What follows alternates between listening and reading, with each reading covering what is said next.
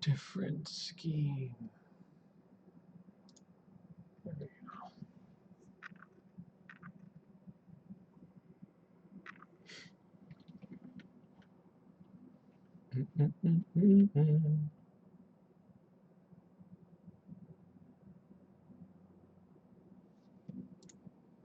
All right. So, if you're not familiar with Harry Otto, you're probably familiar with his work. Um, he's freaking awesome. Um, but he worked on Star Trek and Cowboys and Aliens and other films, but I think these are all from Star Trek. But one of the things that I see a lot of I guess black and silver metal sci-fi panels, and the aesthetic is really cool of those, but I want to be able to push it to this like polished white acrylic look. So you'll be able to choose what aesthetic you want for it while having the same anatomy, if you will, like where the seams are and stuff. So I want to create a variety of sci-fi panels. So maybe even like a carbon fibery one. But his stuff is just so nice.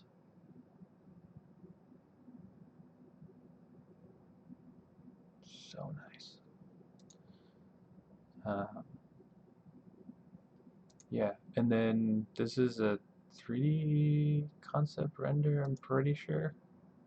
Or fan art. Probably fan art. From Moon. Which, if you haven't seen, in my opinion, is the better version. Came out like 5 years before. Um, version of Oblivion.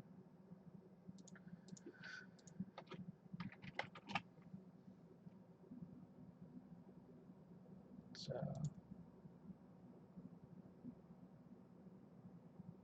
yeah, the budget, set design, all that stuff was so good. Well, the budget was really small, and then what they did with it was just amazing.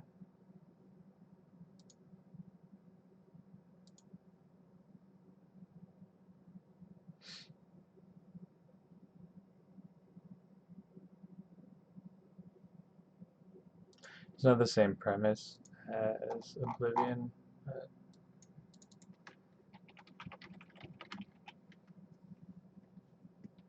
it's a little less happy, I guess, than Oblivion 2.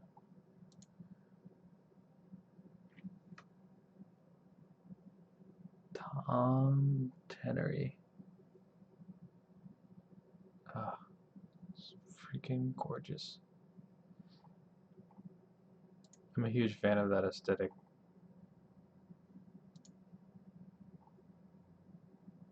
Let's see.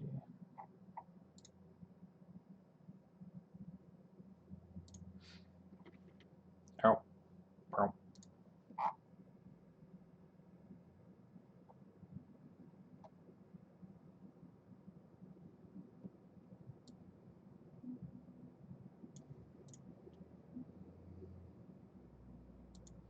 Might as well just go to his page, right?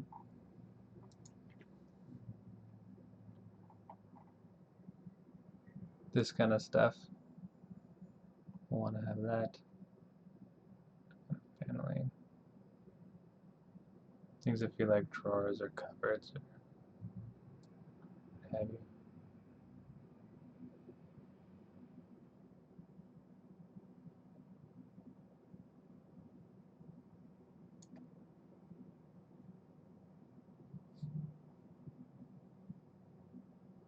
Oh, so nice.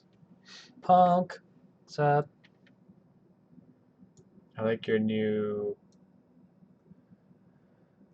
icon guy in Discord.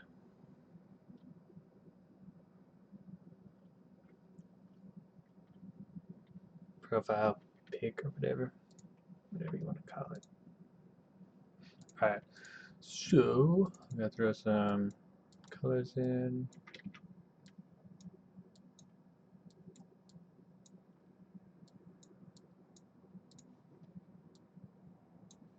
Done. Perfect. The shiny white, just like we're looking for. Off the roughness a little bit more. And it's not metal at this point.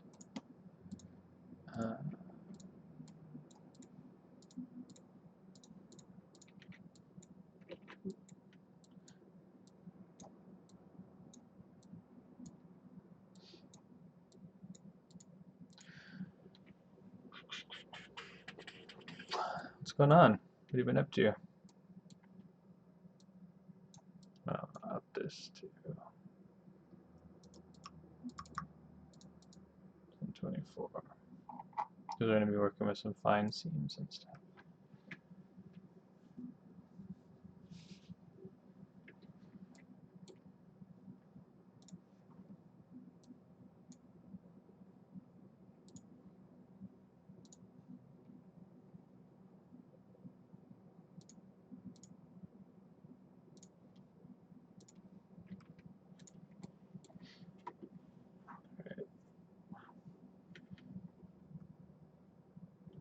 UFO.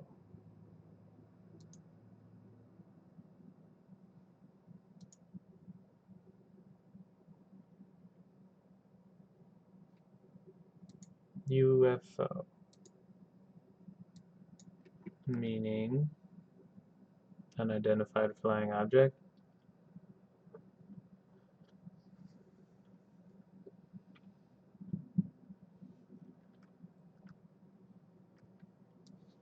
So I'm just looking at this.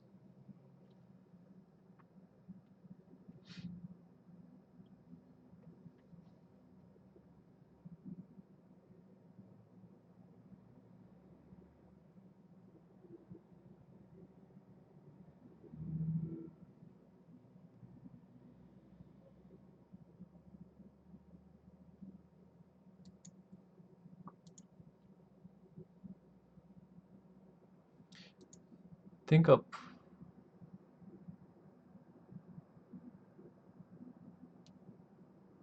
a flying saucer. That's what I think.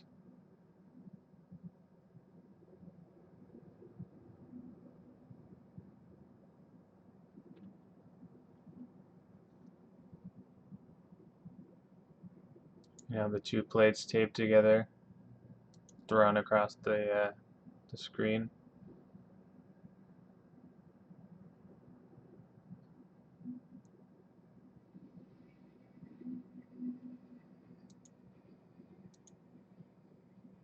Seeing if there are some like recurring elements that I can use. The thin seams are definitely a pretty big part of it. Nice. Okay. So, edge detect is pretty good.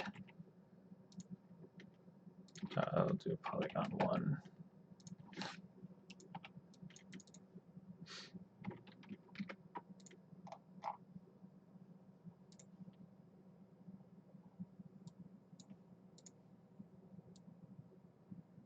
But it only really works at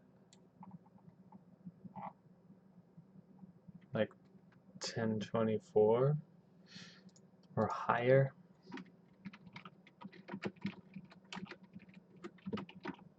And I think it's CG Vinny. Let's see.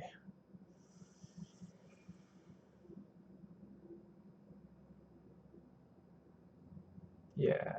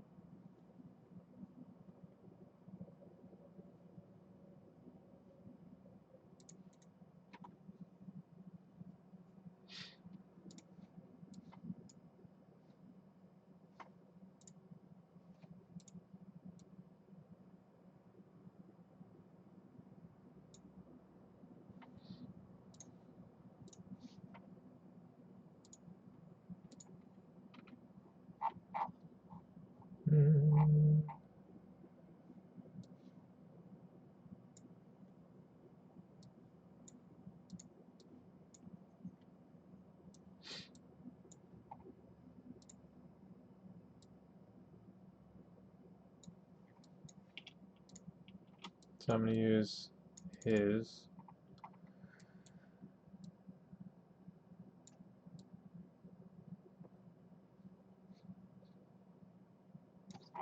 edge detect. He put together a tutorial on his website that takes you through how he made it. I haven't gone through it and made my own because it doesn't have invert,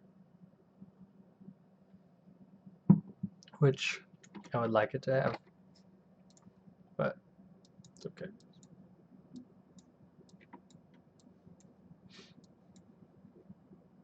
It's one on Substance Share from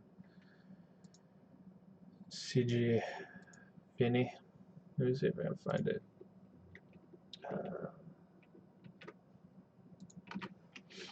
This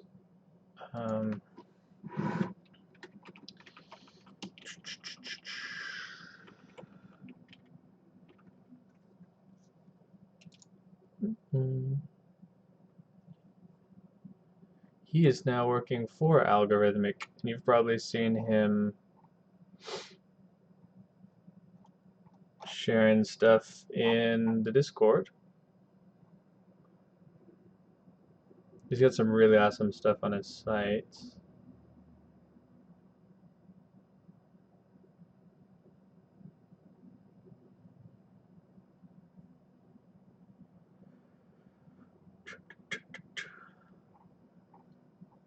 Feels like almost all of his stuff is just he put together a video or YouTube something. Yeah, this guy.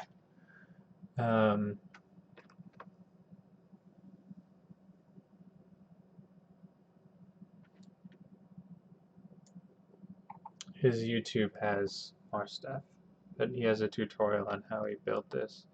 It's basically a pixel processor, if I remember correctly.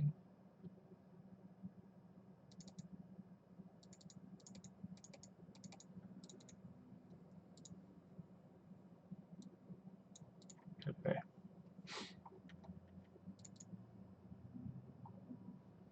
But it'll allow me to keep my edges fine. Yeah, I have it.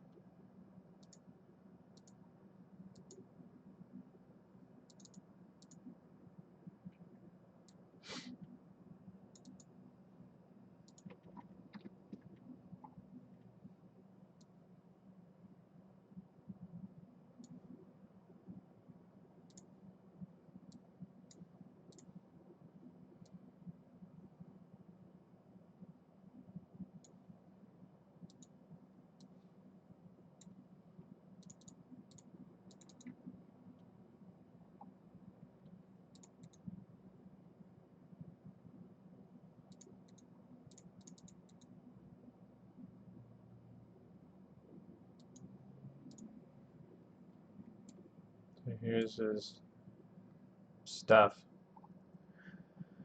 But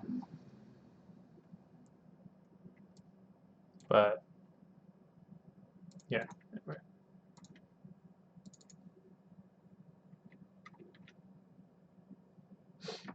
Save this stuff.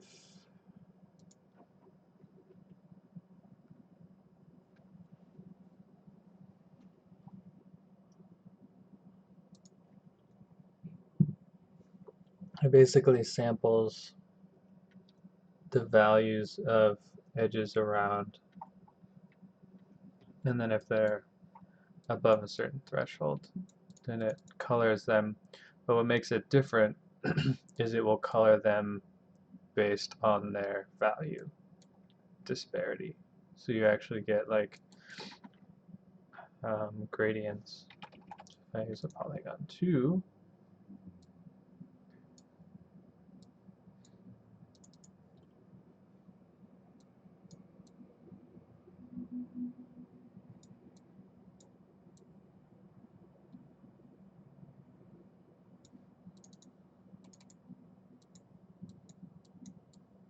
now it's being weird.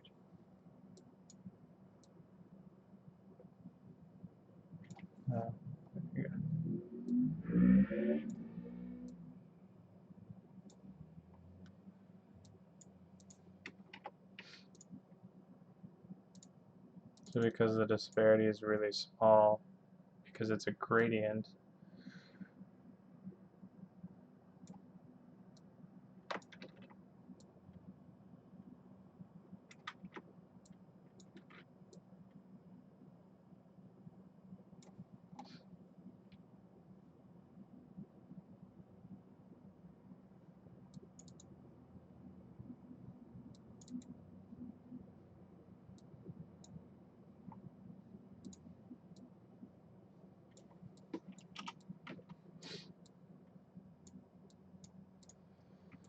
all right.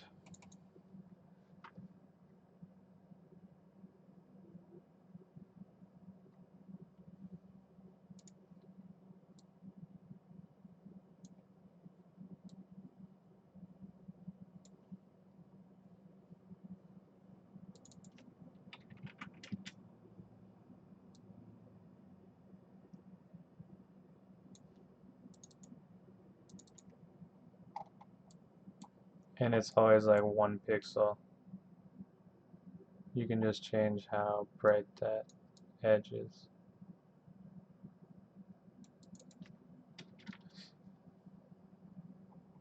So it depends what you're looking for. Just this one, you can change your edge width.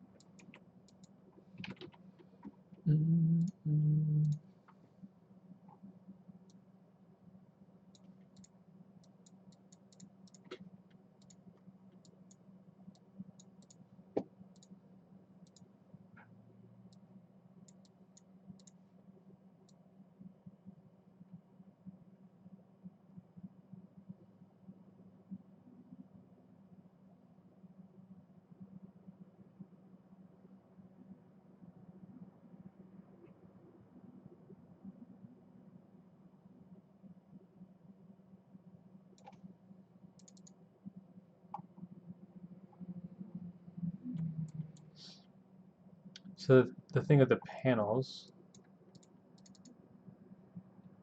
is that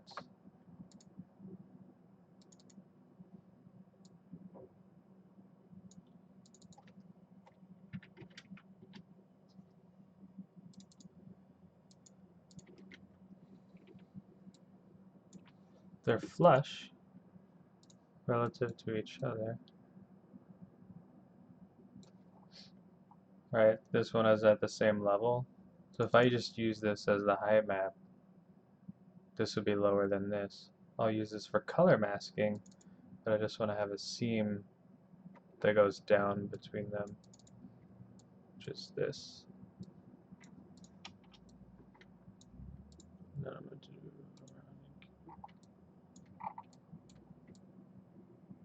so then we have a seam between them rather than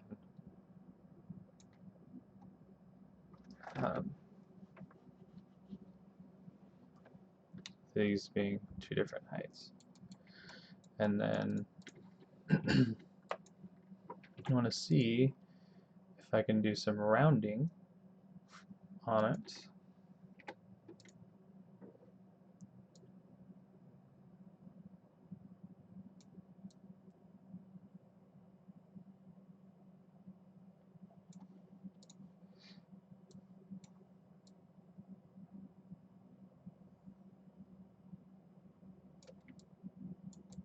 So we have a slightly rounded corner. everything between super rounded like that.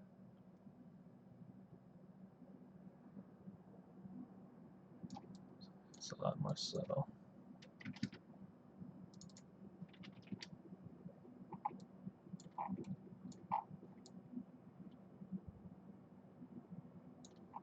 So then I can expose this blur as corner rounding. But for now, we leave it straight.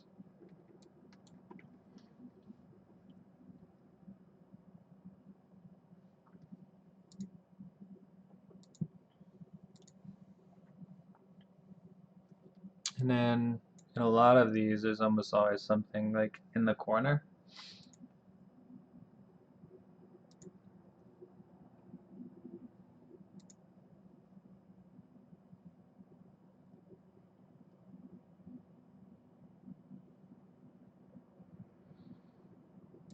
I'm not sure what it is, but it seems like there's always like something.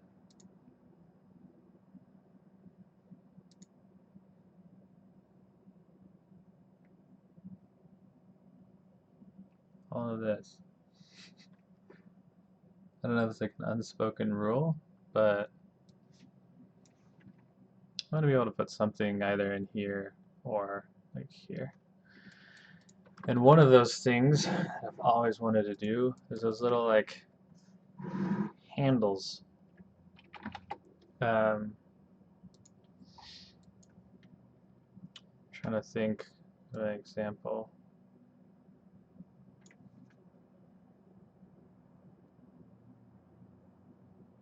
Where you see them a lot. It's like that little underset scoop.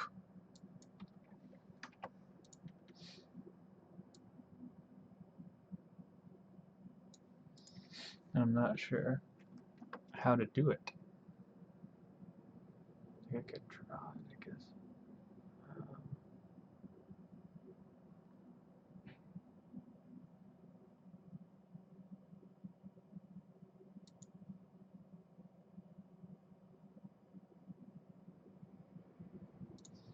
I can mask it with a shape into a gradient.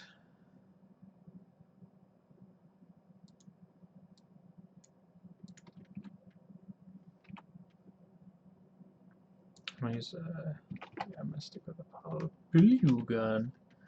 Polygon.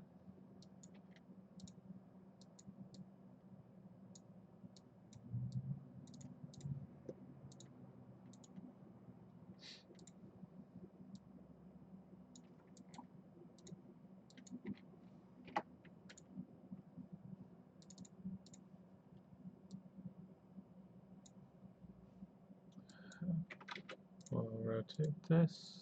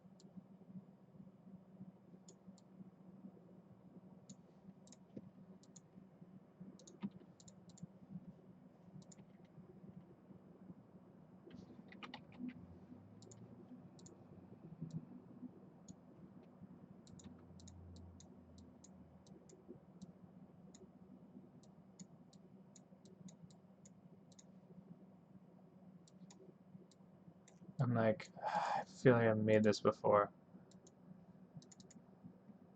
Yes, like that. Except it'd be rotated to 0. Yeah.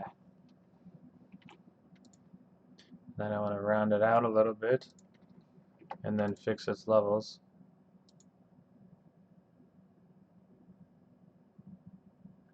and invert it because it's going to go in.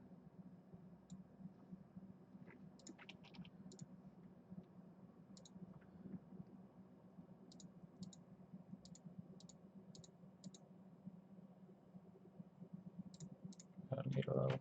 Well, yeah, too. I don't need that. No, just got lucky.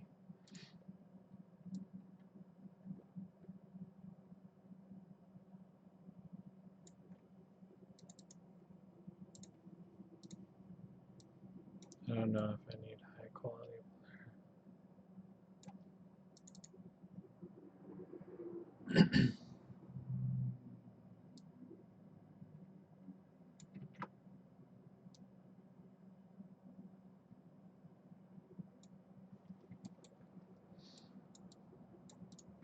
So this is that like handle shape, and I'm gonna do a tile. I think this allows me to checker mask input, and then I'm just gonna say checker mask. Maybe I don't want to invert it because then I can use subtract. I don't have to worry about it going black, which gets weird when you have to multiply. Oh, thank you. Just close down Steam.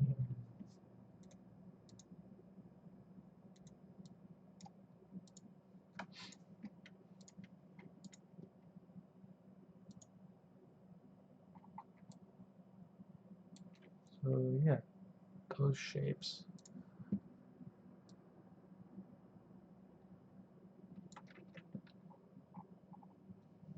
And then I'd use this.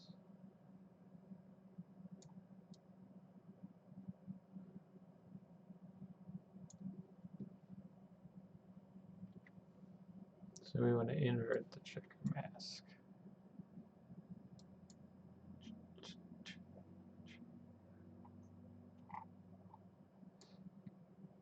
Or I just use it place 2D and just put it where I want it. 2D transform. And then turn off time.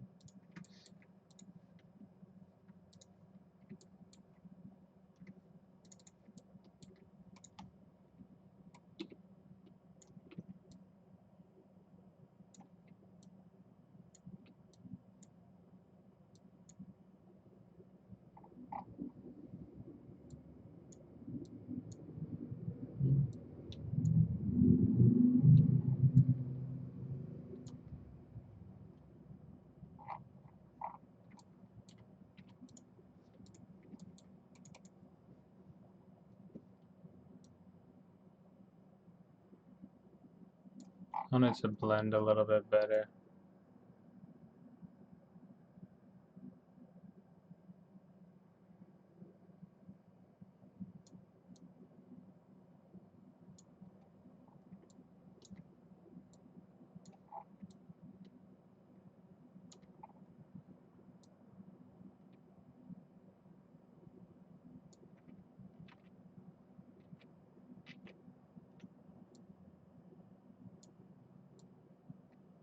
Or do I?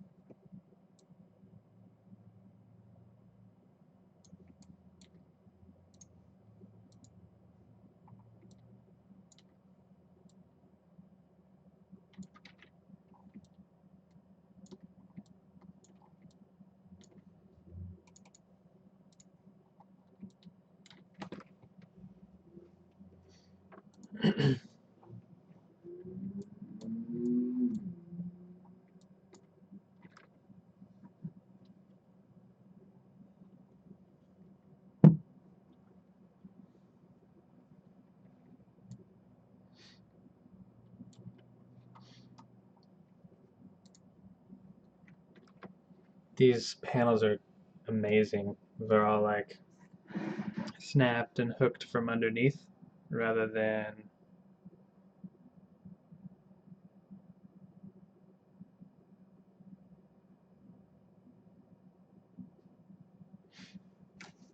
like screwed in. Whoa.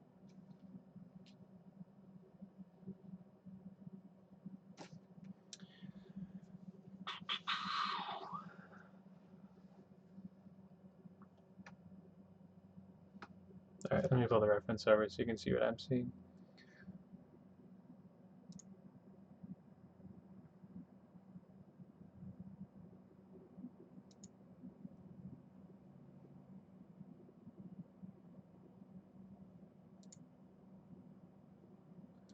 I think I'm going to add an ability to seam across, which is this.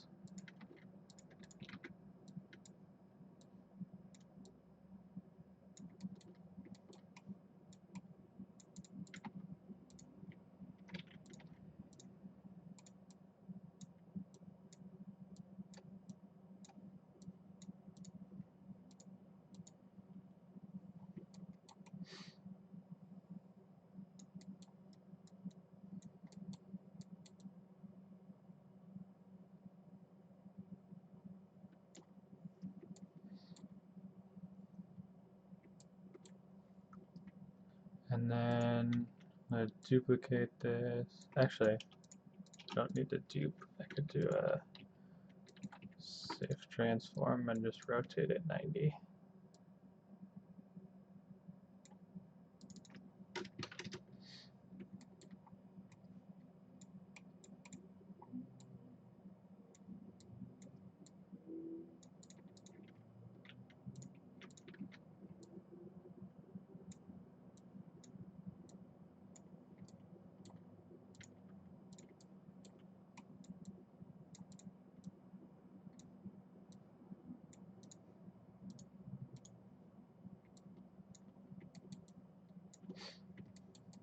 I guess not.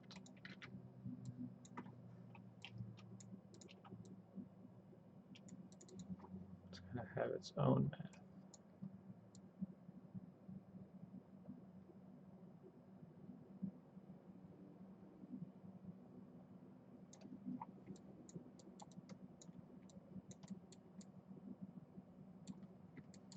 So I could turn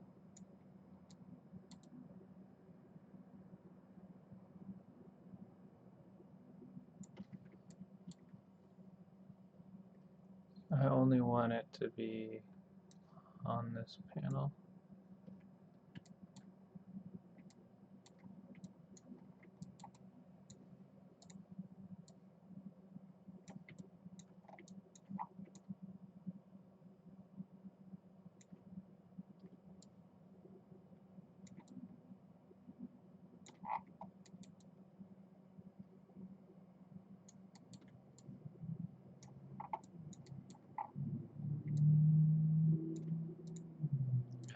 I'm going to switch it to lighten. They're all single pixels, so stacking them shouldn't really matter. But just to be sure, I don't want to stack this on top of these edges that already exist and have them get more intense.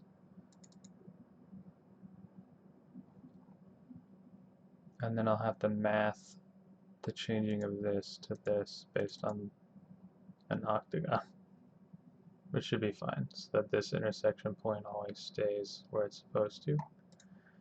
So if I change this height, I'll need to change the width of this.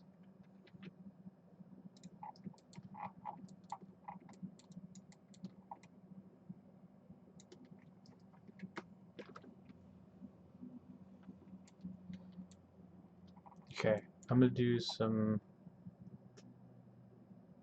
gibberish, I guess.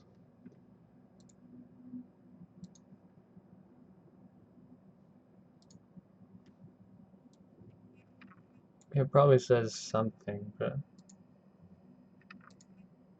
this is sci-fi and it was made by an alien company or whatever.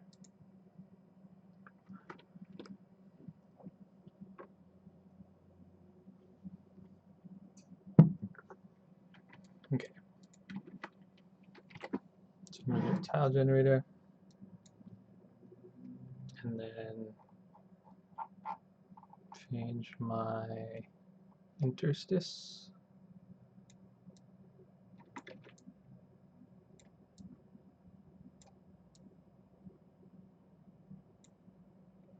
And then change how many in the Y, because I'm going to collapse this down.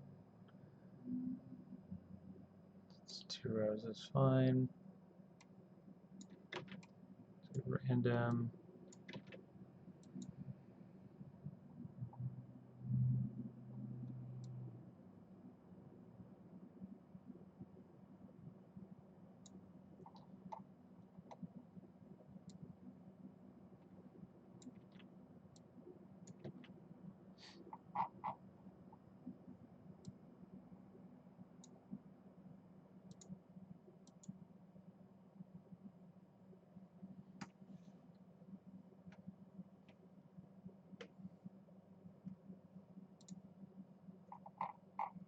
I'm going to do 3. And then more letters basically per line because I'm going to scrunch it.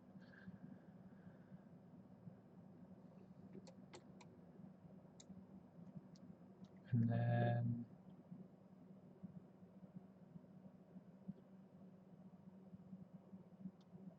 a logo mark, maybe.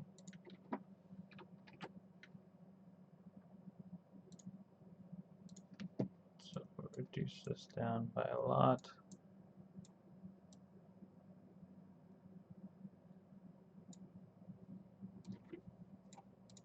Just want to do squares. This one should have been squares too. And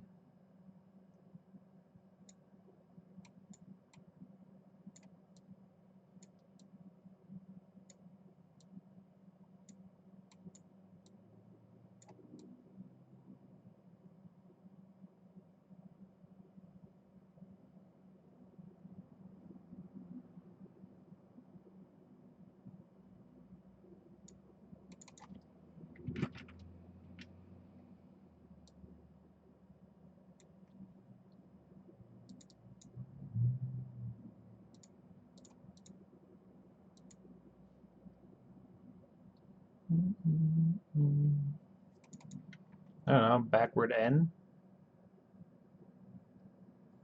Seems like a logo, right?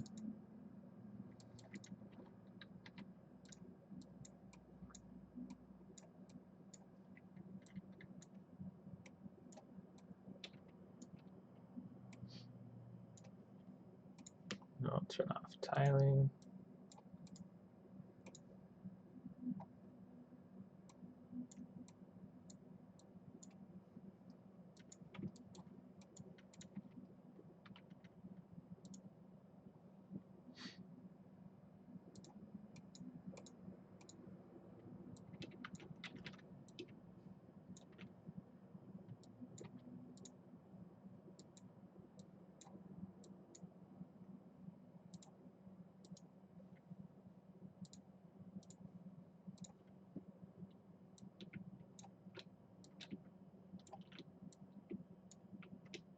This is probably somebody's actual logo, and I'm gonna get in serious trouble. We found your stream and we saw that you were making fun of our logo.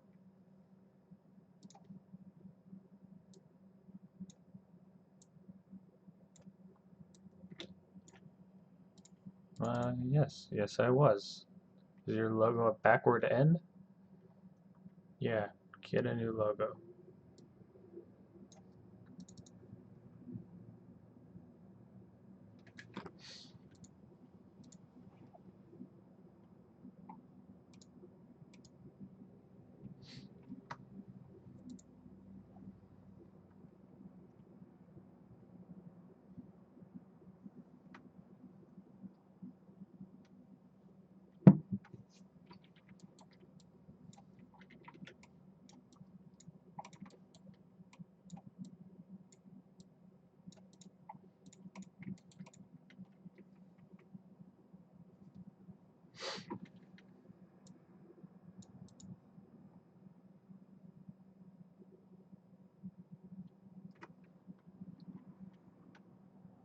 Yeah, but that's not, well, I guess, yeah, it's similar enough.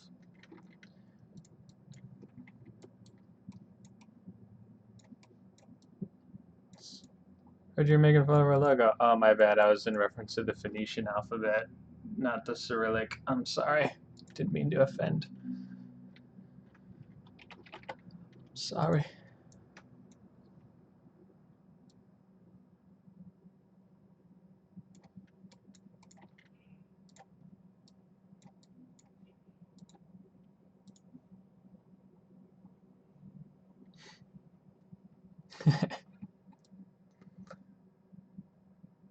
Well, I struck a chord, and you're like, "Whoa, that's it's inappropriate. Can't be making fun of." No.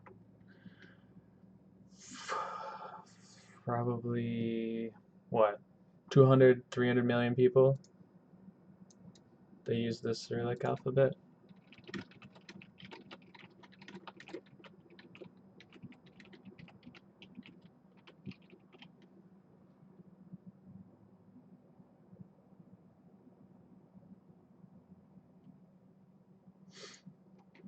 As of 2011, 250 million.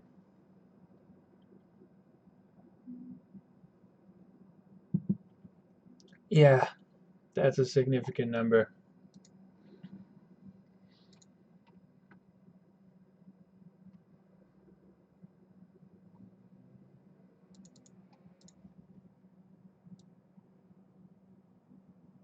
There we go. Now, hopefully, I'm not offending anybody.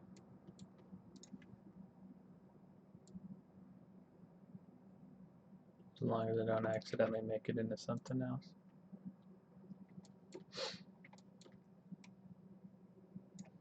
Because they use the Cyrillic alphabet in Poland and other countries. I want to say like Serbia.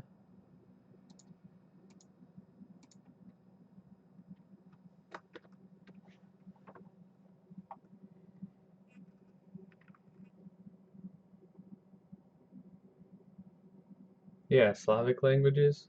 Croatia, Bosnia, Macedonia, Serbia, Bulgaria.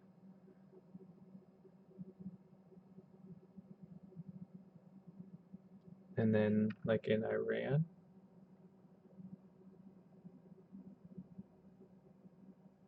Kurdish, Romani,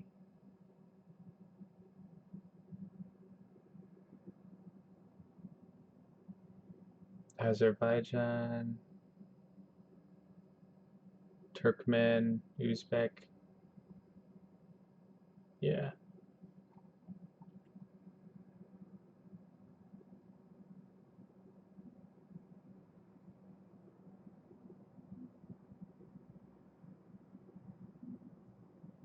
Well, it's kind of a backward N.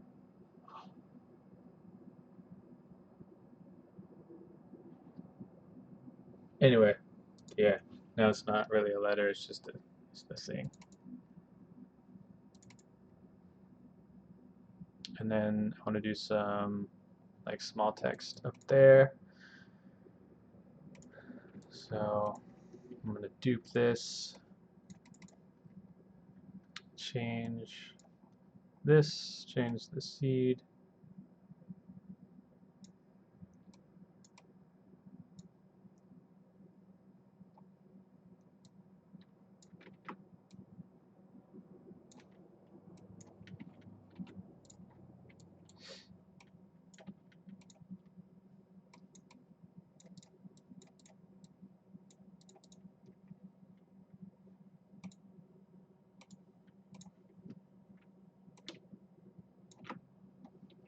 Oh, turn off tiling.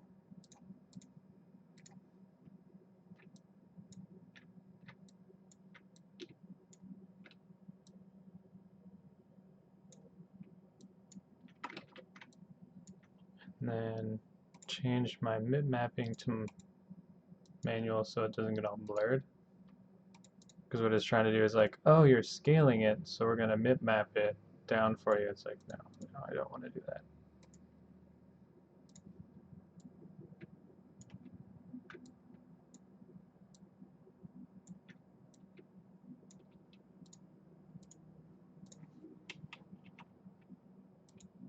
I wish there was a nudge. Pretty sure it's not. Ah, I have to click in it and then click in the window. Then it works. So click this, click in here, then I can nudge. Yeah, there's this guy.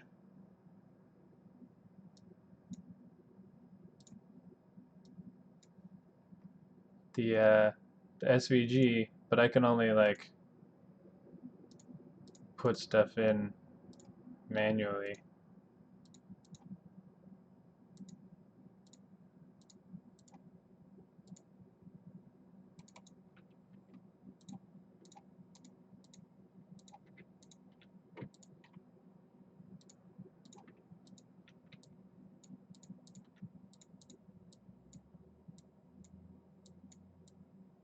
Can't type in here. I could export a text thing and then bring in an SVG. But I want this to be gibberish anyway. I don't want it to be recognizably text.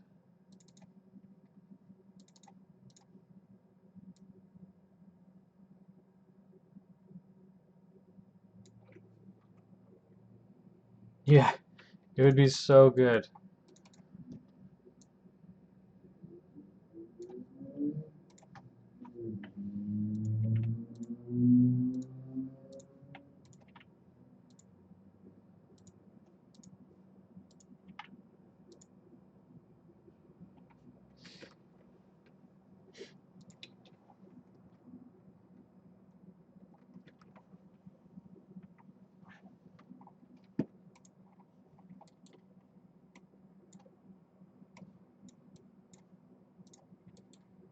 There are a number of things that I would really like.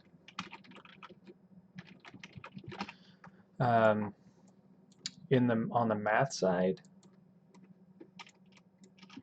on the formulas and stuff, I really, really, really want the ability to do loops and like resetting of variables. I'd like that to be more reliable. So when you're working with an FX map, um, and you're iterating, it doesn't iterate one by one. It doesn't do one, then the next, and the next, and the next. I'm pretty sure what it does is it just does it.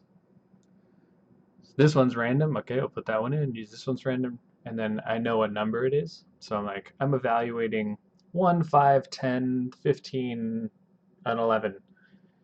And then it does it. But if I want it to be sequential, there's not really a nice way to do it. Same with the pixel processor. It like evaluates an entire row of pixels in one go, and it does multiple rows at once. So if I want to build something sequentially, there's not really a reliable way to do it. I've tried a bunch of different ways, and some of them, with using the loop and doing it correctly, it was like 16 milliseconds or something processing time. And then I broke the loop. I'm not sure how, and then it jumped to like 16 seconds of processing time and ended up with a correct result, but 16 seconds of processing time isn't acceptable in a real-time environment. So I was like, why? It's not what I want.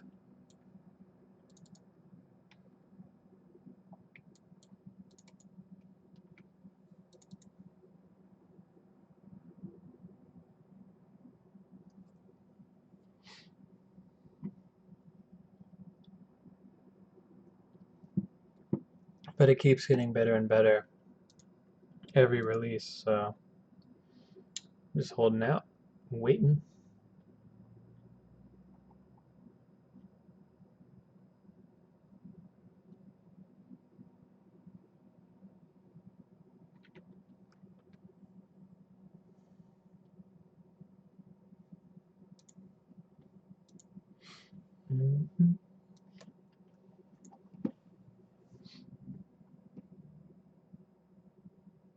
these touches are nice.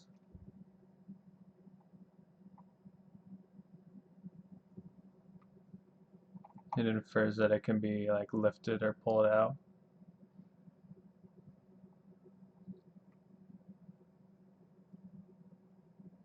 And I want to sync like that.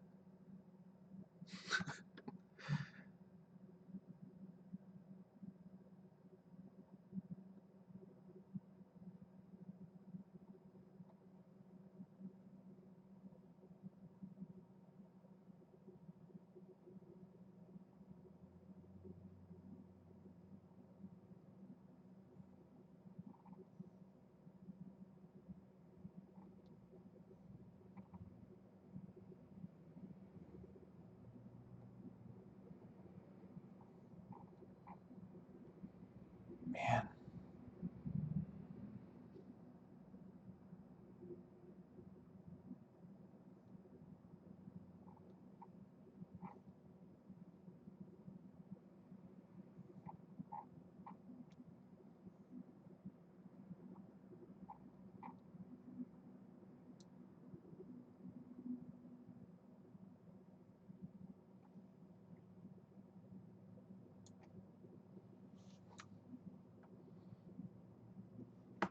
I think we need to be able to make like pill vents,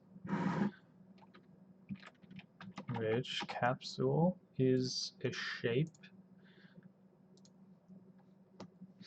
and we can stretch it out, and then we'll crunch it down. You want to keep a little bit of that edge for shape.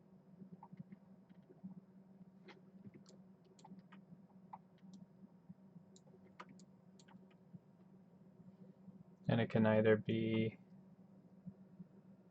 like a standalone hole or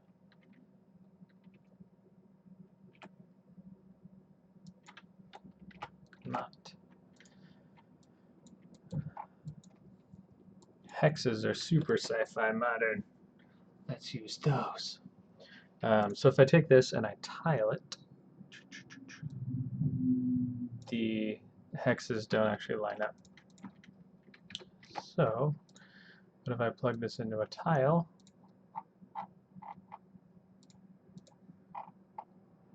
Same thing, same issue, but I can do offset of 0.5 and then increase the scale, and then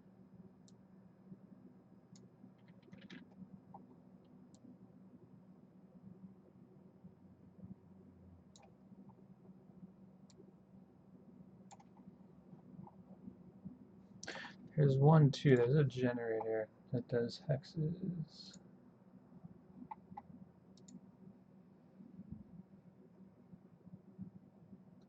At least there is in Substance Painter.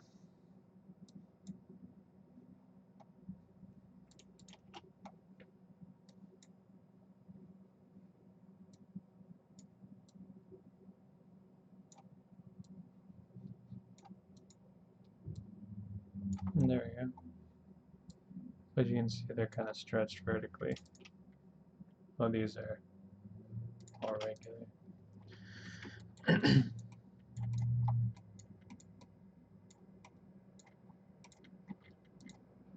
So this is our base, and then this would go inside.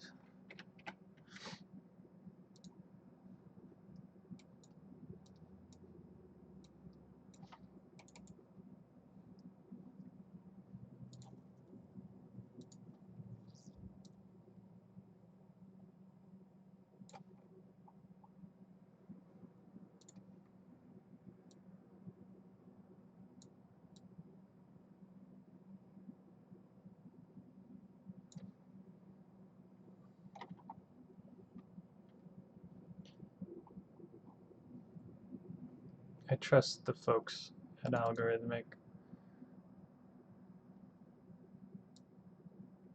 to be awesome. The industry didn't know that this is what they needed until they gave it to us, right? So we may think that we want fonts or something, and maybe they're going to come up with a crazy, cool new way to do it. Challenges the way that we thought we knew. Should be cool.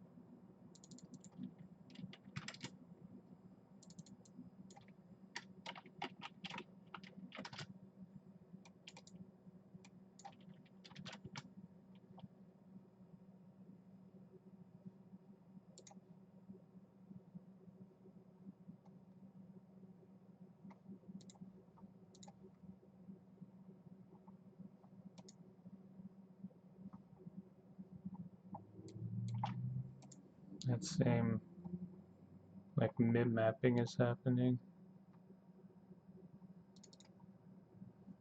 where one's crisp and one's not.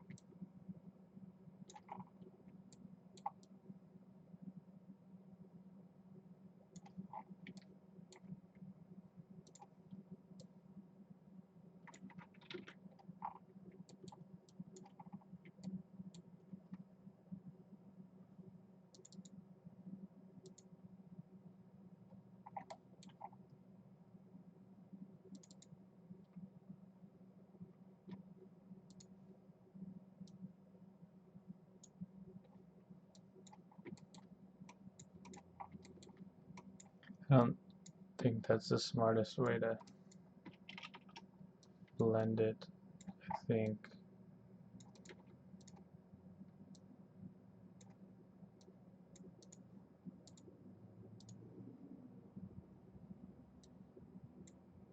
this makes more sense. So then I can control this together, because this wouldn't be visible if this edge wasn't. I wouldn't have that just like floating. And then I can mask it with this so then it stays exactly where it's supposed to be.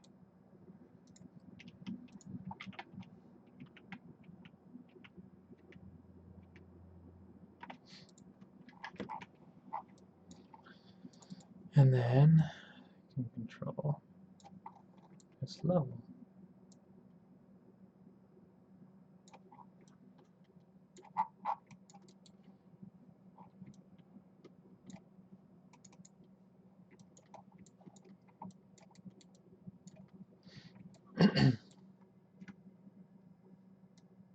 So this will be entirely in color.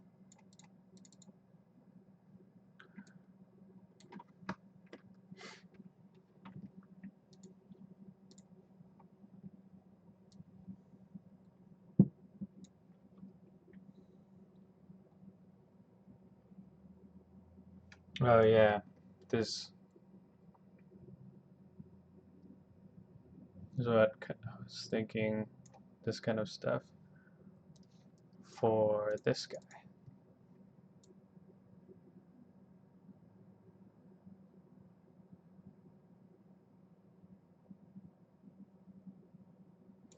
And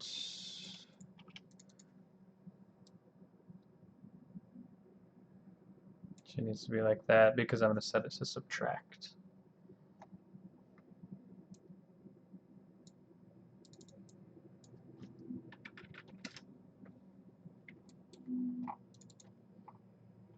And need to blur this so that it has some shape on these.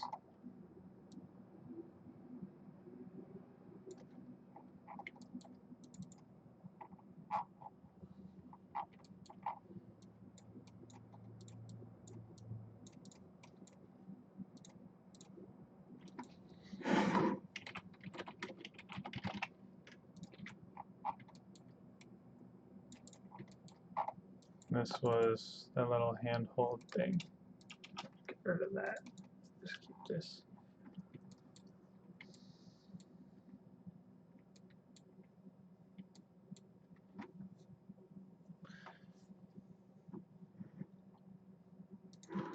Let's see.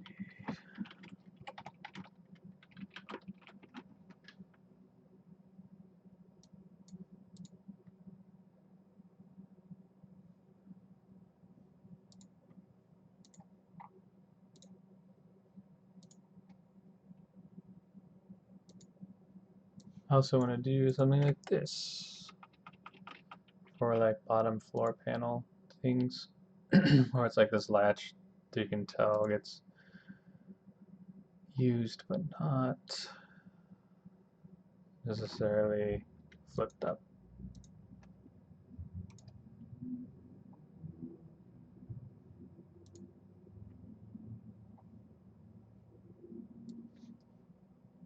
So, making this procedurally, I could just do an SVG.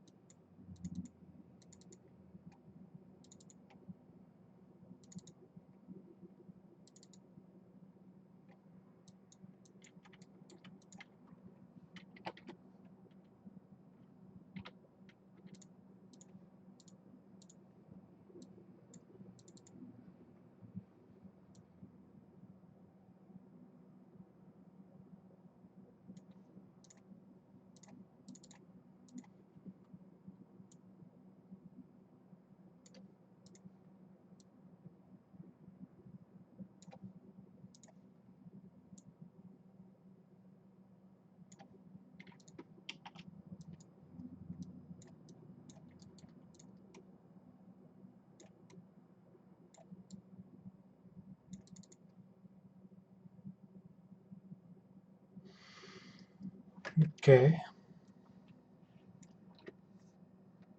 It's getting there.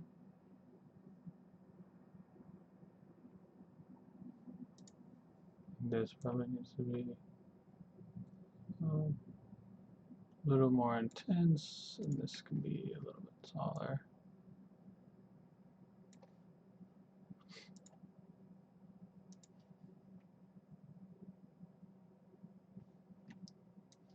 Maybe a little less intense.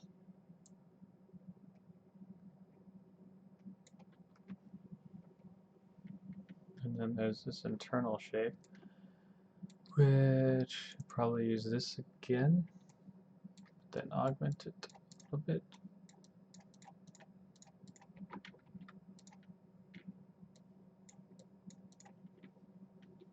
Turn off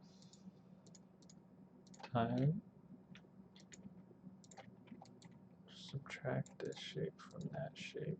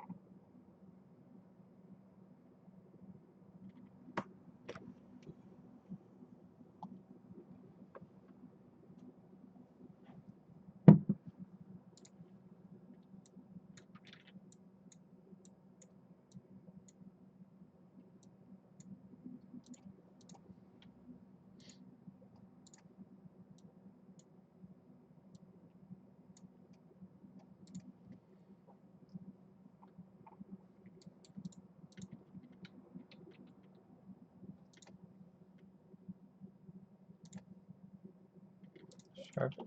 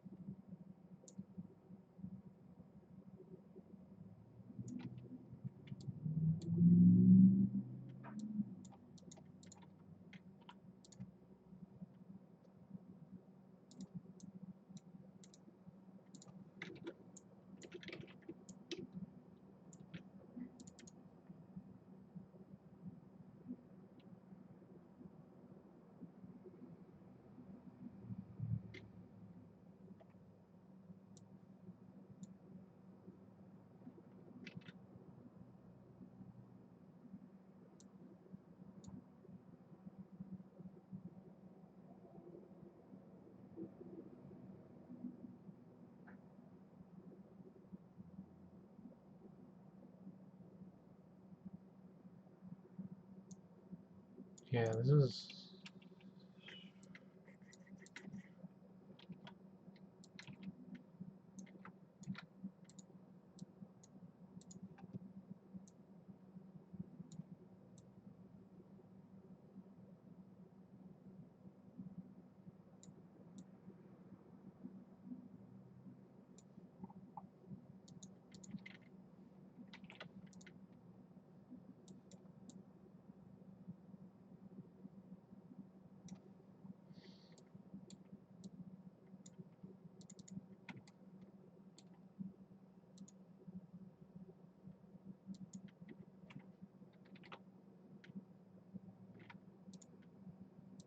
Take this, invert it.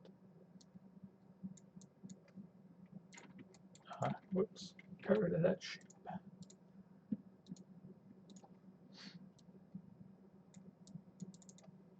So I'm trying to get this shape in here.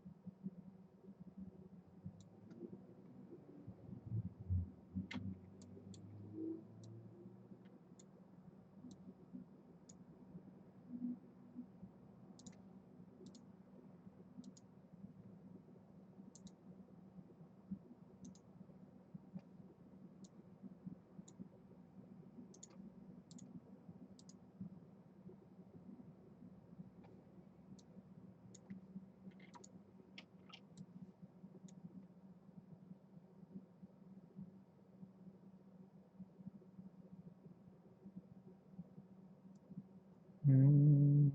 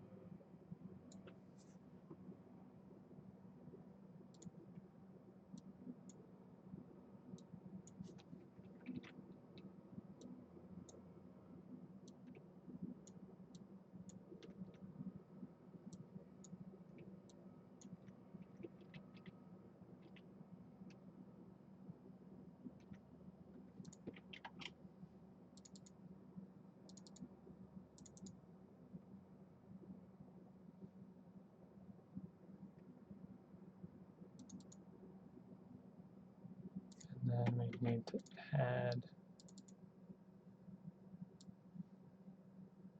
this on top.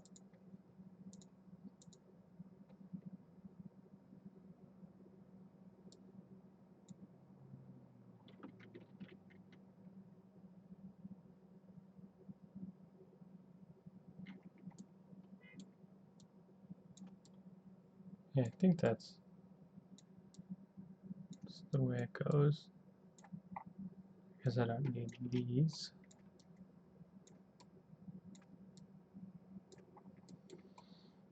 This would be like a handle.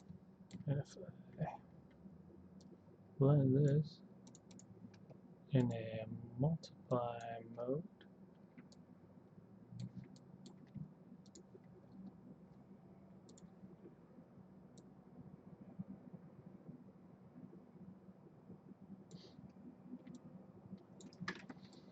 could turn on height.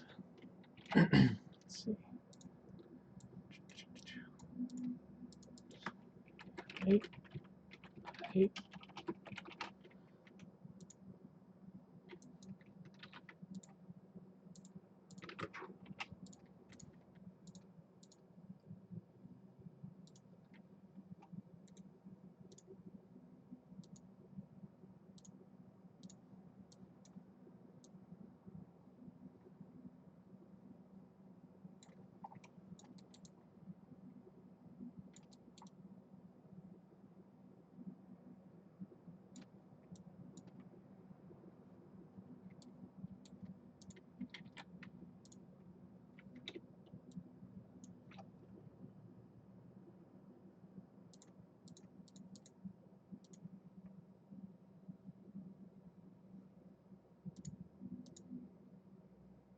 Oh yeah.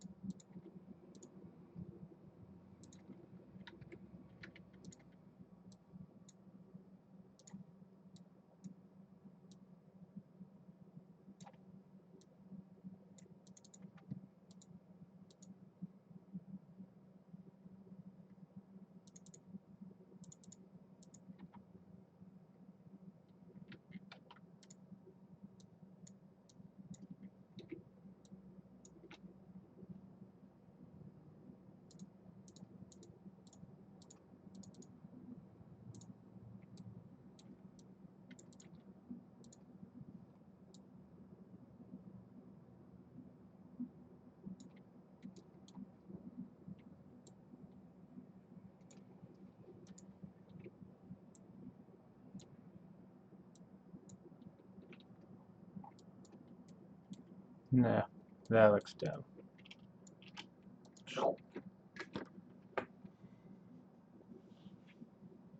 Keep it clean.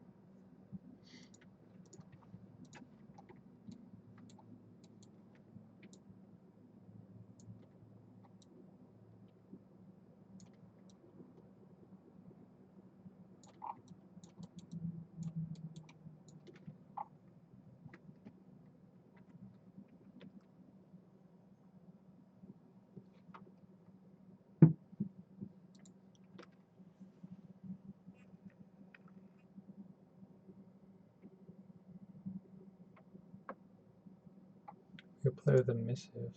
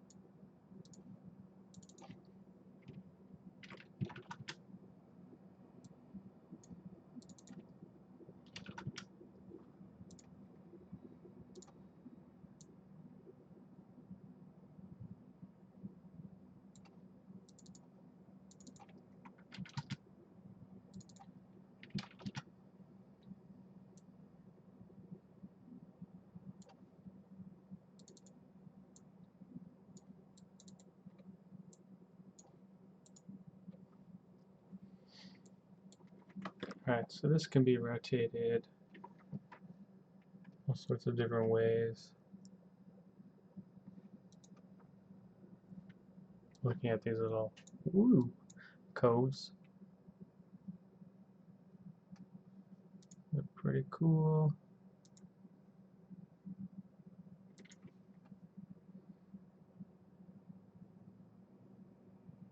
Definitely need some vents. Event version. Event horizon.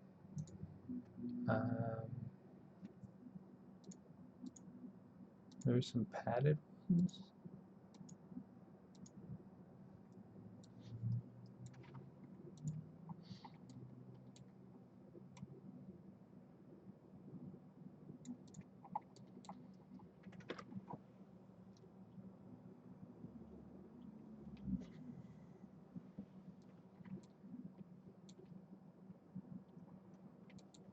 We'll do shape brick.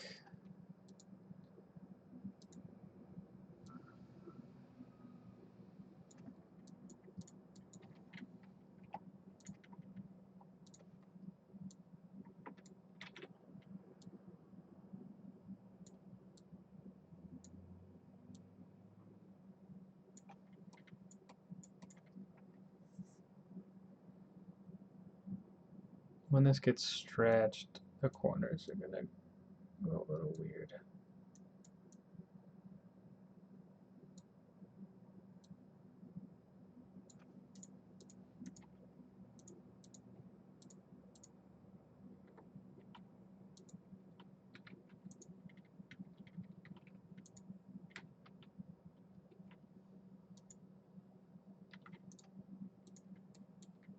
So, for example,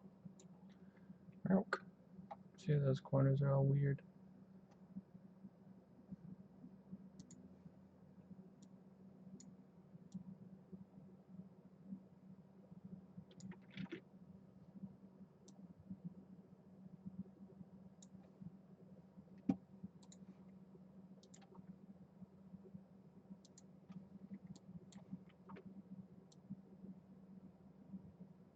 So instead, if we do a square and then blur here,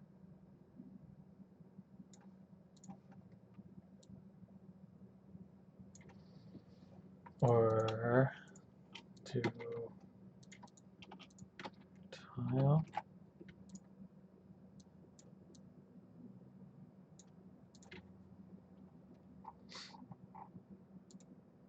just use a square.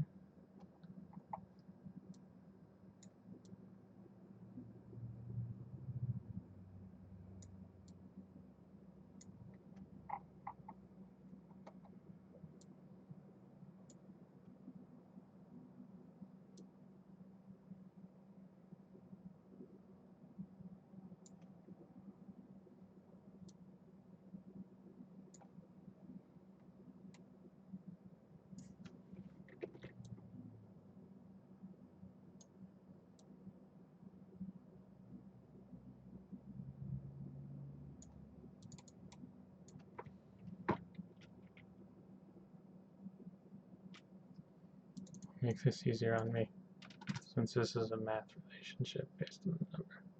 So this should be 0.04. And then we blur, and then levels.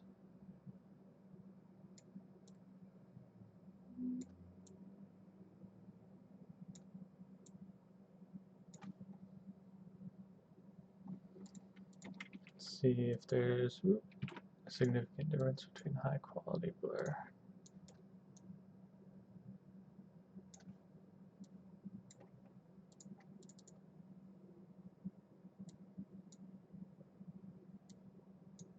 It's the amount. Make it an even 4.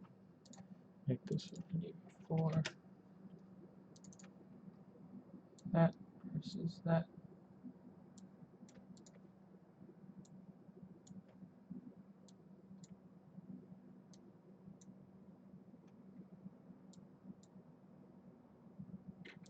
I'm gonna go with regular. It's cheaper, and I like the way it looks more.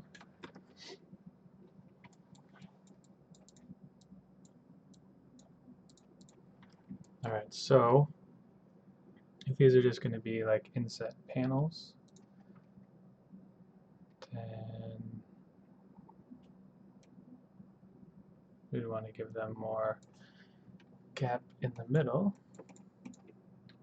Duplicate this, and this will have less gap here, no gap there. No, it can have edge seams.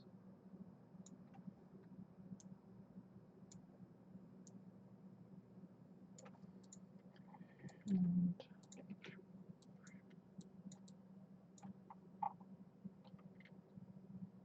that's what I want to do. No, I don't think so. So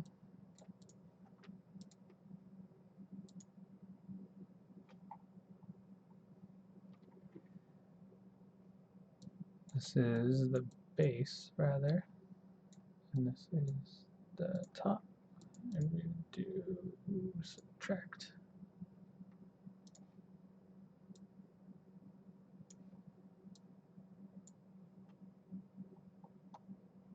And probably these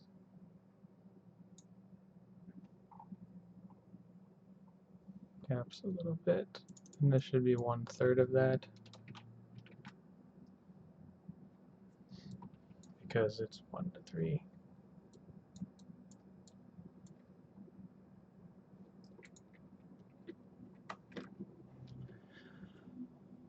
And then making vents, which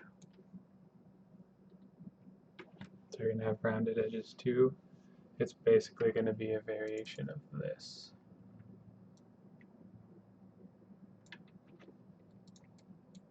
So let's put in some math relationship stuff.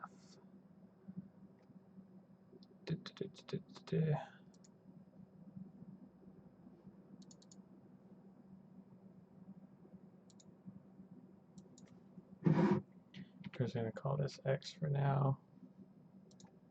And another one y. And I think these are integers. We'll keep them float, and then we'll, no, we don't need them in integers.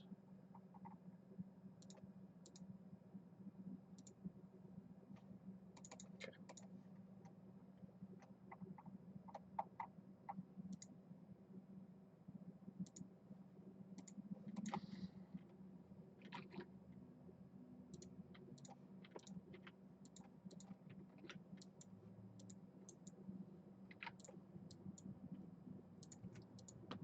X and y.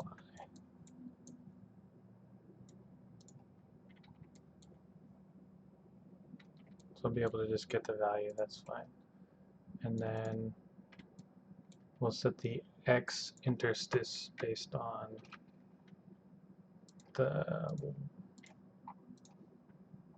so I'll need to make another one called gap.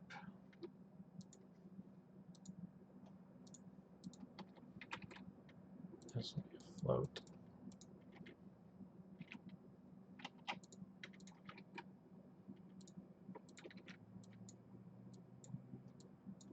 So in order to multiply floats and integers, we have to convert one to the other.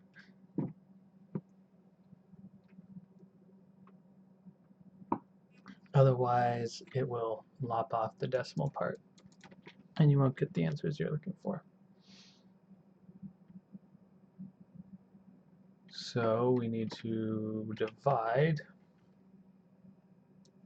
our x by our y,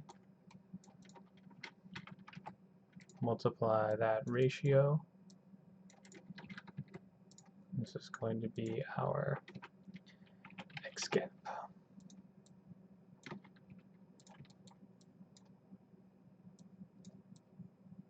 And then we're going to set x to integer.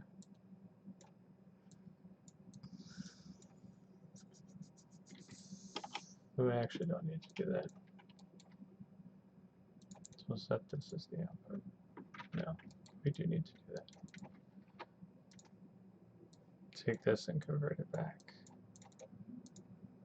Alright, so that's our x. We should have x gap as a variable we can grab. So number y is going to be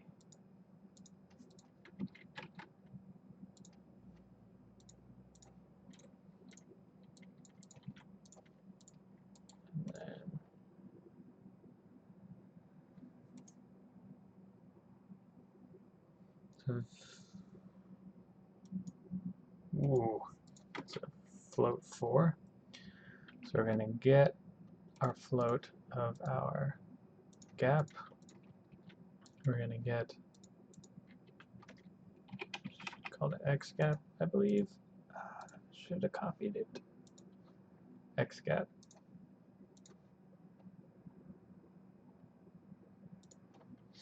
So this is x, y, and we're just going to have this 0 for our variation. Put our x, variation x, our y, variation y. Combine those together, set that as our output. So that should be, let's see if this works. 3 in the y. Whee! So just to make sure,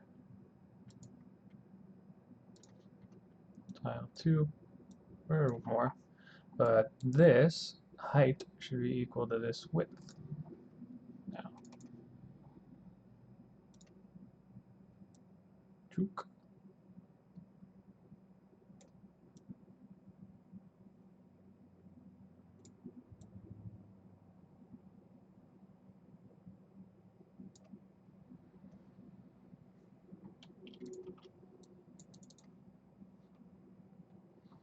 They say you'll never use math.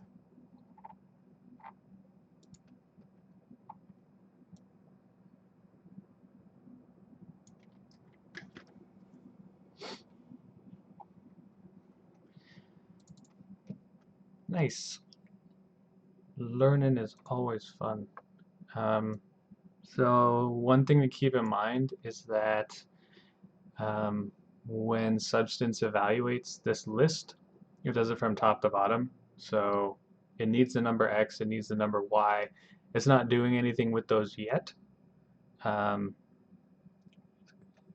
then it can go through it's probably an FX map to create all the ones that you need. So when we put in a function here, we have to set this variable before it gets down to here to do this interstice piece. Like this whole thing we could take out.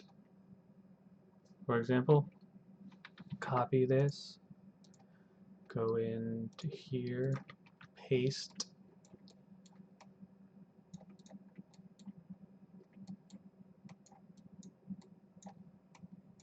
So we have our gap.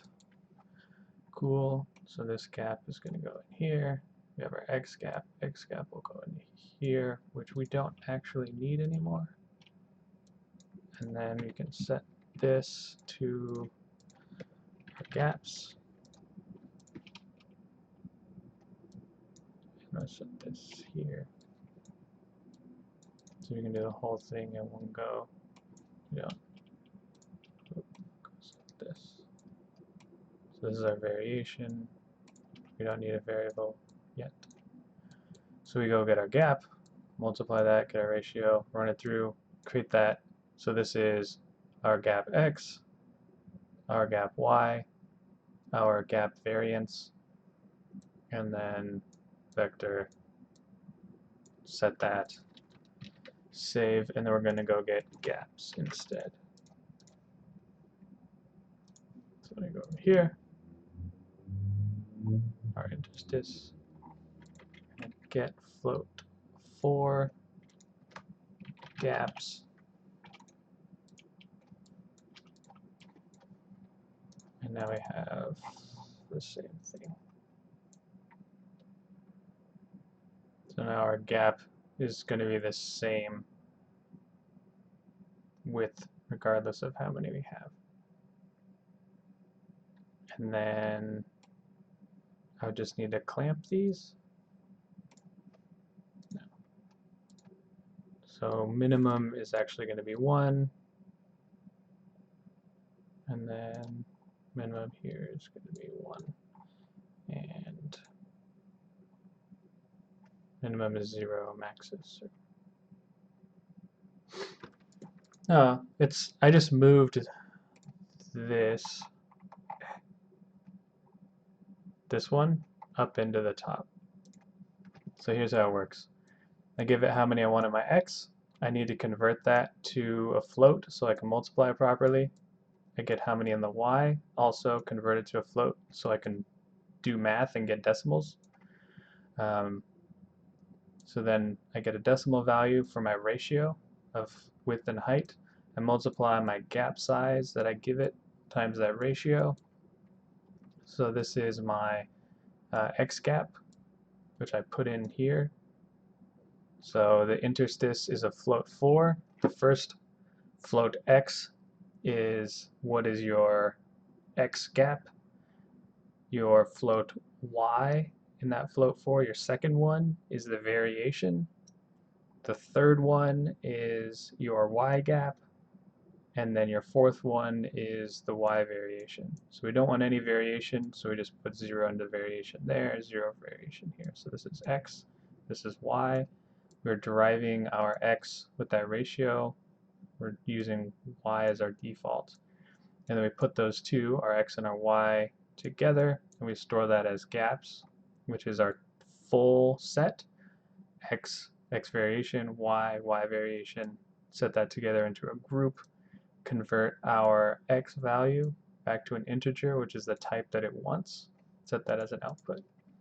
So then we go back in here, and we go to our interstice, and then we say, I already set up what the gaps are, x variation, y variation. Just go get that value. And we called it gaps earlier. So it just goes and gets it, and then it works. So then it just puts the gaps in.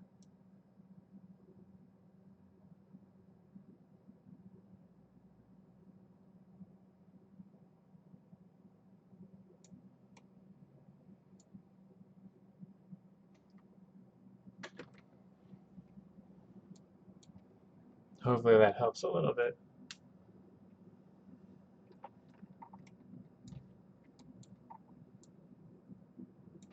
So then you have this.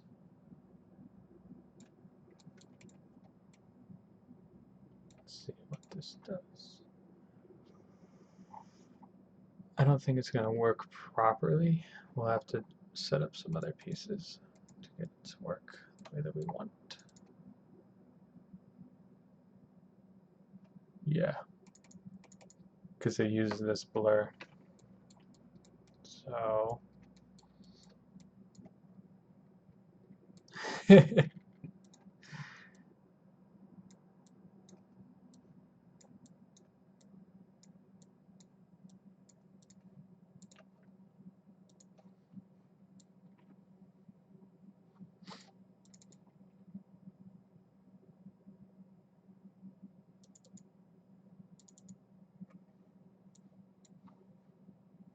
all right.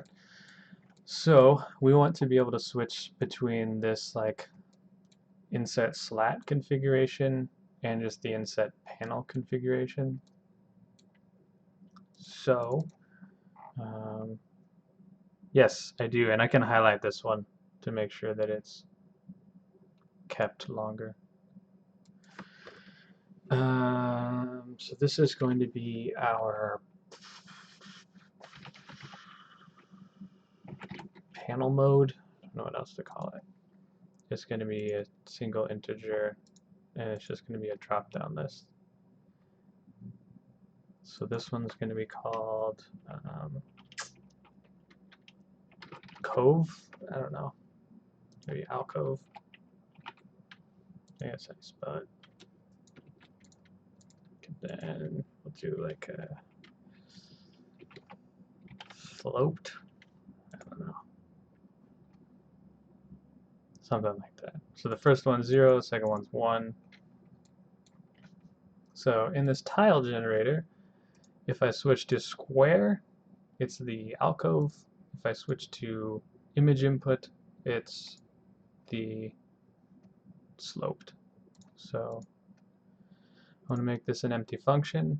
I'm going to go back up in here to my top, and then I need to create one for my alcove piece. So I'm going to get integer. This is my panel mode. If it equals 0, which is alcove,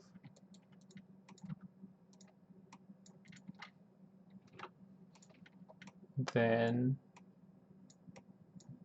do number 1 in the list, which is square.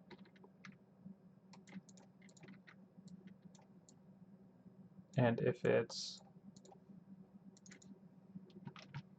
not that, you're just going to switch it to the other one, the sloped. And as I add more, I'll have to have more if statements. But and then we're going to set this, call this input.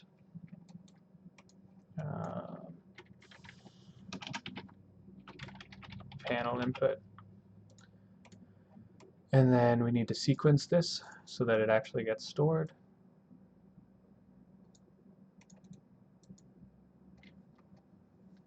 And then we're going to go into here. And we have this pattern type, get integer, and we call it panel input.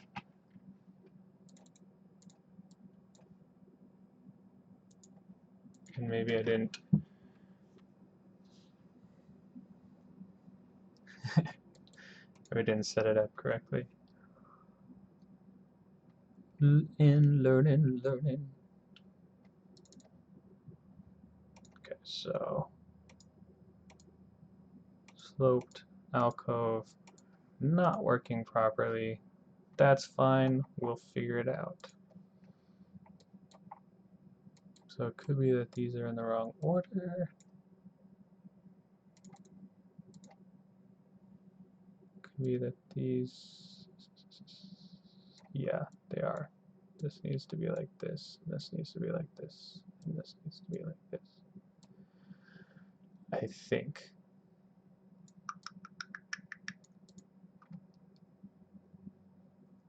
Might need to be swapped. This says it's expecting a float value.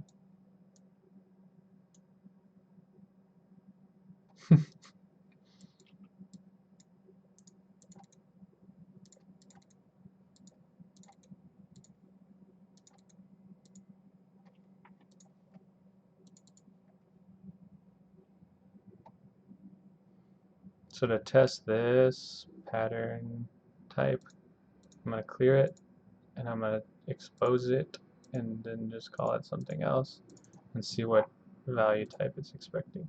It's expecting integer 1. Oh, but it starts at 1. 1, 2, 3, 4. Okay, not 0. So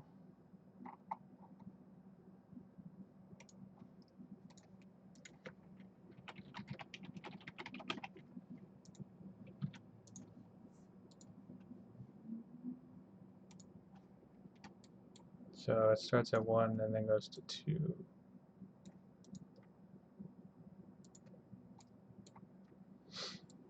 So the farthest down thing is this. So we set that first. and then we set our gaps, and then we set our X. So that should be correct. I don't think it is. We'll see. It is not. This is not working.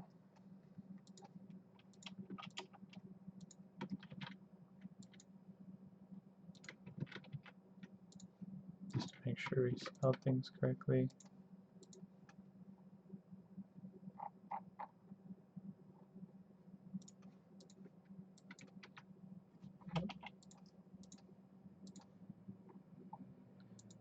So this is the part that gets wonky.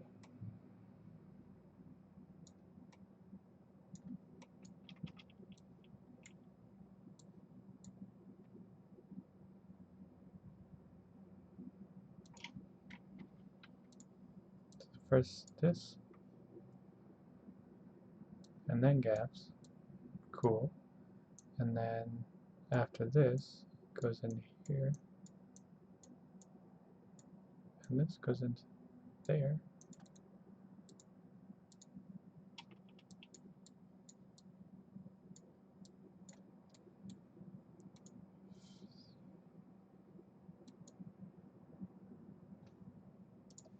I could just do this too.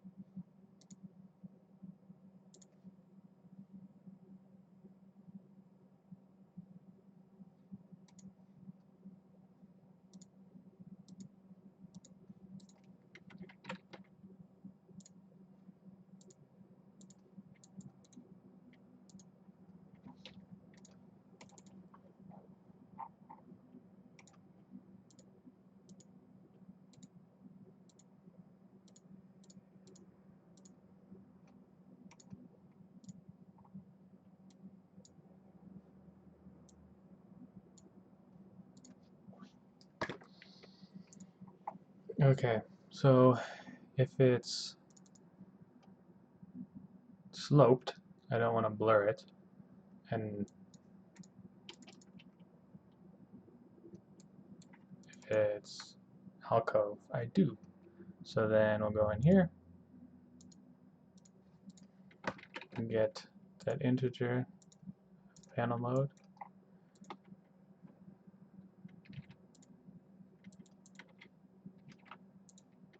If it equals 0,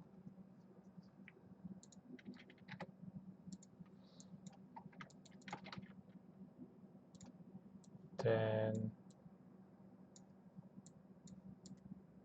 we want to, no, sorry, if it equals 1, don't set it to 0, otherwise we'll set it to 1.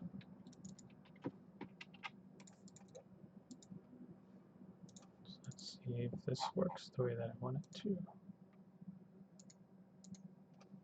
So no blur, otherwise it would look like this. So no blur,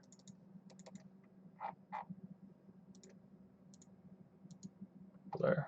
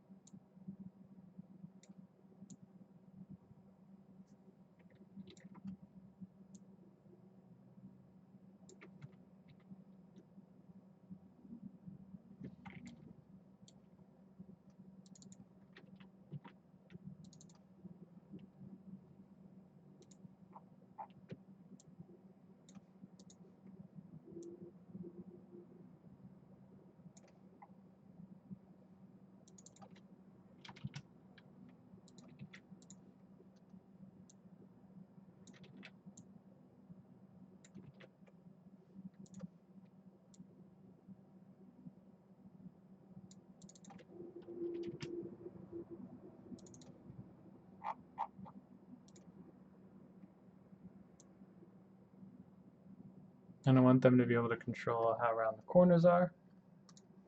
So we'll expose this.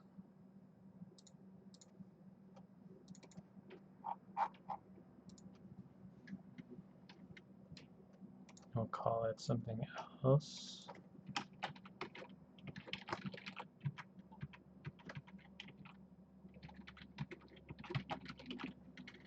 Corner rounding, and we only want this visible if the input of panel mode equals 1.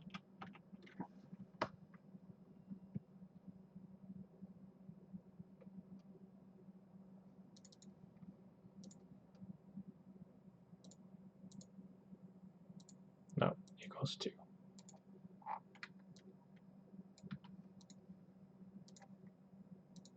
So if I turn it to sloped, that goes away. If I turn it to alcove, then I can change how round my corners are.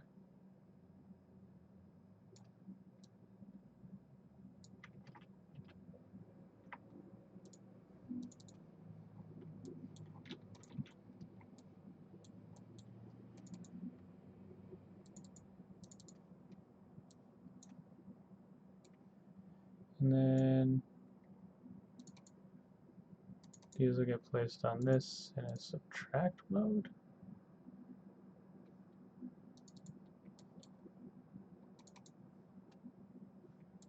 No, multiply mode. And I'll invert this.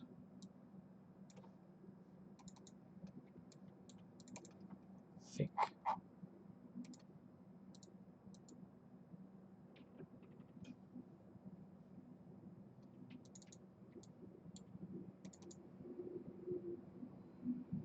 That's awkward. That's not what I want. It's correct to have it like that.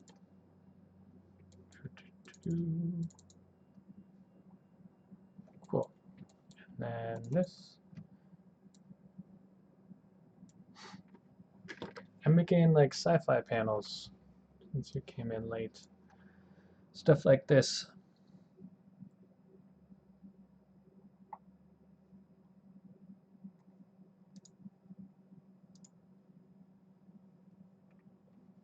Hey.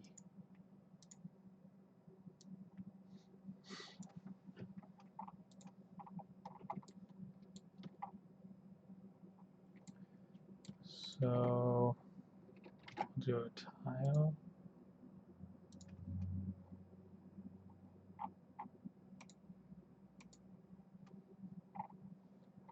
Anyway, going way less than the x, less than the y.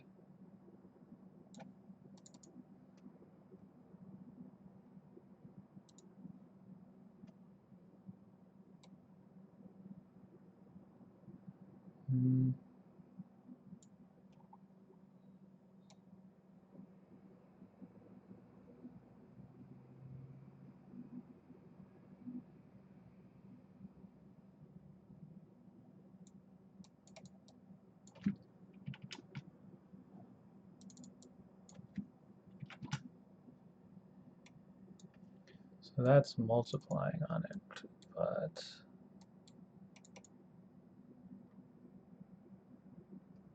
we want the background to be white.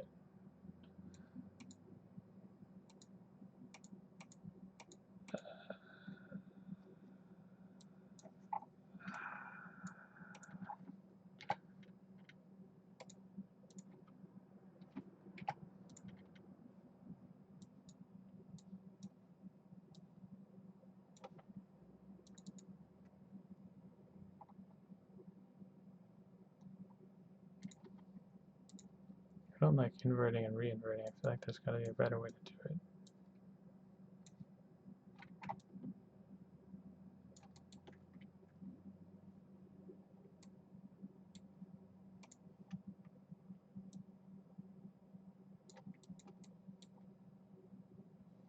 And then when it gets blended into here, We only want it to be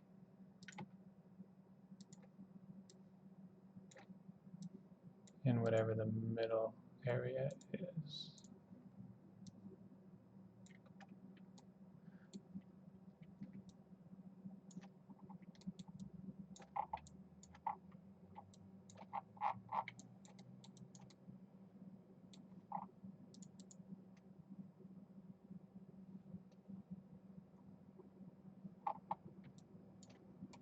And then I can switch to alcove mode. Bonk.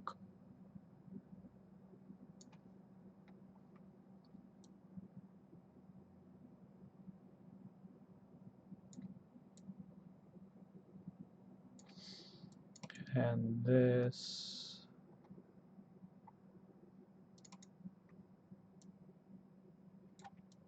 one normal, but I just miss.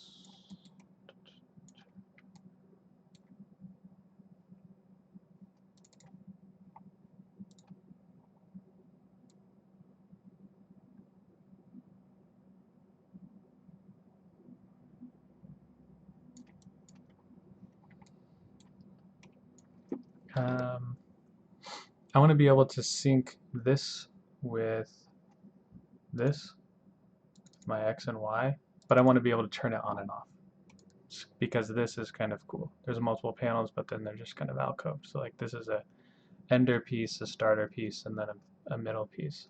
So I'm going to create a Boolean. This is going to be called sync panels. Sync panel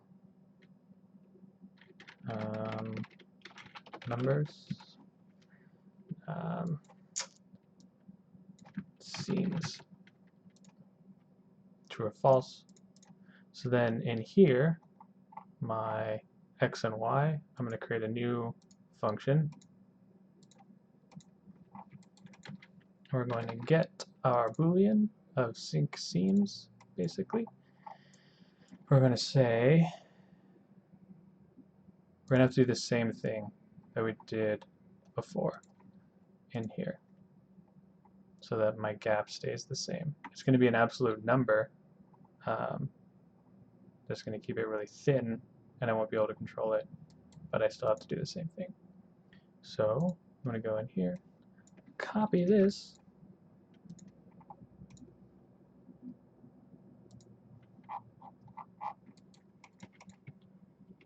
paste it,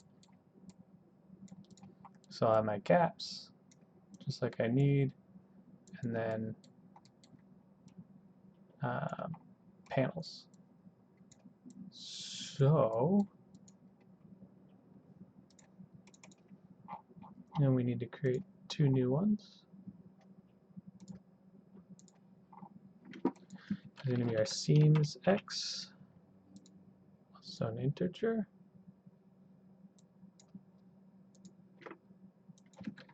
Seams Y, integer.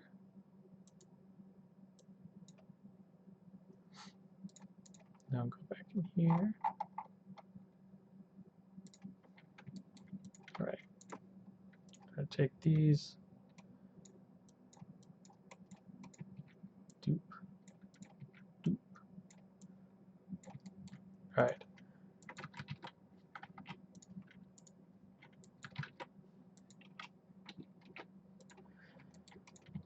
So if we're syncing the panels, then we just want to use the X. Otherwise, we'll have our other seams.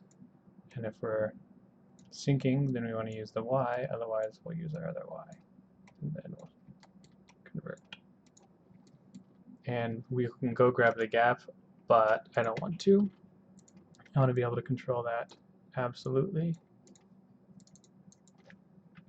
0.1 or something like that. This is our, just so we can call it something else.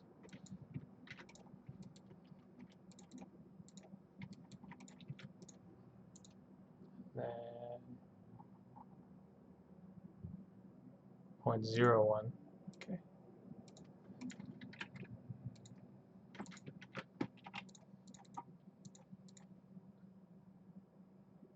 0.1 is too large.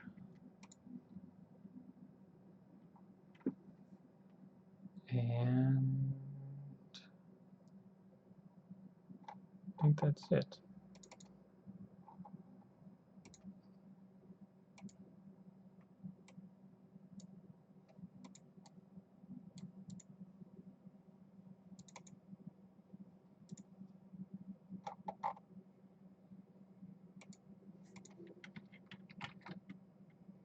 Oh, I need to set this one.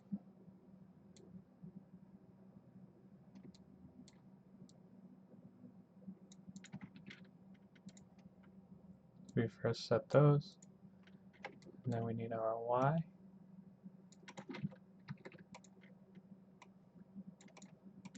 So it'll be our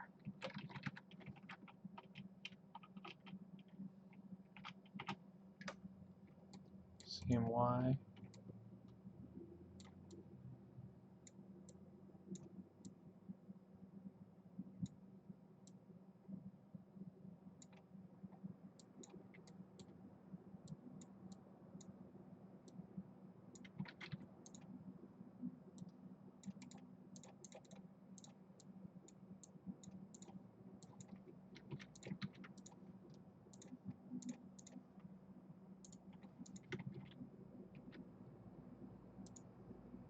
Oops.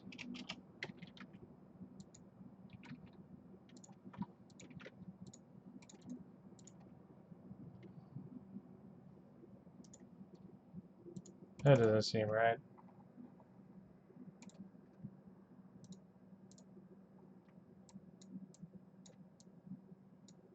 Three and three. So that's broken. No. Alright, what did we mess up? Okay, so this is our gaps. We set our seam Y. First we set our seam gaps. Perfect. Oh, it's set in two places.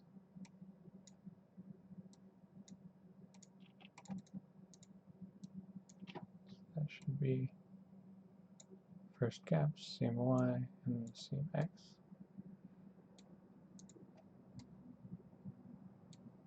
If we're syncing the panels, then we use the X from before, otherwise our unique ones. Multiply those together. Change this back to 0, 1, which it should be. Let's check. Seam Y, perfect. Seam gaps, paste that.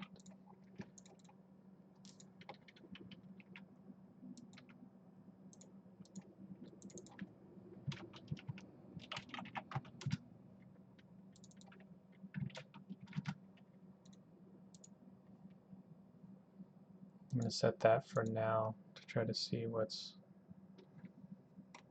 going on.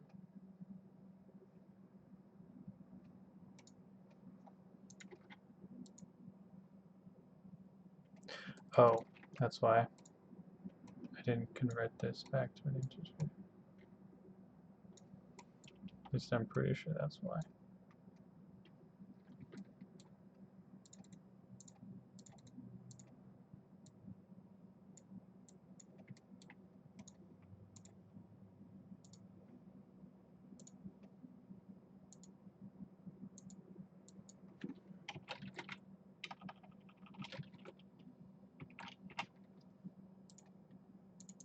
No. So if I do this, we're just testing to make sure that things are plugged in correctly.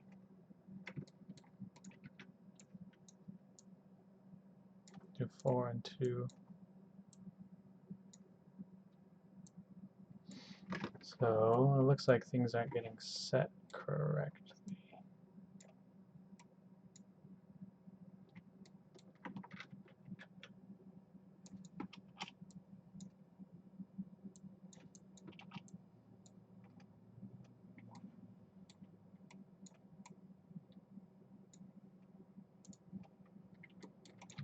Hmm.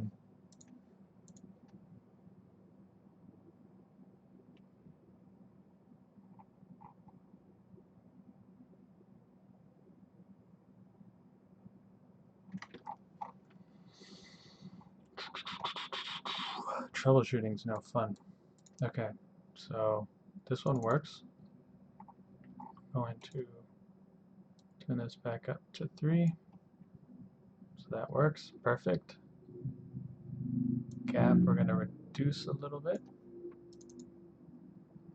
And then this is still black. So we have our sync panels. That, in effect, shouldn't matter right now because we're just setting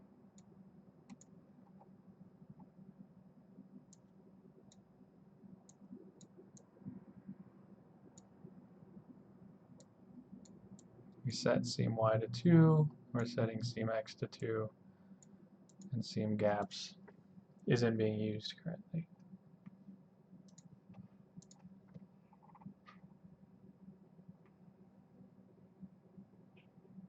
Interstice.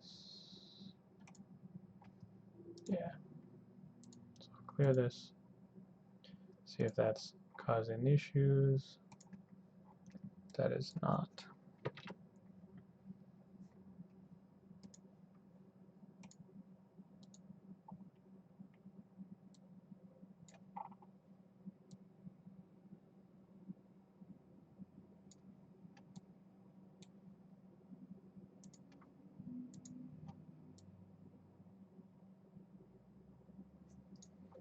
Alright, so it's an issue with setting the seams Y, which is seam Y. Let's double check that. Seam Y. You just set it, see if this changes it. Yeah, so that's the issue.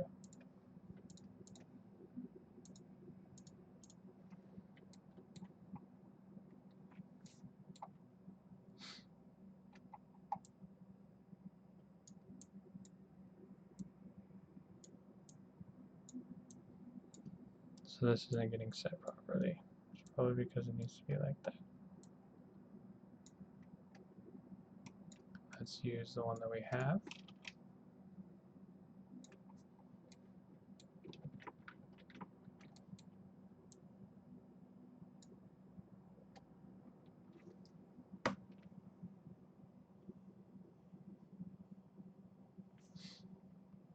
And then use this. Alright, there's just order.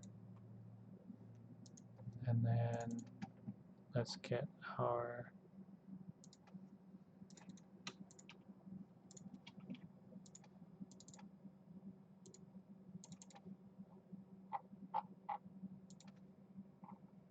so false, I'm specifying 3 by 3,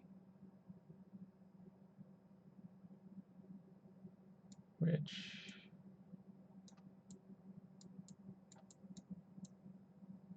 this isn't working the way that I want, but that's okay. At least I don't think it is.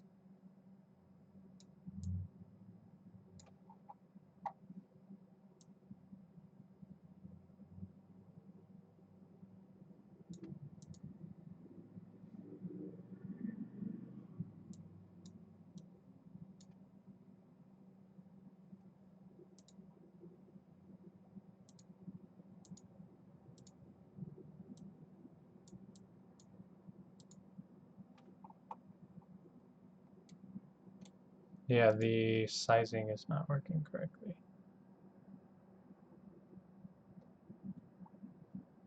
This part.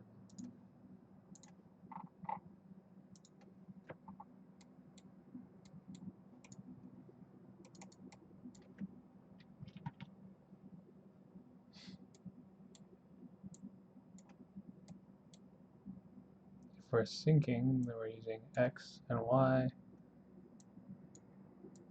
making it to a float, dividing them by each other, just like before, multiplying by this, combining them,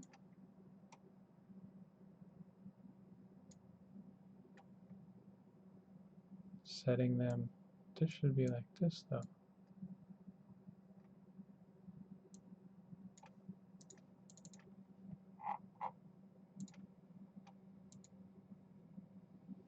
Okay.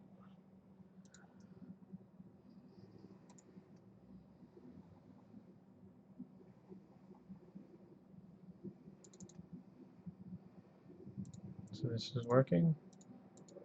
Just choosing things correctly, but my gap is not. My gap is like opposite of what it should be.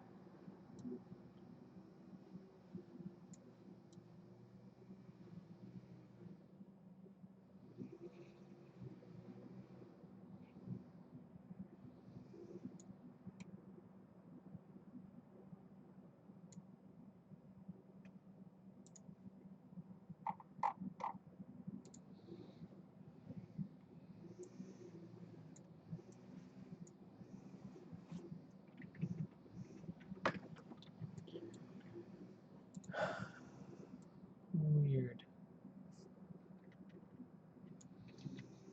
I mean, it's kind of doing what it's supposed to.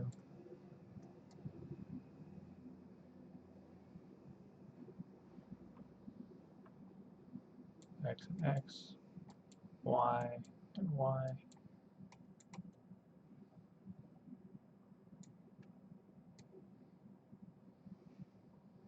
Hmm.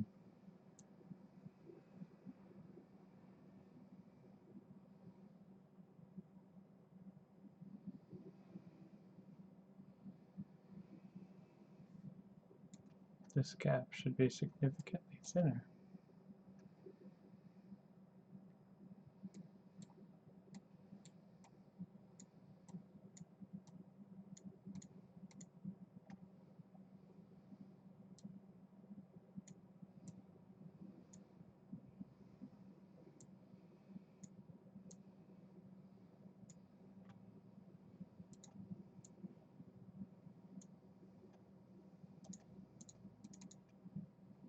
Right, these are working.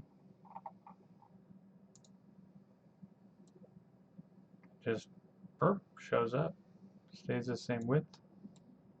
Change my gap, changes evenly across the board.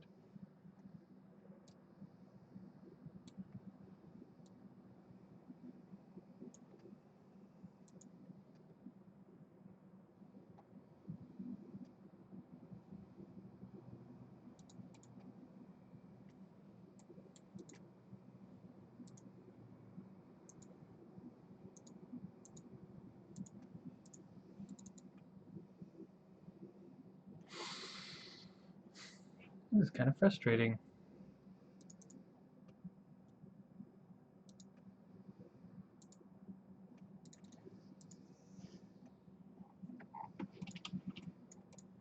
It's probably part of it. I wasn't actually using it. I see why I wasn't getting set properly before, and now it's definitely not. So we set seam gaps first, set this second.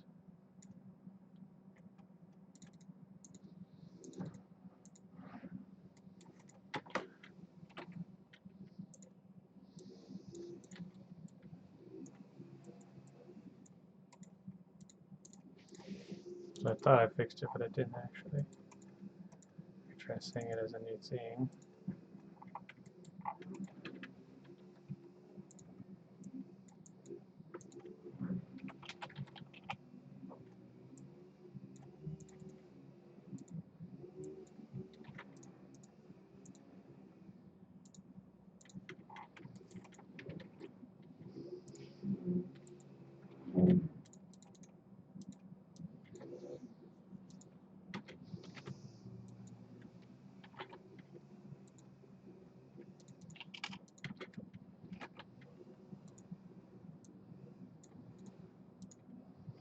Boom, works.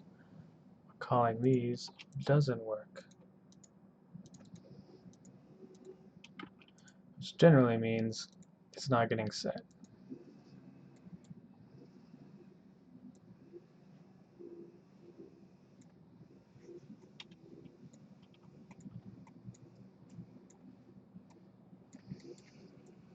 So this is an integer setting an integer.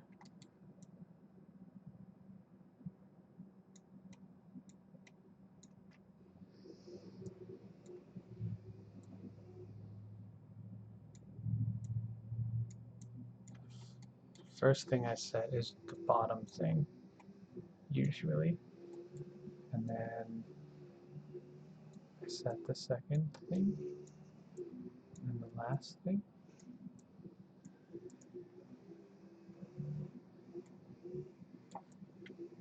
I need a set on this as well. No? Okay.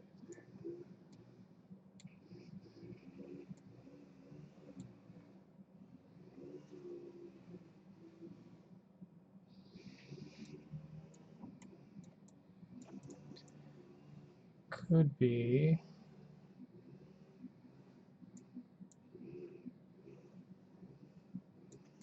I need to set this as soon as I know what it is.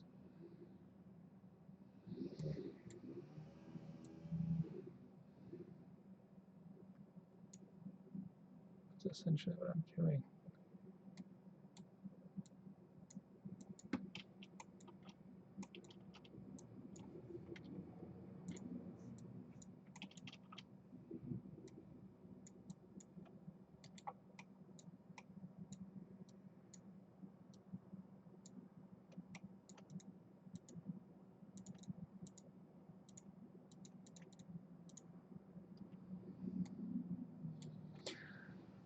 If I can, I want to figure this out, but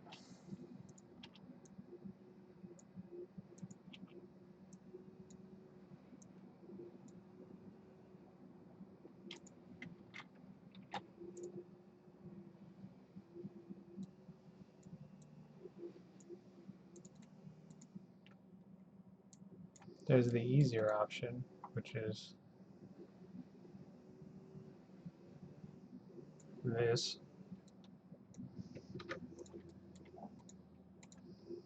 Let's see if this works.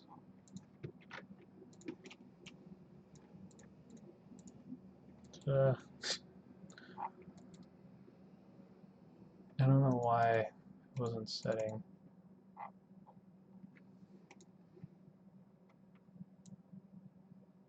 Everything's synced.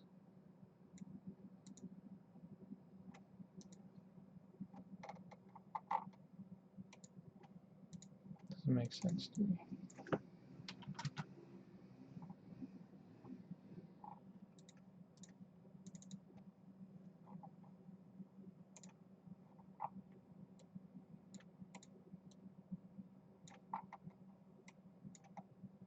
Now I can kind of break these up into other panels, sub-panels.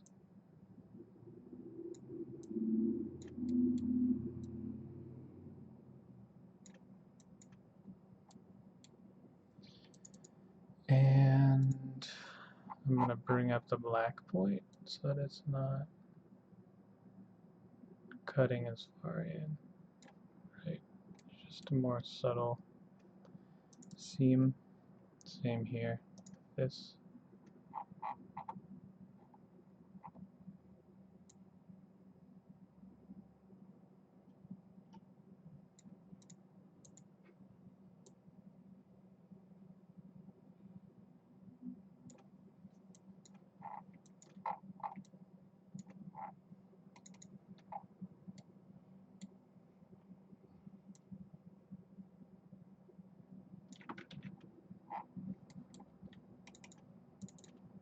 Right.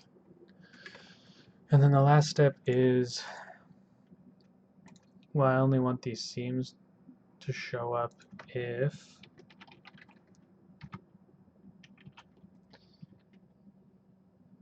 what did I call it? Sync panel, sync seams, sync panels. If sync panels is true.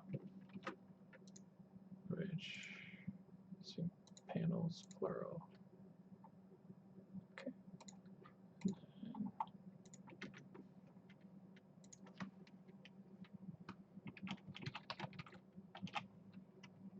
Y seams because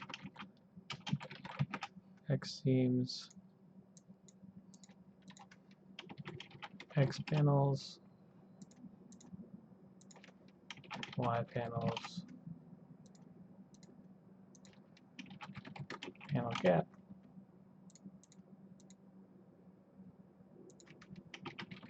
panel style, corner rounding. Okay, so then it looks like this: panel seams, sync panel seams. This should be the opposite, which is this. I think that's the way it works.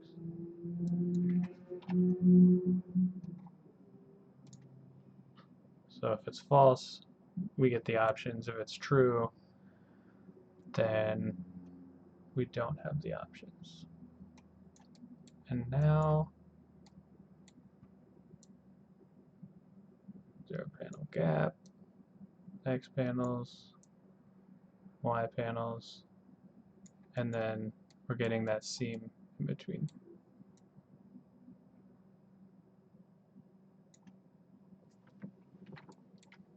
And then, if we want, we could fill them with vents, which do a tile generator.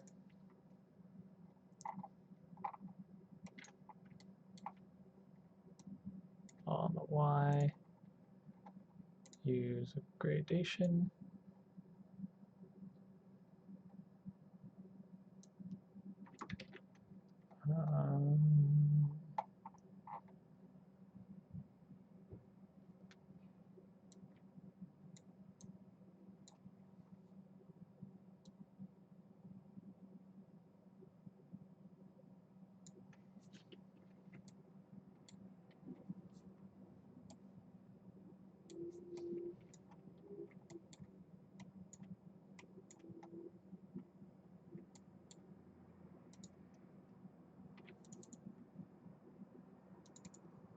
So we'll cut this out with a, well, we don't actually need to.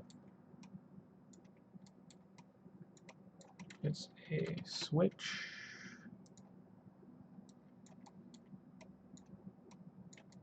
So we're going to replace the math or whatever on this pattern type. Clear. It's always going to be the image input.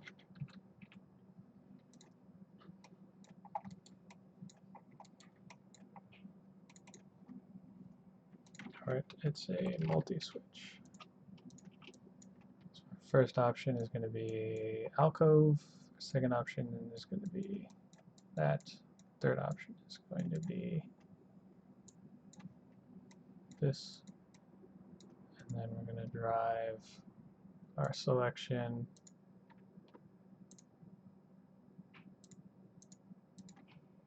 with, let's, yeah. And then we're going to change our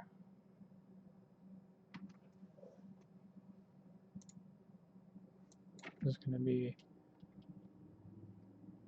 0. This is going to be 1.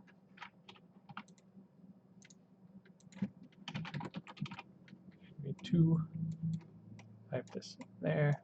This will allow us to switch between our different modes. And then I'll need to change my blur portion.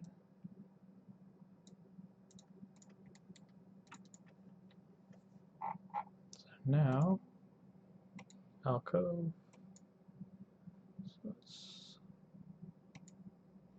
sloped, alcove, vents, 0, 1, 2.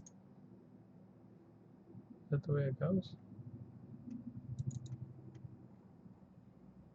Or is it 1, 2, 3?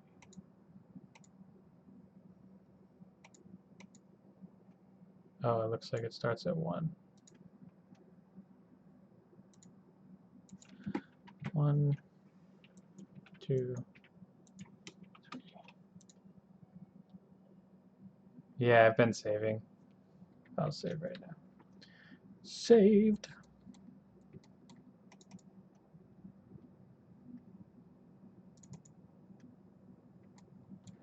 Um, I could introduce corner rounding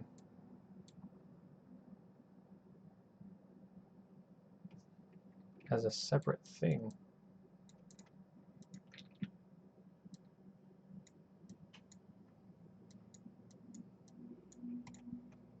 Have this always be square, and then have it mask it.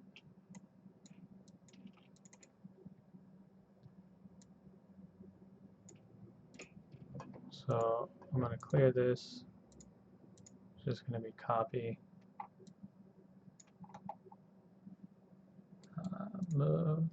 Too many vent pieces. And it's going the wrong way.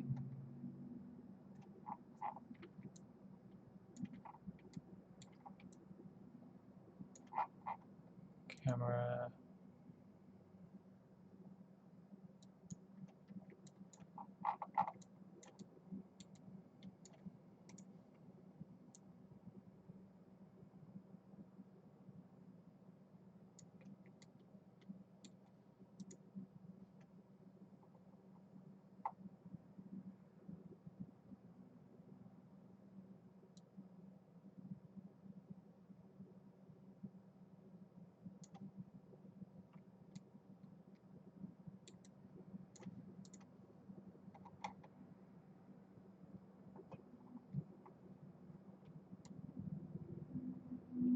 Yeah, they do, to flatten them out.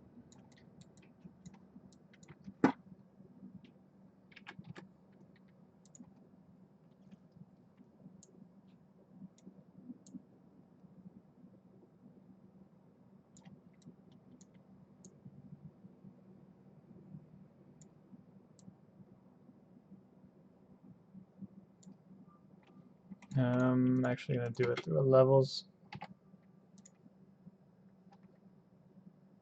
So I'm going to bring my white point down, black point up.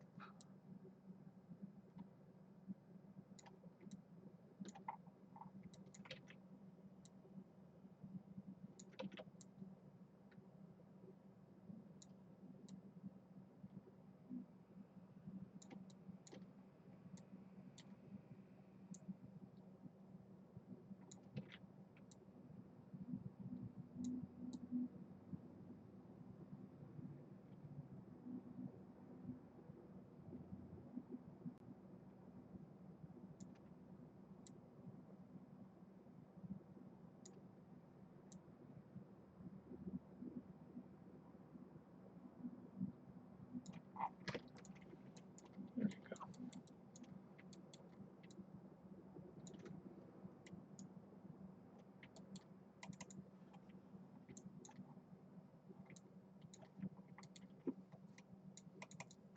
So this is just a tile generator. This is what tiles are stuff.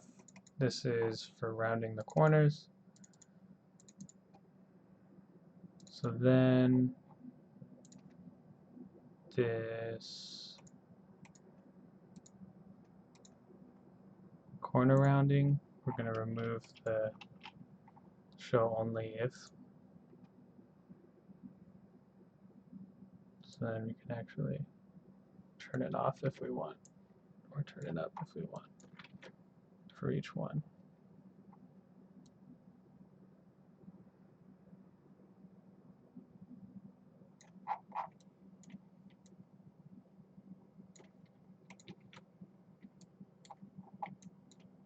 Oh, and we also want to do a none option, which would be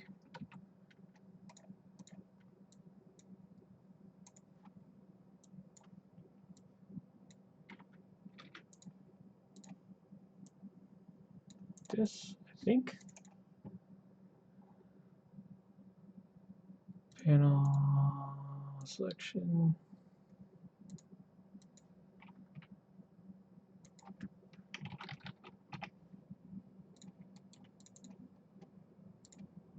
So I change this to none. then it's nothing. And then I could do that. Get rid of the seams. And this piece, this piece.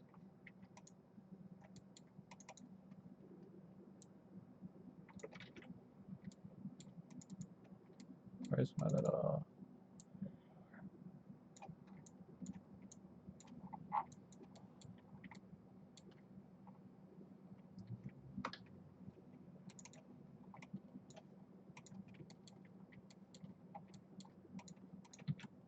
Saving. Delete this.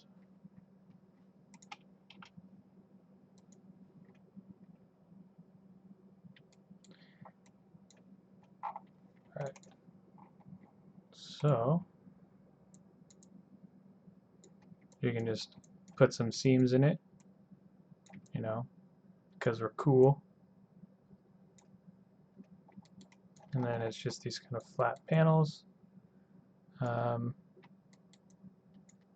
I wanted, I could put that guy as part of it, but and then how much gap do we want? This isn't useful for one, so we want our panel selection to go here. So the gap only makes sense if it's not none. So I'll take this. I'm going to shift all these down by one. So that 2, 3, 4. So we have none, sloped, alcove, default is none. And then the gap is only going to be visible if input of panel, what did I call this? Panel mode.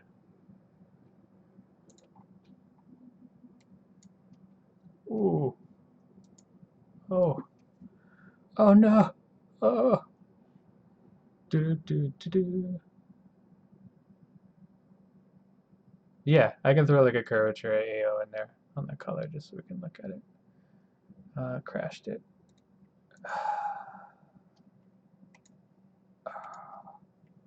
That's why we save, and save often. Yep. And I saved right before I started monkeying with that stuff. So. Leaf cards, not the one I wanted.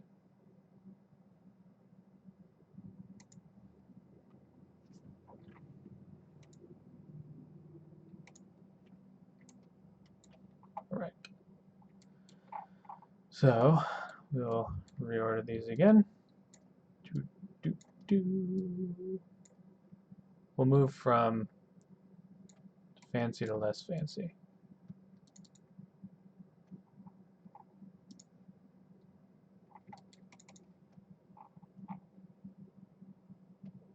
All right, so panel gap, we're going to move these, switch these, none, alcove, sloped events. 1, 2, 3, 4. And then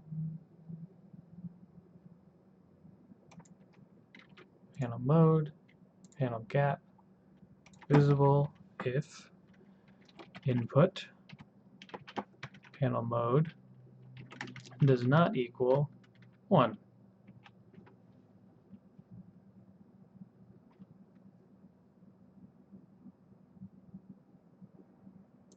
Corner rounding also only visible if doesn't equal 1.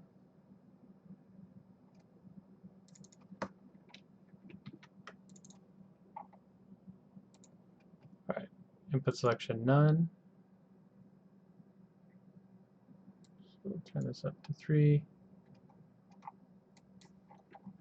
And then, since you request it so nicely, we'll do a curvature and an ambient occlusion, and reduce our spreading a little bit. And then we're going to blend these together.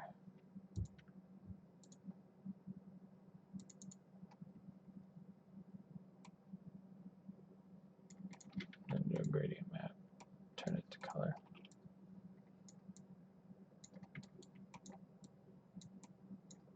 There we go.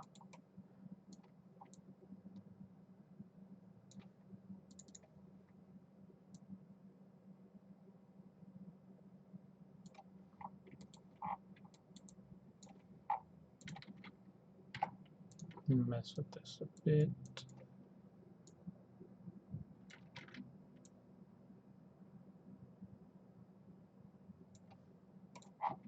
Alright, so now you can see everything a little bit better. So this is probably a little intense.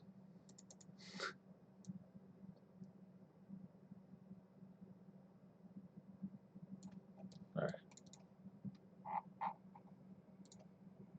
So we've got alcove, the sloped guy, which I have mixed feelings about, and then our vents. Vents, I think, can use a little bit more contrast.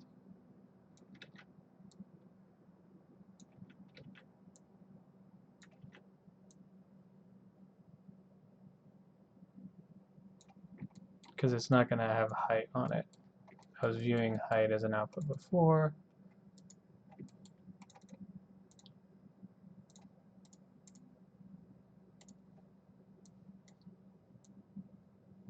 Just give it a little bit more definition, but it's not going to have that when it's in game. There we go.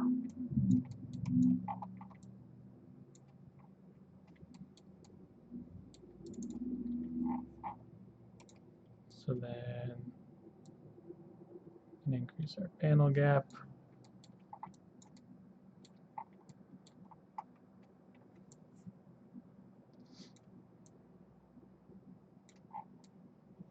Increase the number of vents. Oh, I just thought of another cool option that we can add. So this, we can do this.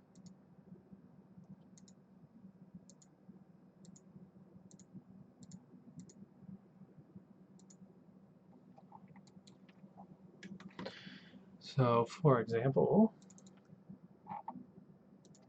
increase our X panels. So here, we could do a checker mask, do a horizontal alternating mask, we could do a vertical mask. And if we switched our to alcoves, hence we'd be able to control that.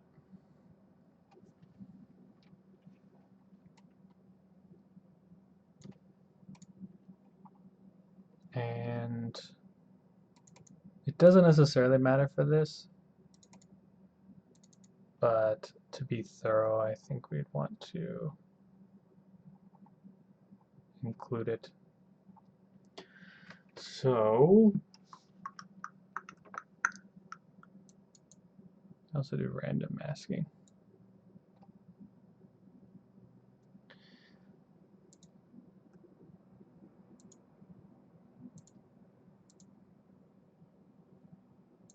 Maybe we just expose all these as is.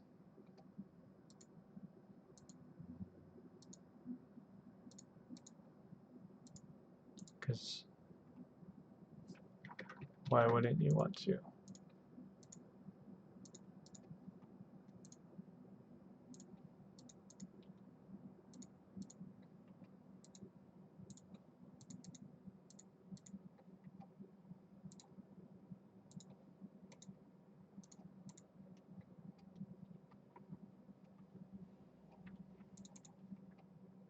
So then I only have one across with vents, and I could say horizontal mask that way, or invert it, and then I just have a single vent in the middle.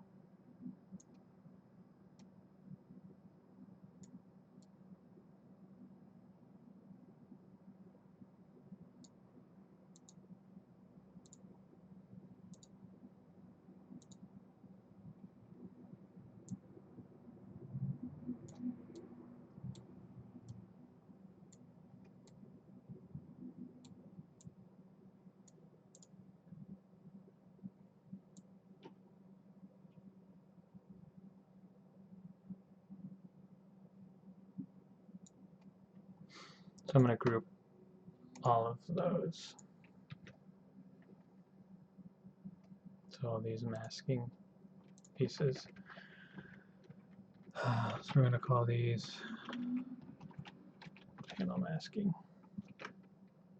I generally don't like groups because they just create an extra click that stuff hides behind.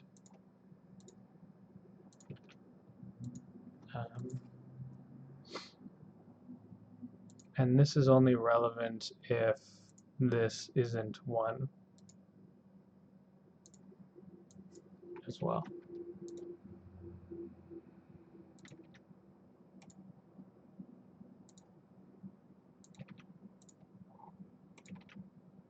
Because, yeah.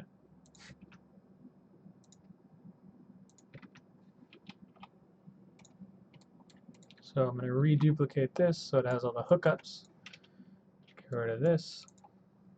Go in here, turn this to square, and do my blur. Yeah, I agree. So like, I could group this and this and this and this, but that's silly. But then if I want to get into the panel masking, then I can expand it. Otherwise, I'll keep all this stuff out. Anything that you use a lot, and since you can't tell this to be expanded by default, like there's nothing in here that says, oh yeah, I want to have this expanded. Unlike if I go in here, this doesn't have them. Tile random does. So tile random has all of these groupings,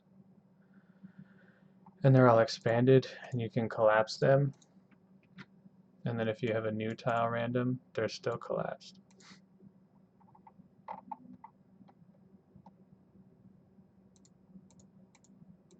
So like, even though there's a bunch of different stuff and it has a logical grouping, I still prefer it to be like this, that has a lot of stuff, but I don't have to worry about the expander getting stuck.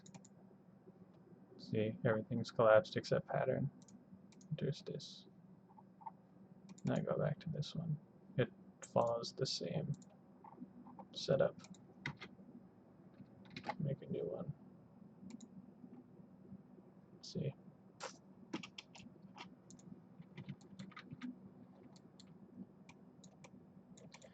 So I'm going to group these.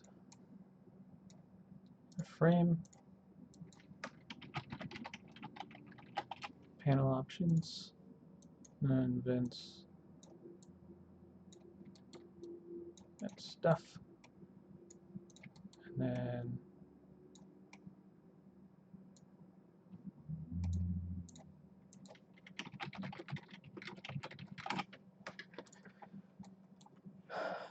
panels and seams.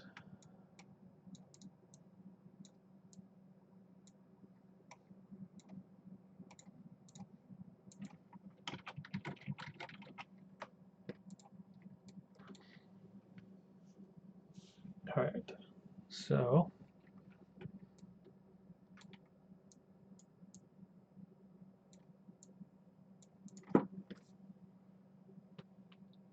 now we need to be able to control these things, these seams.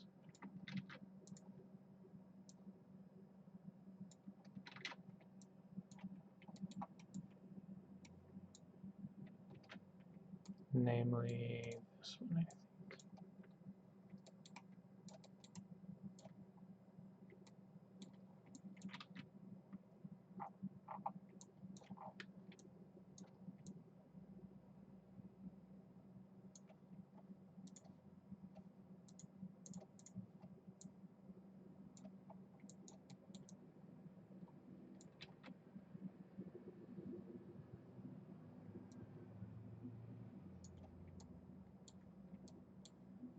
So I'm using one of these masks somewhere else, this. So this just confines it to the middle. But really what I would want to use is this.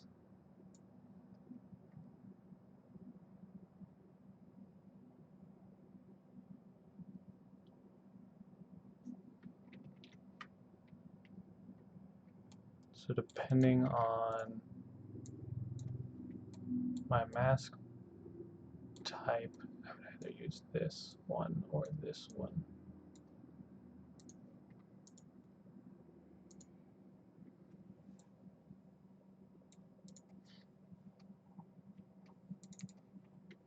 We'll set up some booleans.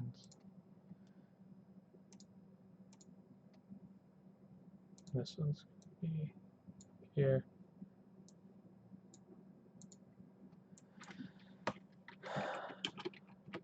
Vertical seams.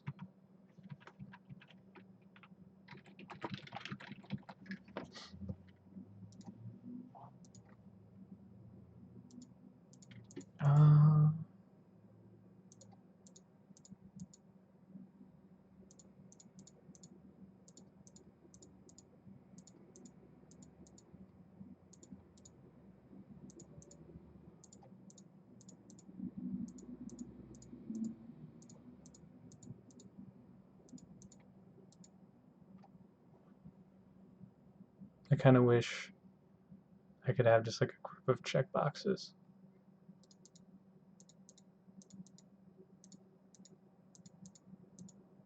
Like, I want this, this, this, and this. But I cannot. So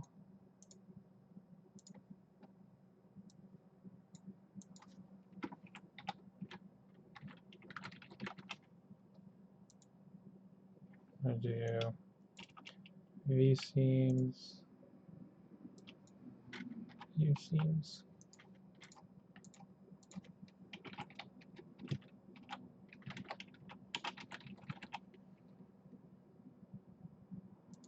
It's a Boolean.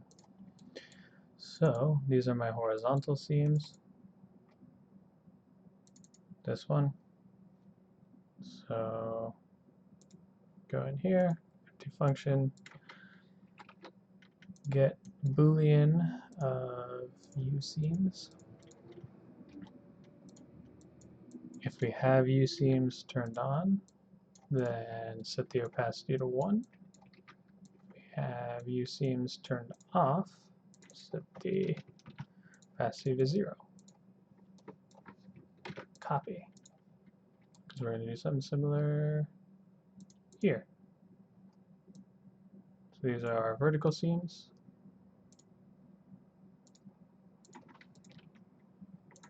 Except this time, it's our V seams.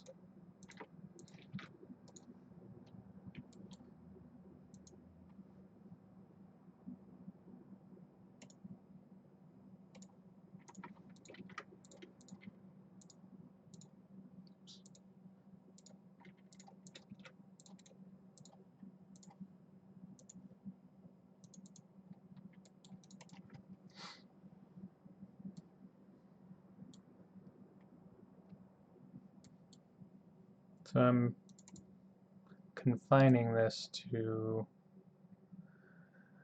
this width.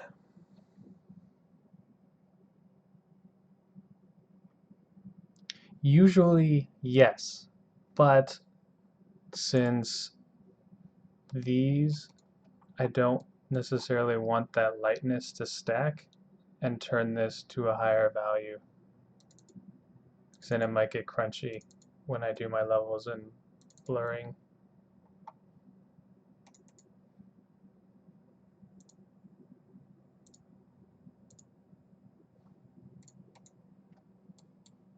So when I stack them, I don't want them to get too bright. I guess it really doesn't matter. But the issue is masking in this case. So if I set it to copy, set this one to copy. So I'm not switching, I'm turning it on and off. Oop. That's not what I want.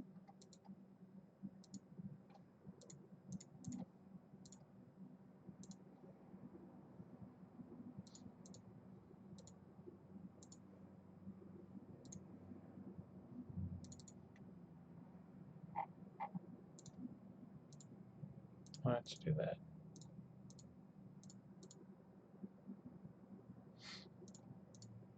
But yes, so to Ponk's point, if you're switching, say, between two things,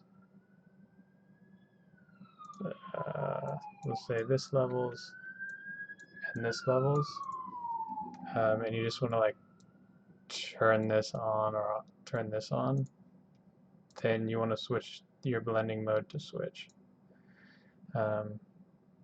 The other ones, they are calculating its opacity at all the in-between stages. Switch is designed to either be 100% or 0%, and it doesn't care about any of this stuff in between. So they've optimized it. It behaves similar to copy if you're dragging and changing your opacity, but if it's just on or off, switch is generally the best option. In this case, I'm combining it with previous stuff, so I want it to stay on lighten, so that I can do that instead of having to like mask and worry about these edges.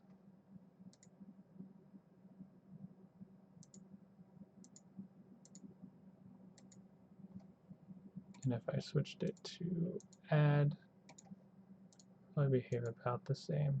Yeah, but you can see that this is getting brighter. I don't want that. I want it to stay the same. Getting brighter in the corner is fine because it's multiple intersections and it'll help reinforce it. But yes, this one is set to switch, where I'm just switching between the two.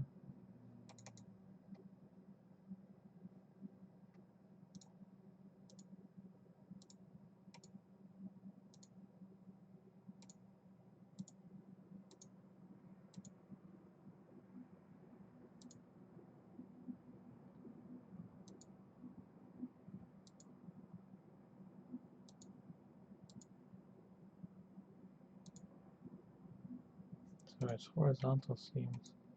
Did I do this wrong? I did.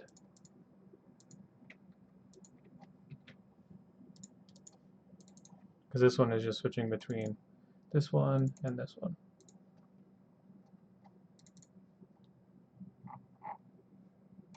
So if I turn on horizontal seams, it uses that.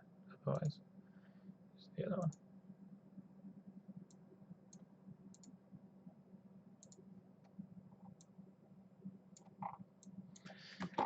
And now to the hard part.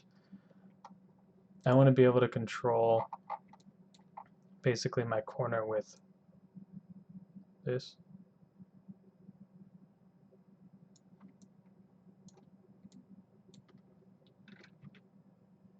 And this. And have it change correctly. So I have to figure out that math as it moves along this edge. Which it should just be a triangle.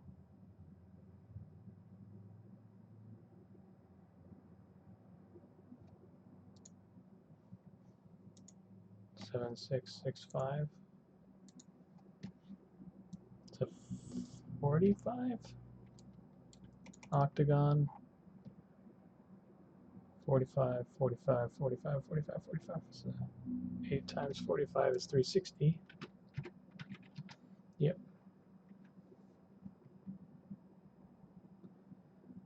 So this is a 45-degree.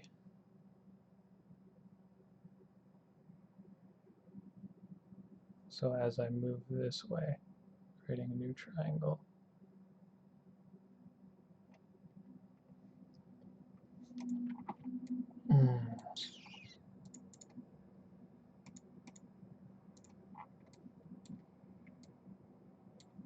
Oh, I forgot this guy.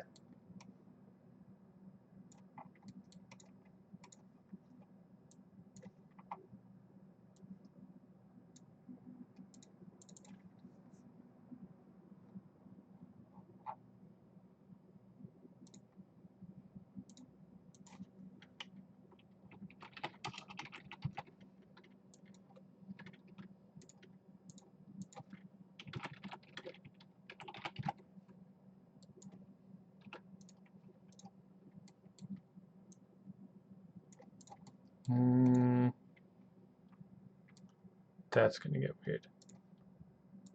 So we'll do this. So we'll have this as our meshed hole and this as our regular hole. So meshed hole, we'll swap these.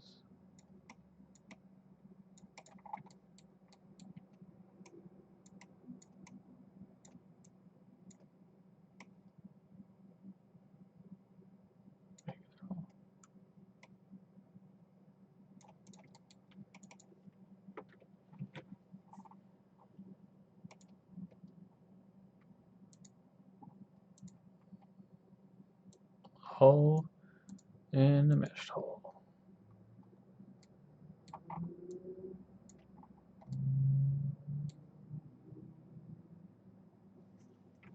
And this probably needs some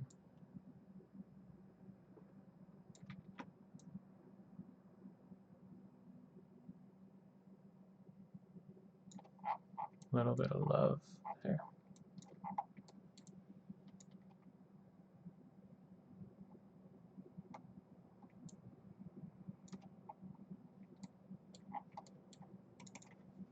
We have a pretty large cap turned on right now. Yeah.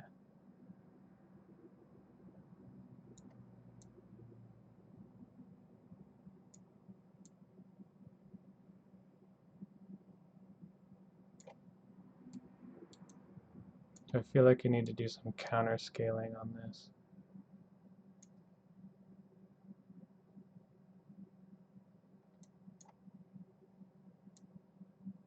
So if somebody does like a lot like this,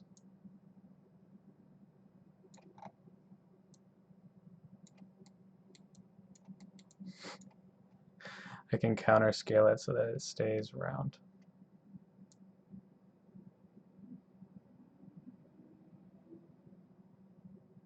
And then same if they do a lot this way.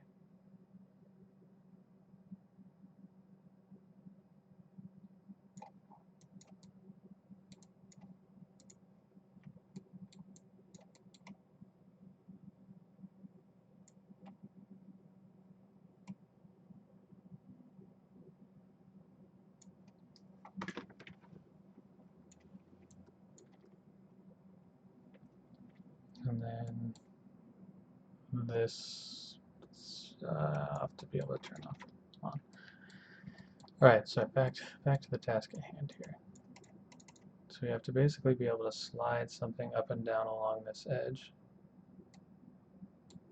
which is a 45.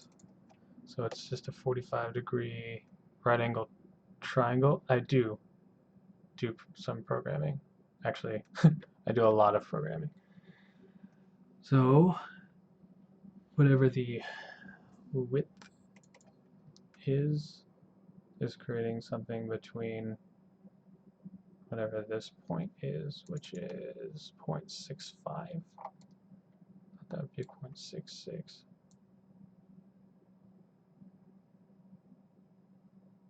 No, it's 0.65.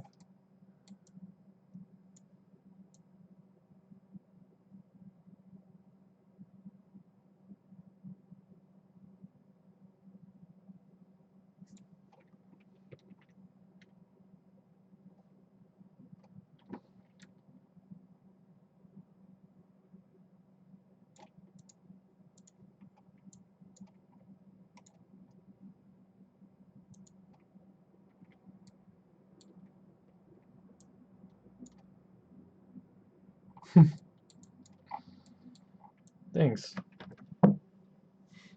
Some of it's trial and error, because I can't program it, and it's a little bit weird.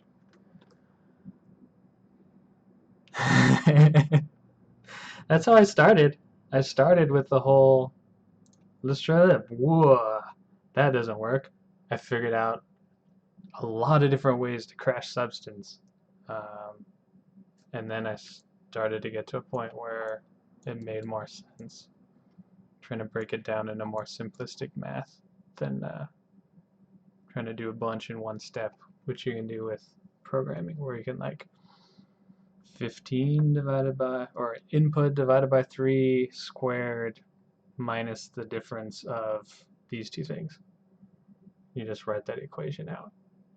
Here you have to do a step by step and basically think about things in parentheses. So, okay.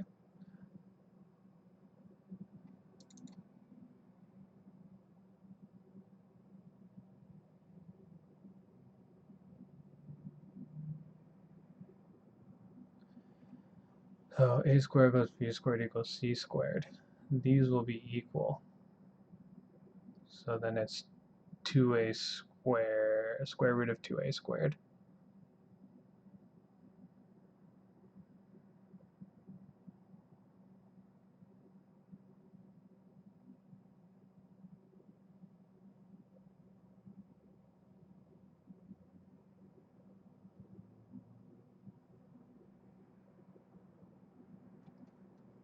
But that's not what I'm getting.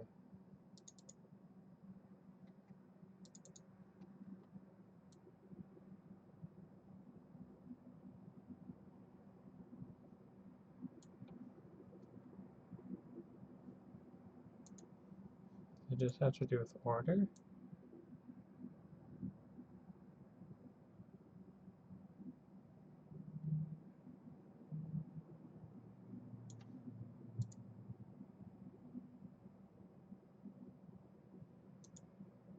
It's like a midpoint transition.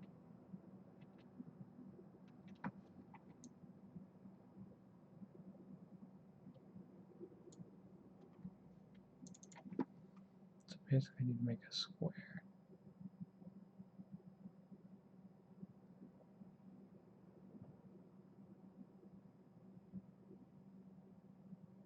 And then move it along this line, where width is here.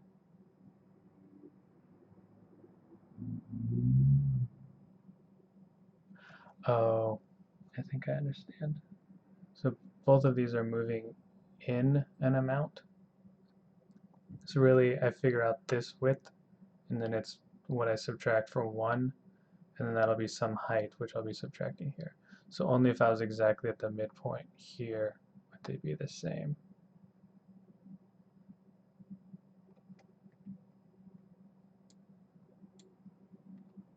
Alright, so we can try to figure it out. This is where we're going to try some stuff, see if it works. So we're going to call this corner width. And it's going to be a float between 0 and 1 for now. So I'll start here. And we're going to be changing just the size x. So it's a float 2, x and y. So we're going to set this to 1 because this is our y, and we're just changing our corner width. And then we have to combine these together, x and y, set that as our output. So now we have corner width of 0.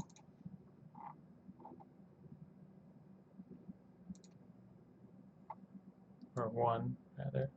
So then we have to pull it in. So I'm going to pick a point, say here. So 0.85 is basically a width here of 0.15 because it's 1 minus that corner width.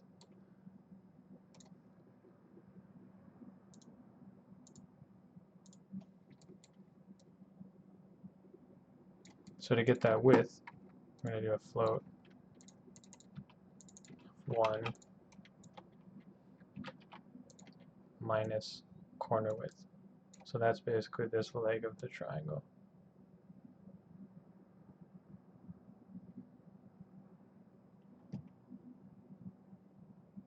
And then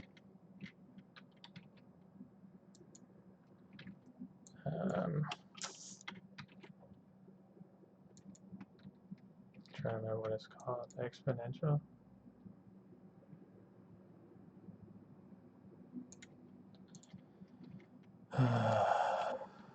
Could be factorial? No? Where my math at?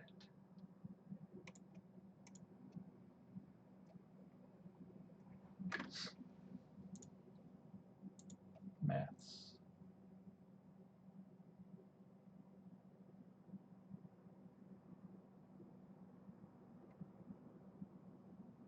Oh, that's useful.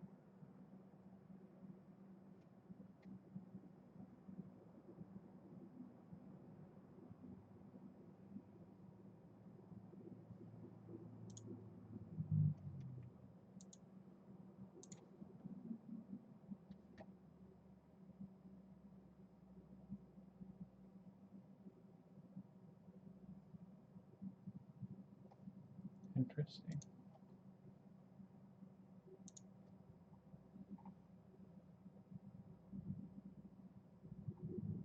There's some really awesome stuff in here.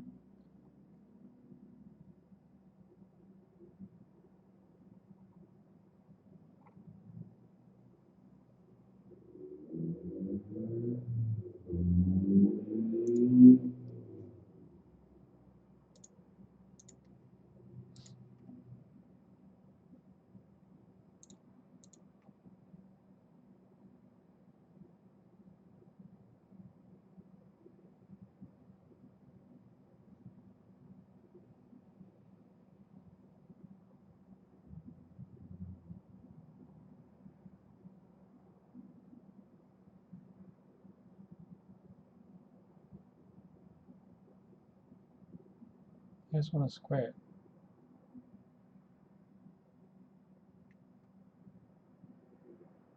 it. I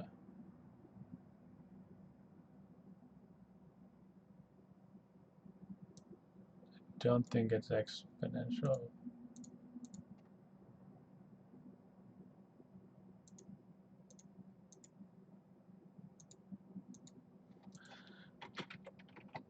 We can test. This times itself is squared. So it's equal to 2 times this square root of that. So multiply again.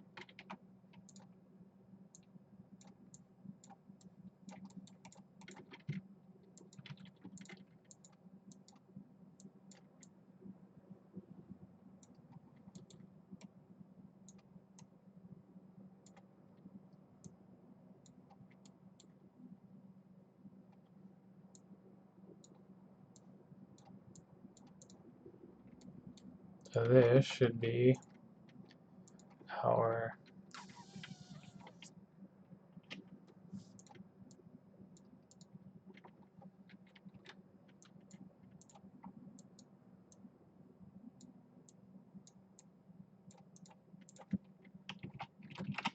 I'll just call it wireless.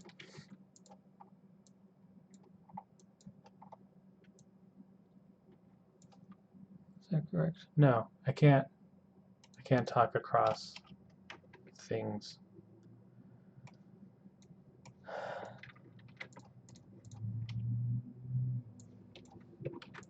So I have to talk between these two, and I can't do that with variables.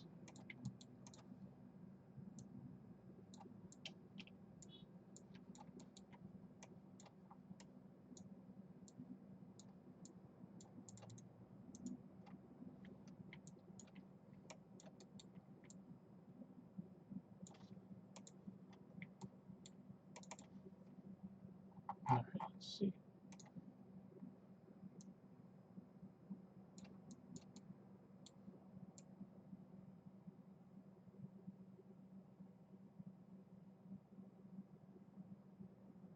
So I have no... Oh, that could be why.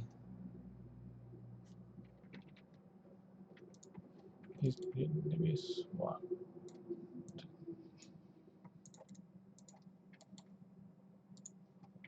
Right. So I can see right now that they don't line up.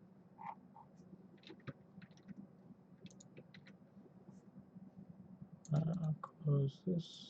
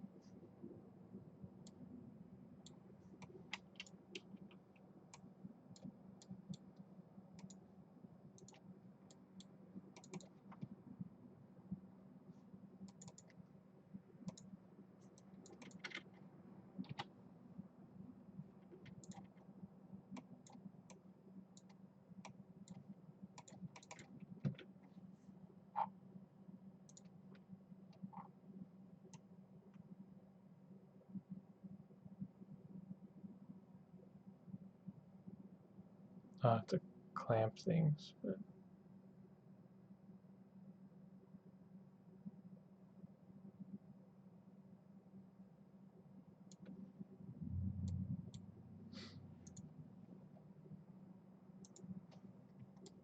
all right.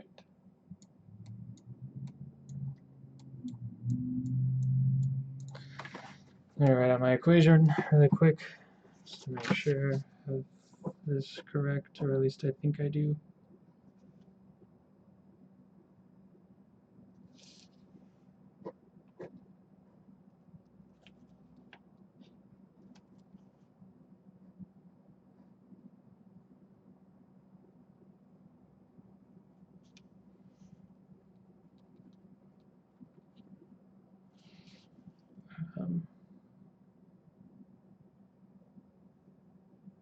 If A and B are the same, then it's 2a squared equals c squared, which is the square root of 2a squared gives me c.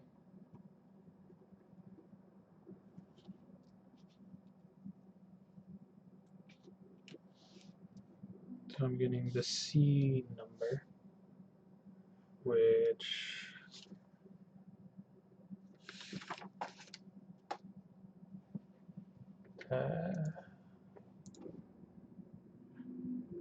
that's useful, but not the correct value that I'm supposed to get.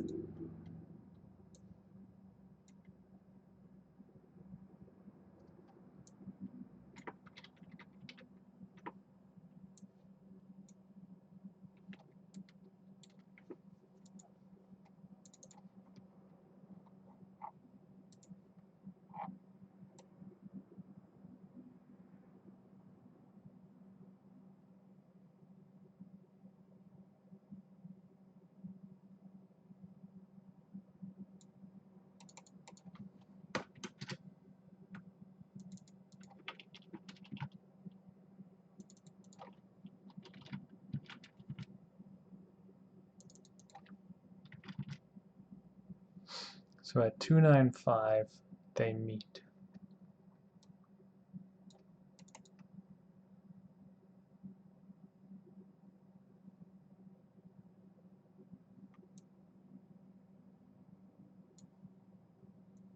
This, so 0.5 and 0.5. I won't be able to see it because of the octagon in the middle.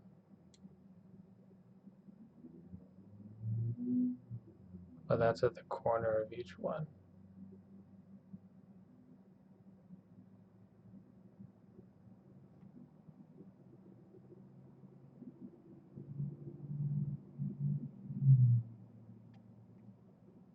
So really what it is a plus.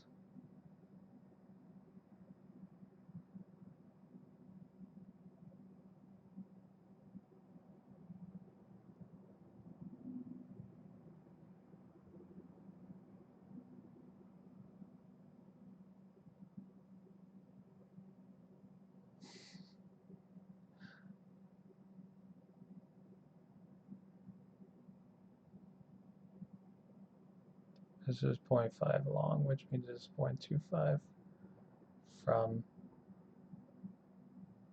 the edge. So it's one's an add and one's a subtract. Because if it's here, at this point right here, this is 1 minus to that, but then it's 0.5 plus that to here.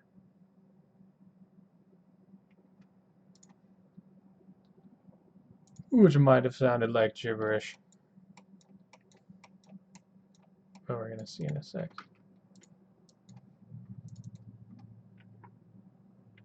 Or, yeah.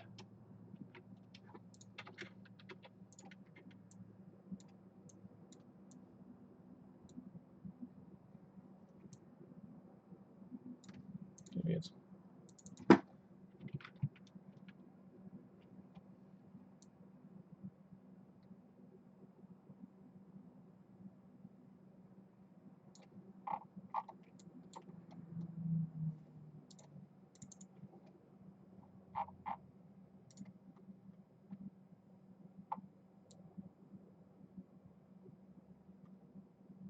yeah, I've been saving.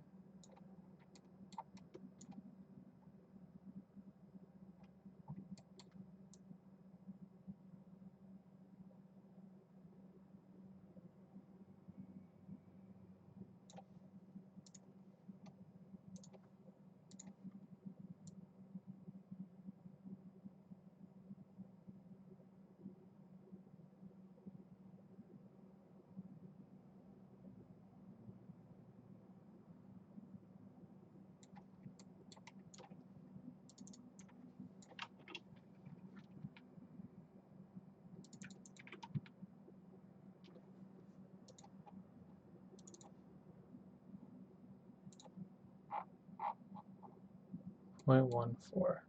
So that's this distance.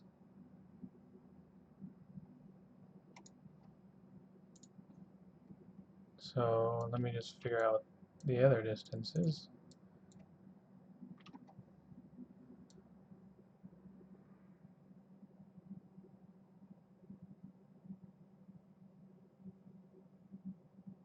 Wait, how can it be a negative?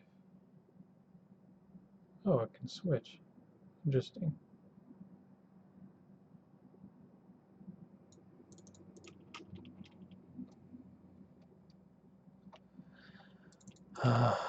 Plus the width of the line.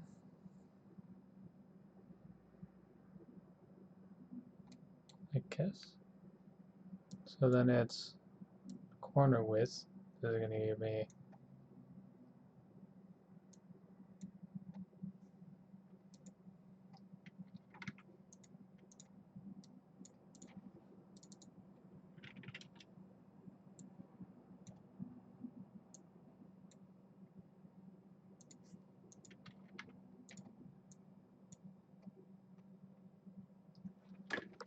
what's that 4.8 coming from?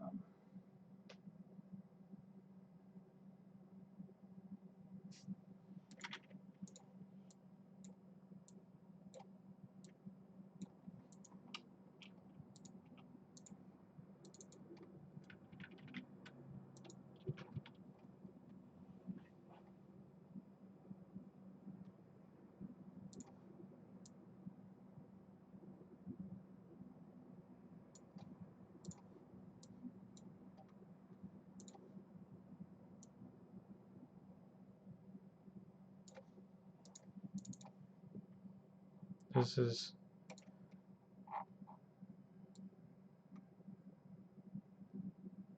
weird because it switches. So as I widen it, this is getting wider. So this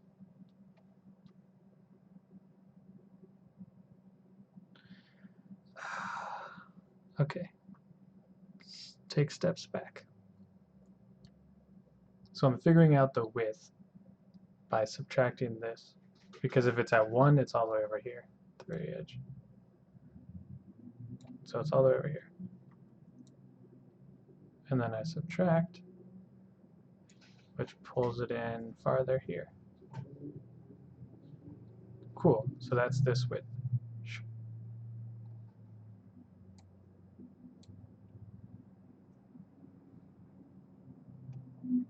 So then, if it's a square, it should be 1 minus the corner width gives me this.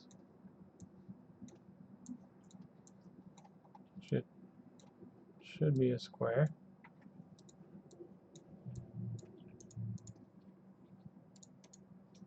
Oops.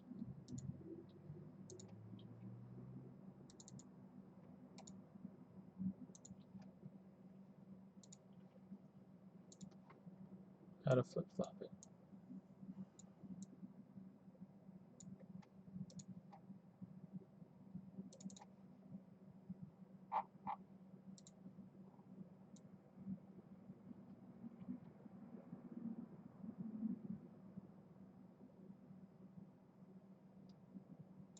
But that's not how it's working.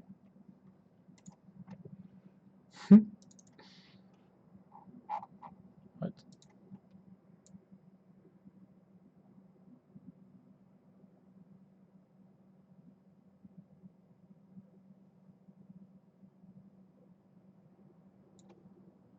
So this is the square that's being created.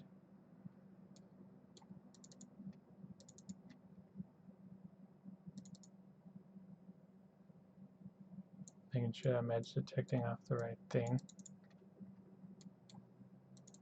Edge, edge.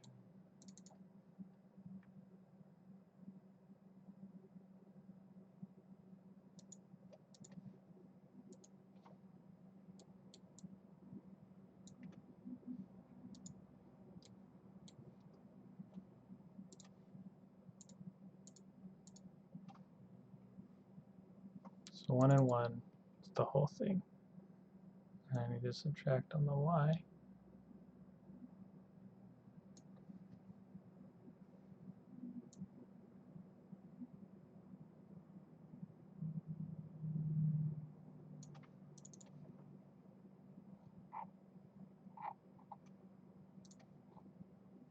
Three, 2. So the math was exactly precise. 3, 2 would be that. That's exactly what it is. Right? No, it would be 6, 8.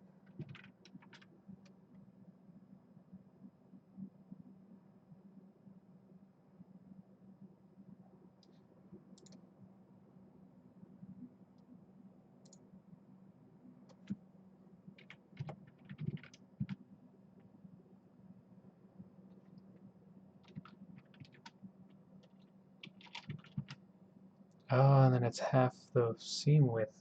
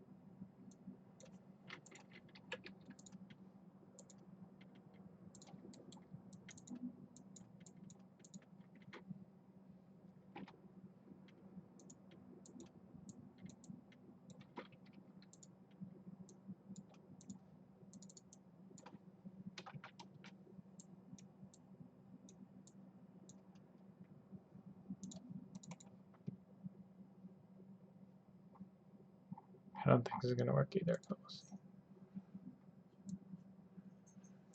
Nope. They move in opposite directions.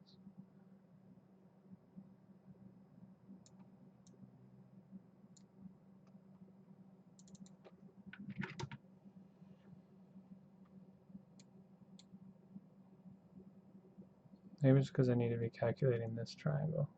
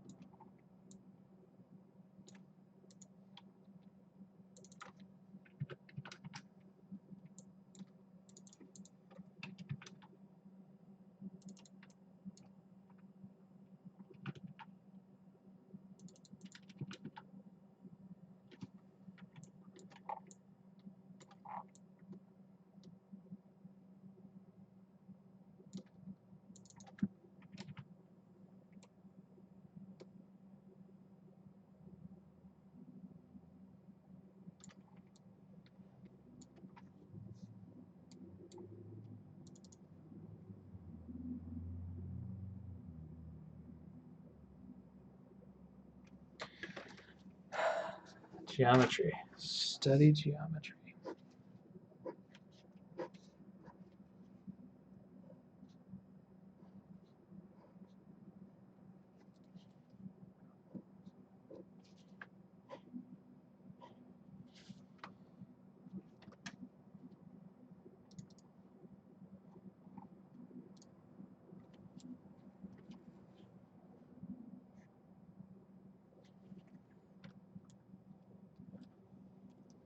Okay.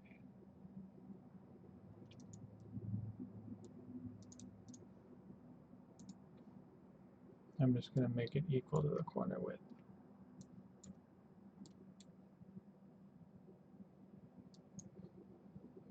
So that should be essentially the same thing.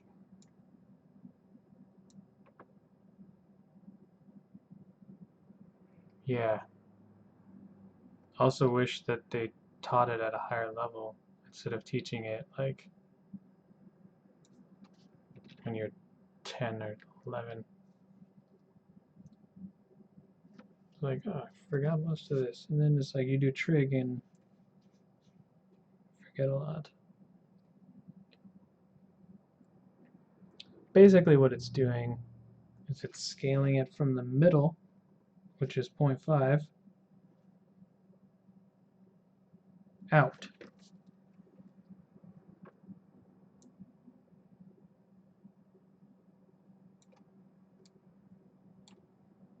So 0.5 is really 0.75.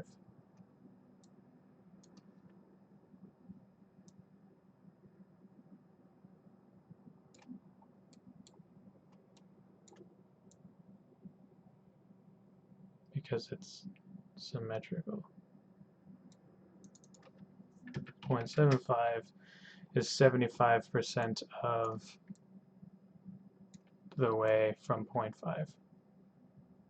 And to show that, we'll change our panels to an even number so that we have a seam in the middle, and change this to none.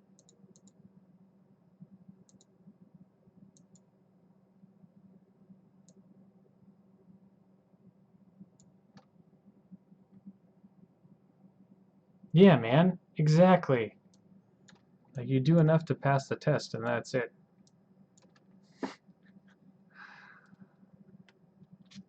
All right, so now that we understand that, again, this is that like trying stuff and it doesn't work the way that you thought because substance does it differently. So really we're moving from 0.5 in the middle out. So what we really need to be doing is subtracting 0.5 from the corner width to get us where it actually is. Or we'll change this math, basically.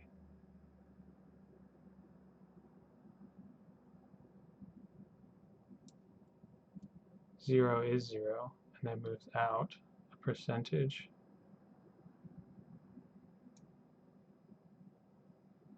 So 0.5 plus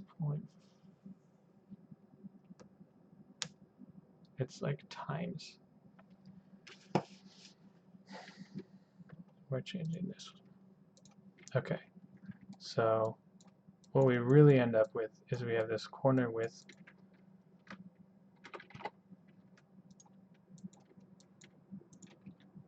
times 0.5. So this is going to give us what the actual percentage is once we add it to 0.5.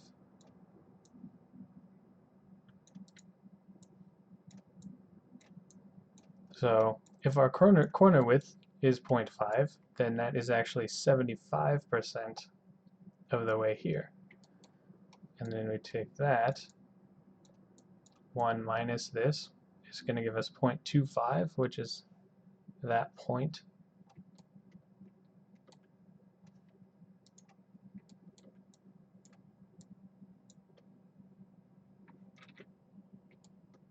Okay, so this is the piece that we need for the other one. Just going to give us this point.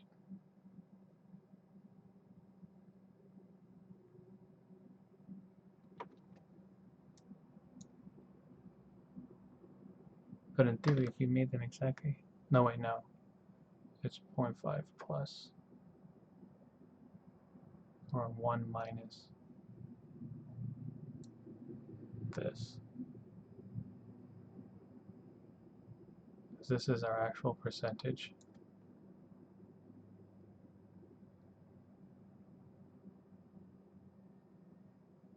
.75 with this corner width.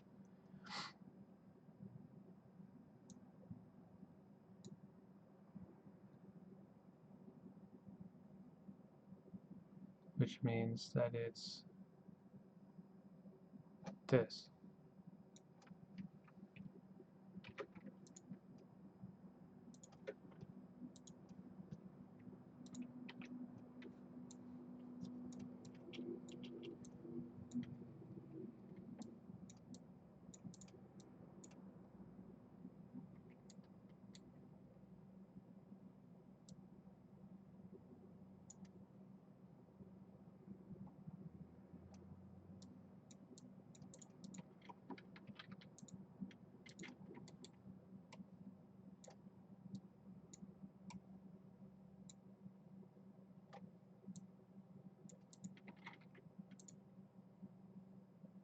This is the percentage.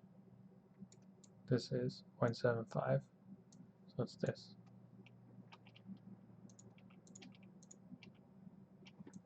Right?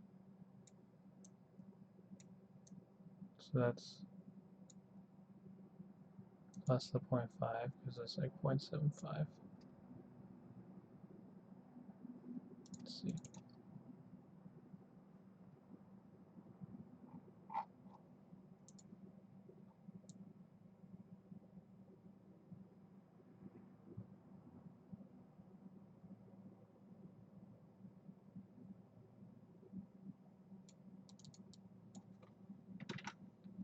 Take that back.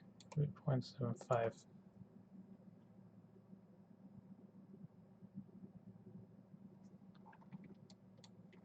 Maybe that is the actual. Yeah, it's 0.75% of the way of halfway across.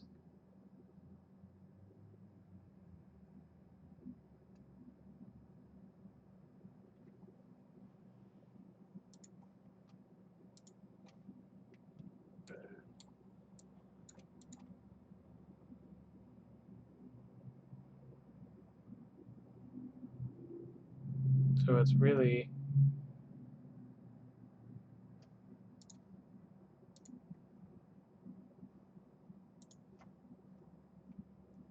it's 0.75%. So we multiply by this, and then we add it to,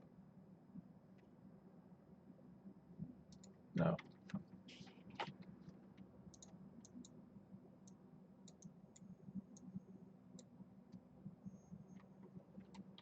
that's closer.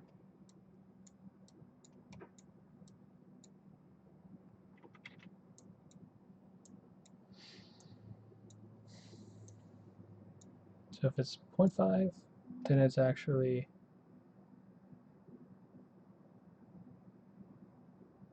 0.75, which means that it's 1 minus this.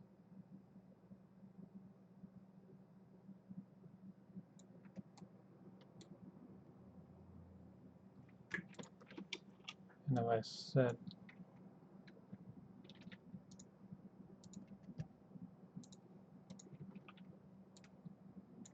oops, into the same place.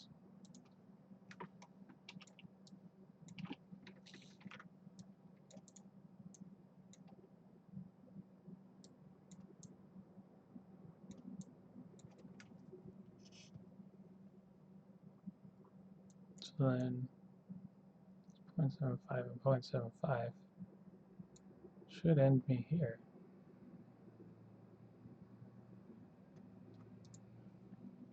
Let's do this.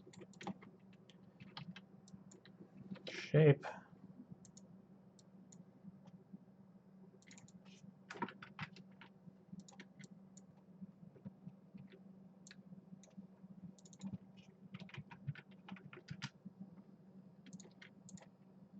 Combine these together. We get that. Okay, so then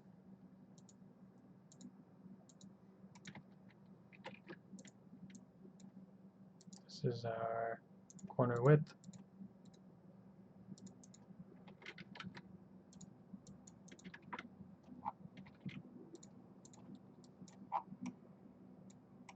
Ook. And then for this one, do the same thing. Swap these.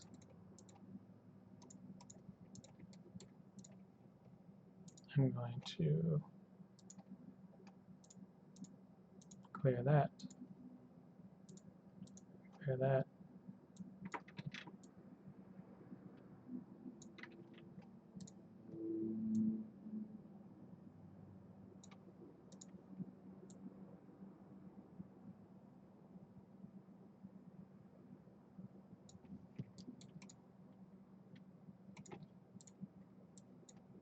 I'm going to put this in there, this in there. We're just going to do it lightly.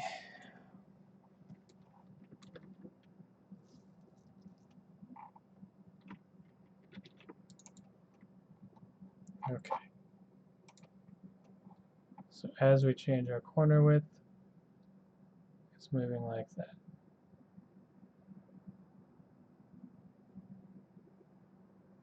So that's why we're running into weird issues.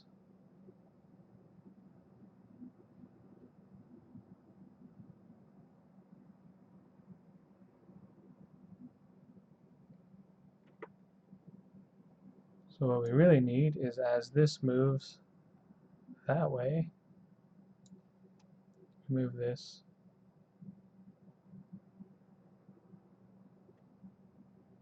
less.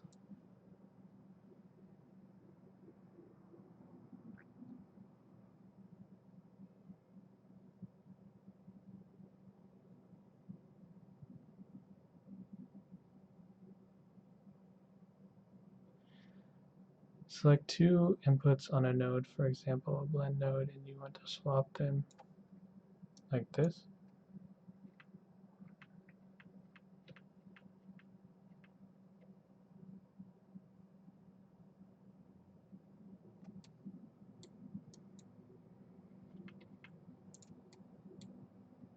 I did not know, and that is awesome.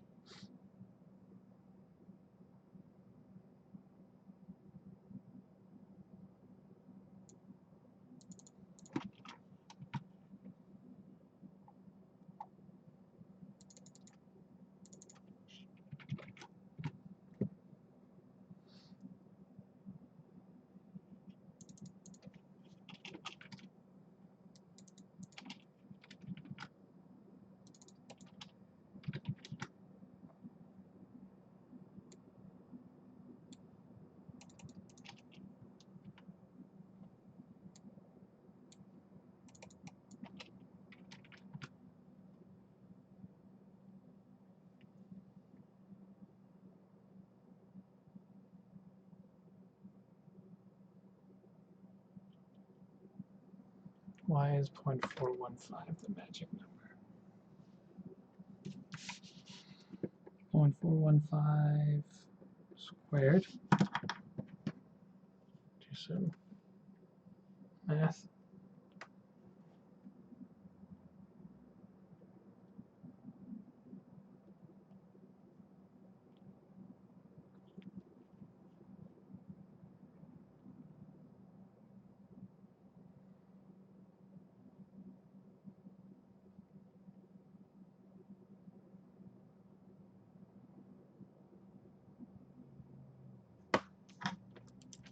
Okay, so that's the two legs.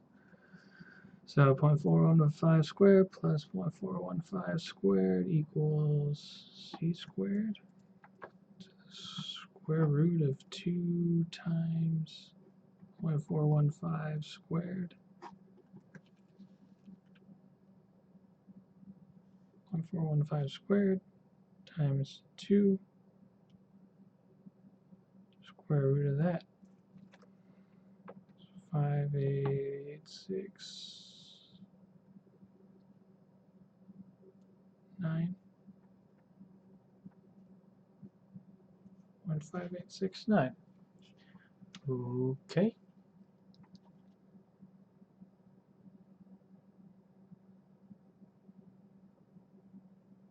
Which probably has to do with the relationships of the triangles that make up an octagon.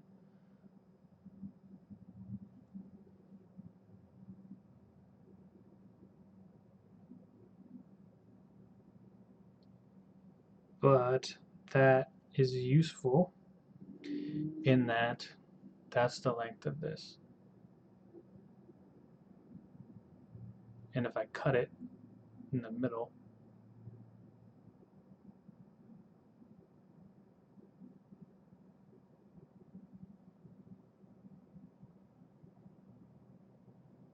then I can make another triangle.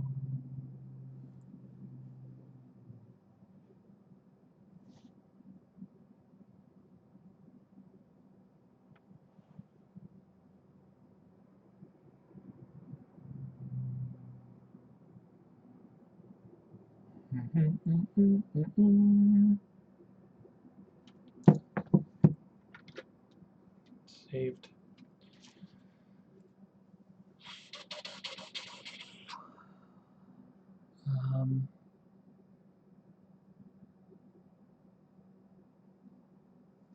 So 0.415, 1 minus 0.415.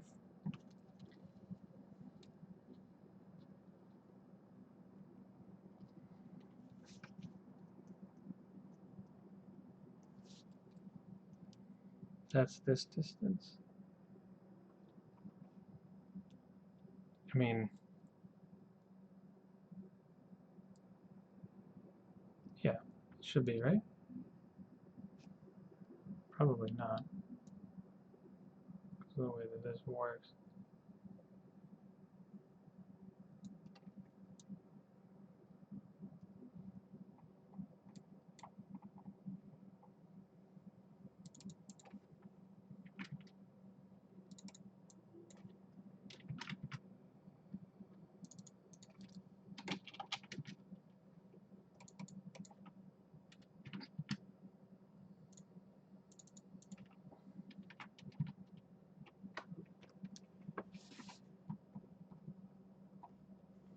So it's 0.707 times 2 equals 0.41. So it's probably 0.7075. So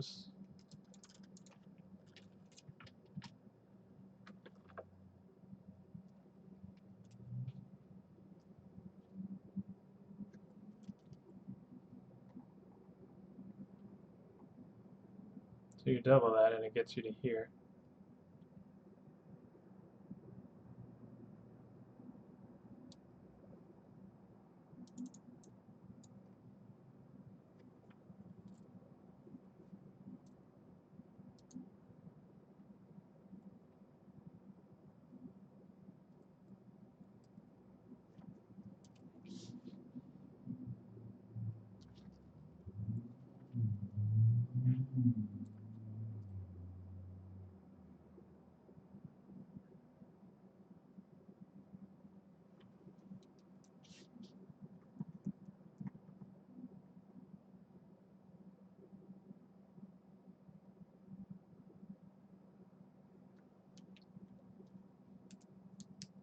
I wonder if I could abstract these knowns into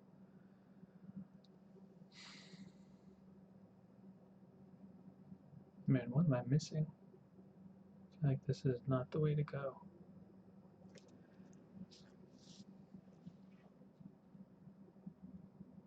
So this is another square here of the same width, same width.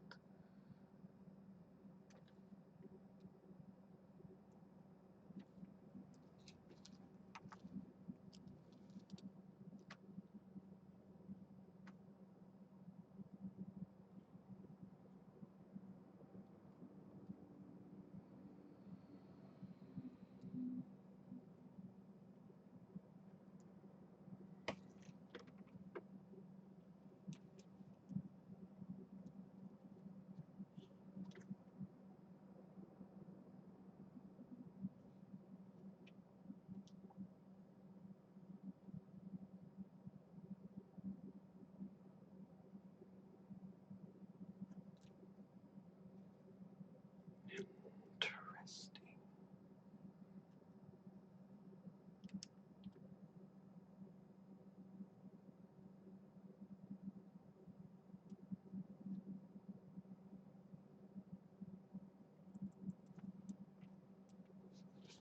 It's like I'm figuring out all this math from the beginning instead of relying on Pythagoras.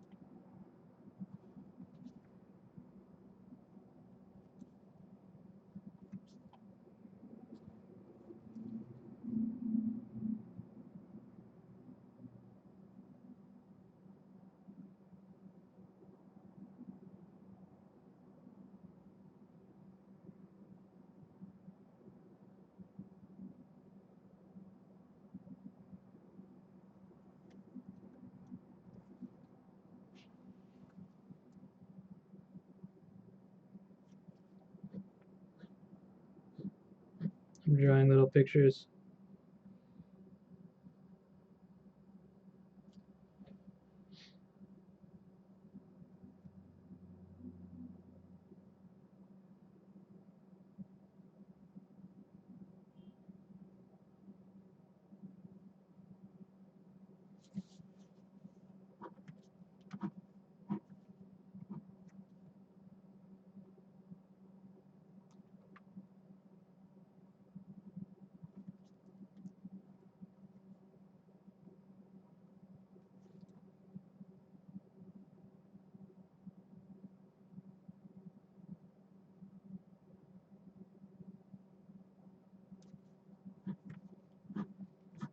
I think I may have figured it out.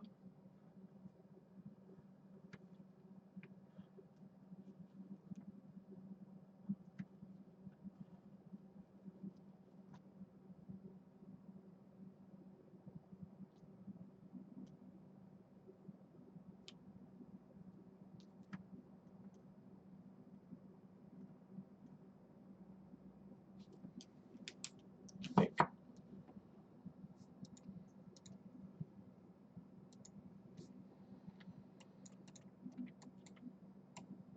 So I'll keep that one. Oh, no, this is the one I changed.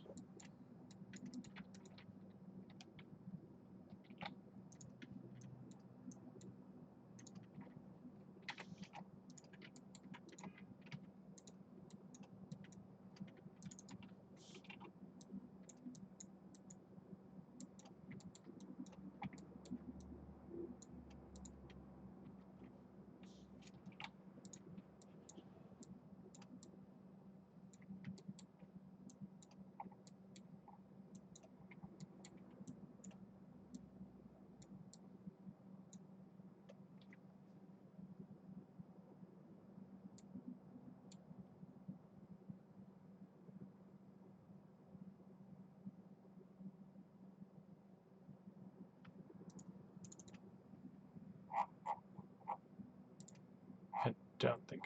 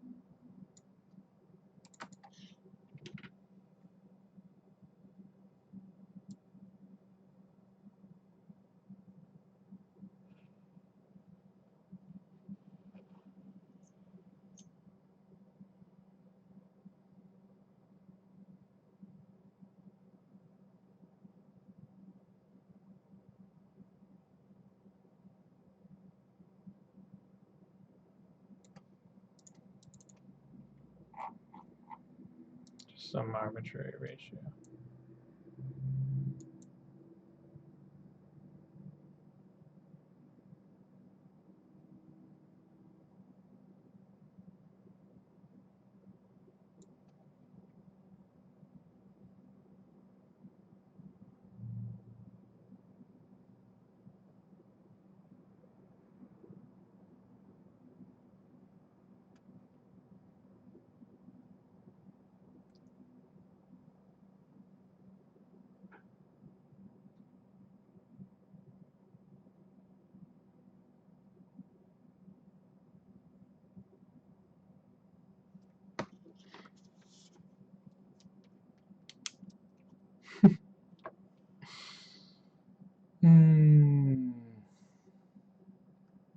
This isn't fun at all.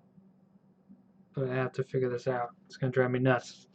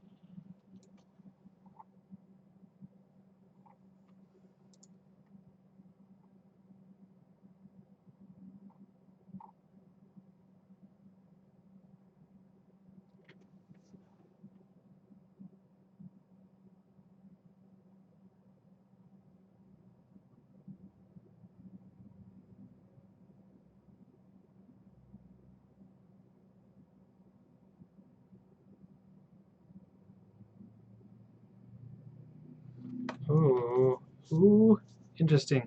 Okay. So I have this length,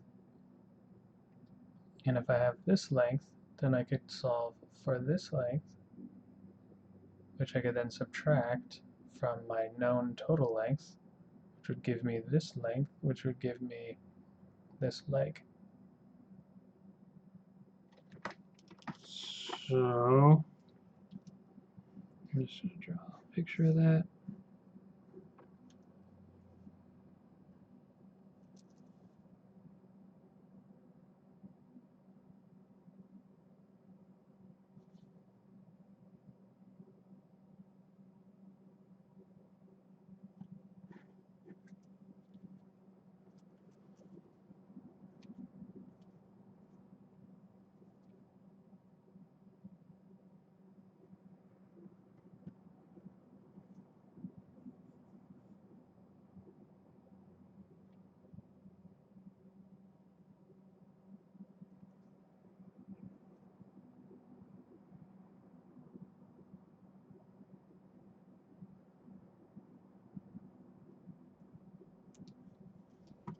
All right.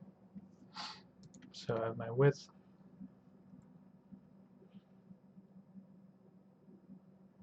I'm going to make this work with some knowns. So my corner width is going between 0 and 1. So instead, I want it to go between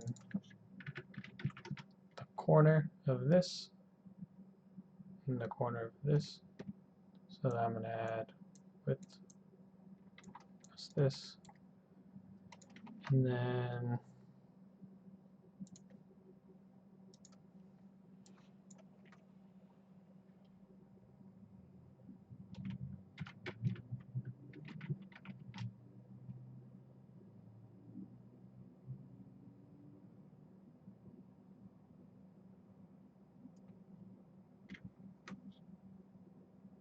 that's my scale factor. So if it's 0, it's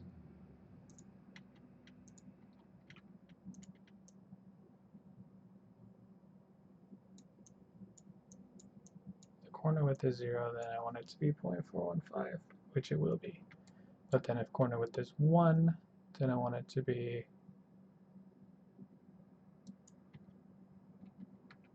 1.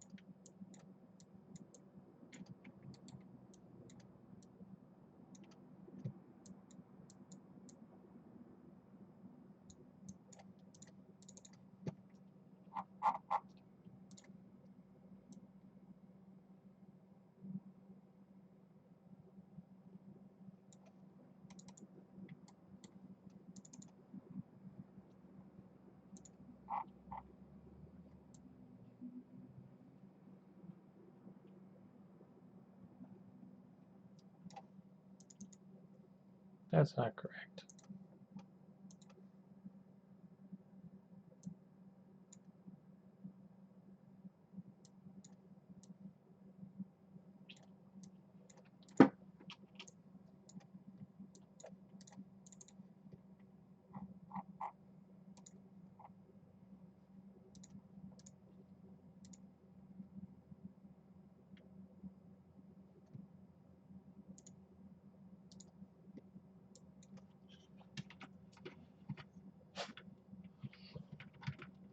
Oops.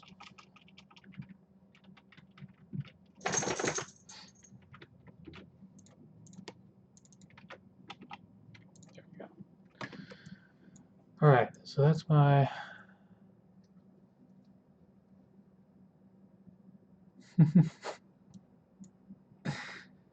all right. So this is my move it from 0 to 1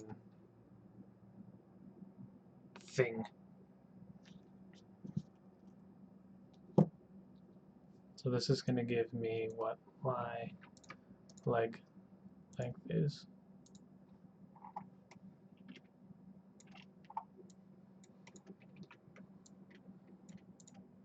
So this is how wide it is.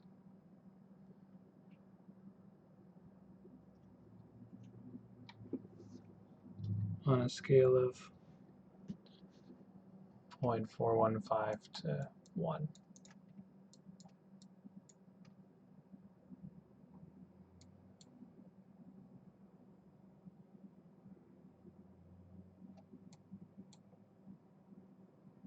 I think.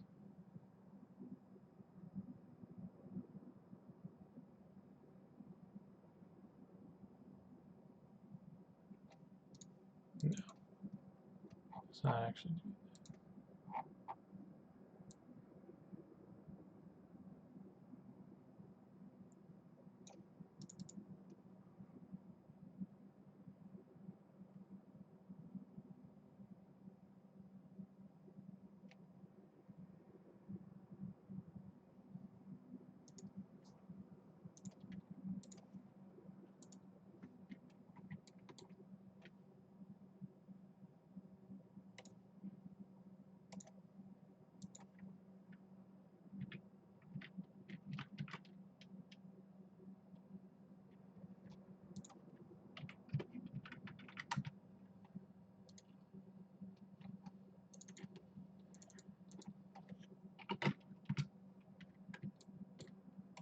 So it's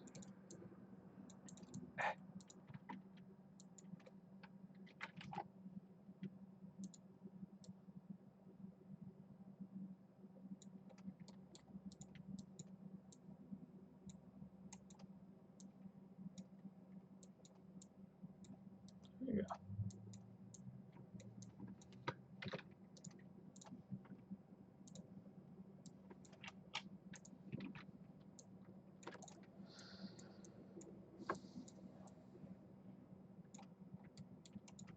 So then it's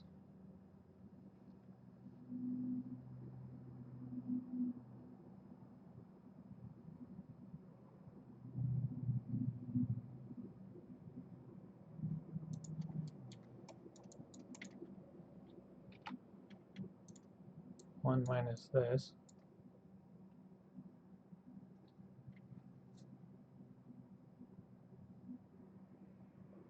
No, it's not.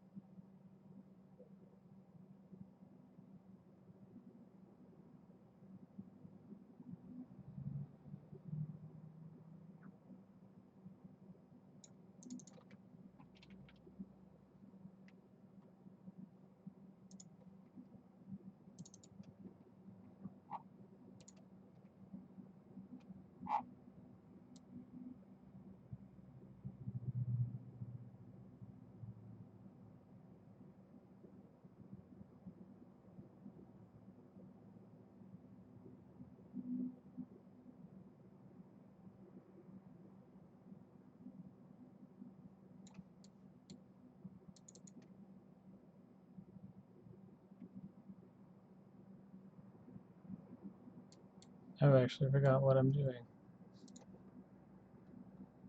That's never good.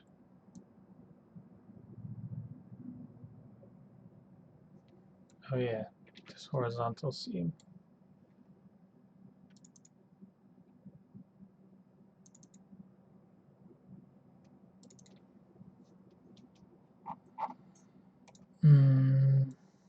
Might be time for a break.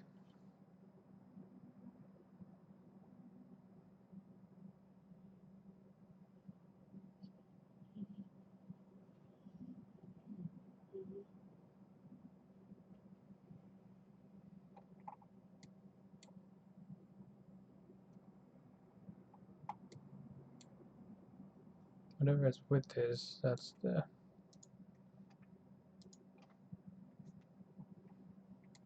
So this is going to give me a number. That's this width. So we do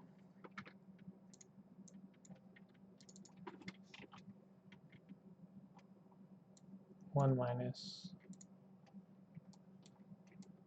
that, which is equal to this distance. So really what I need is this distance, which is 4.15. This distance minus 0.415.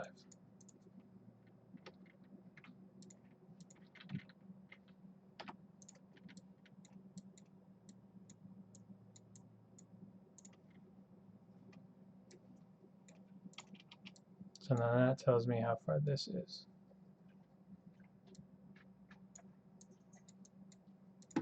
And then should be this.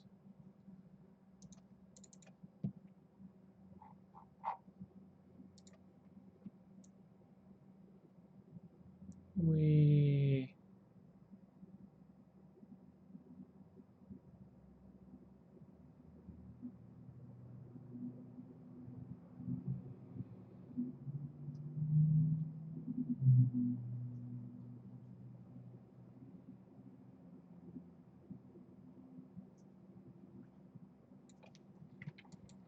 see that it works. Plug this guy into here, here, here, and here, and here. Plug this guy to here, and here.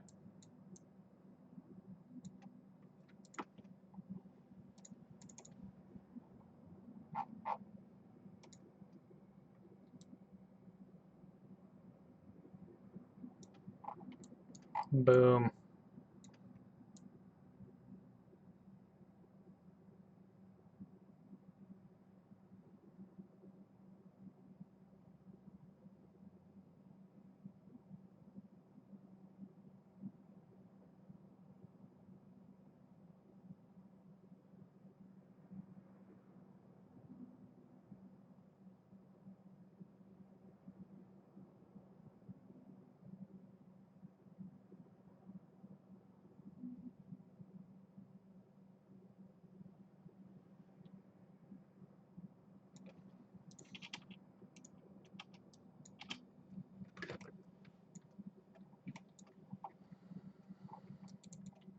Save. Yay. And really this is like, the slider is opposite what it should be. So if I wanted to flip that, it would be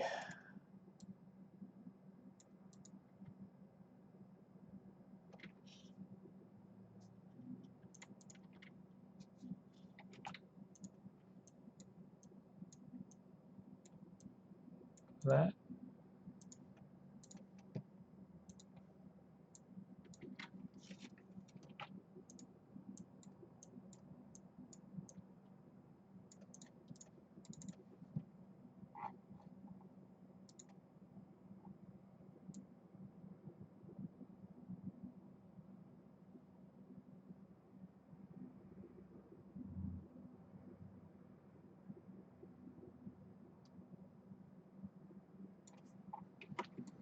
Alright, so now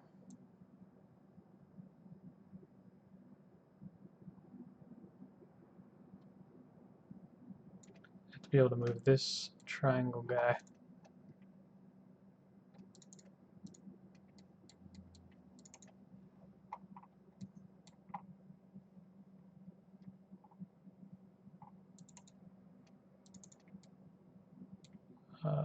These need to be swapped. So this one goes into here and goes into here.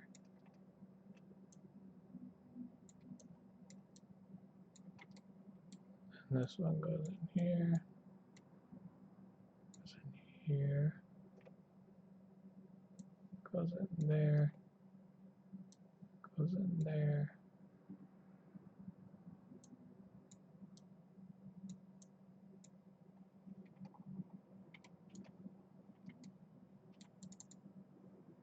And goes in here. Cool.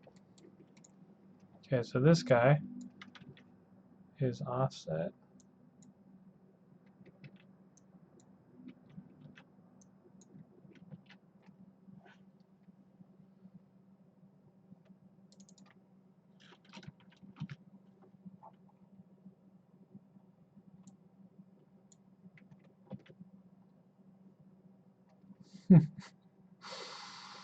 Oh, what am I doing?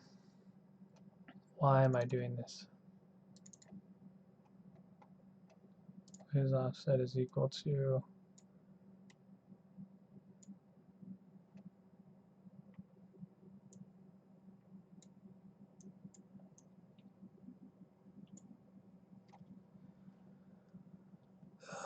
there's gotta be a way to math that. Yeah, I did get it to work.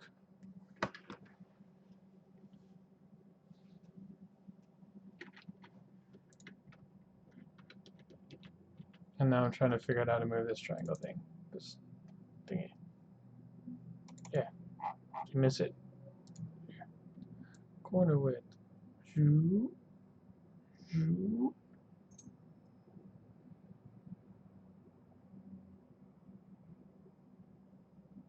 Shoo.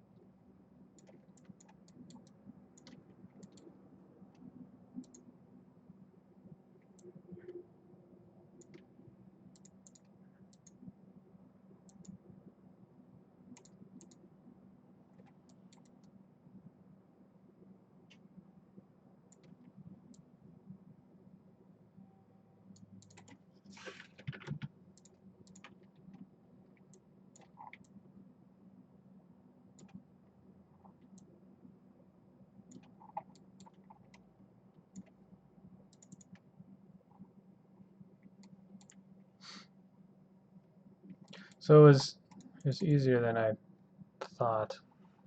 I need to be able to derive its width based on this height, which I'll figure out later. But no, basically this is 0.415 in, which is based on this width, which is based on the triangle that goes to the center. Um, but yeah, and then I set it so that the slider moves it between these 2 points rather than across the whole thing because I didn't want this weird kind of seaming happening. It's just along the corner, along this edge.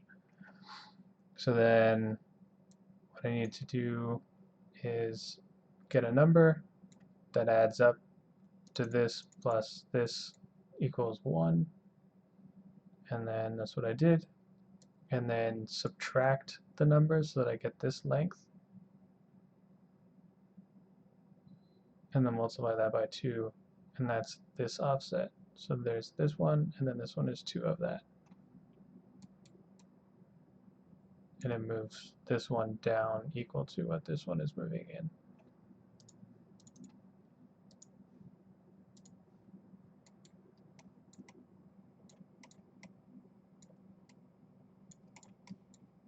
So this is the move it horizontally, then we calculate that, and then we subtract that. So the amount that it moves this way, it moves down that same amount. which is super simple because it's a right triangle isosceles where these two are equal. So whatever moves over this way moves down the same amount.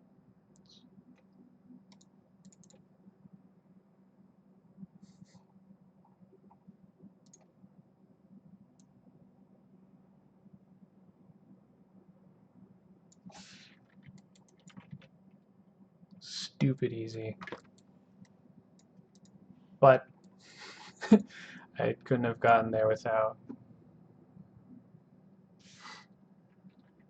kind of going through and figuring out all the stuff that didn't work. And you guys kind of came along for that really, really bumpy ride. So now I need to figure out how to place this dynamically.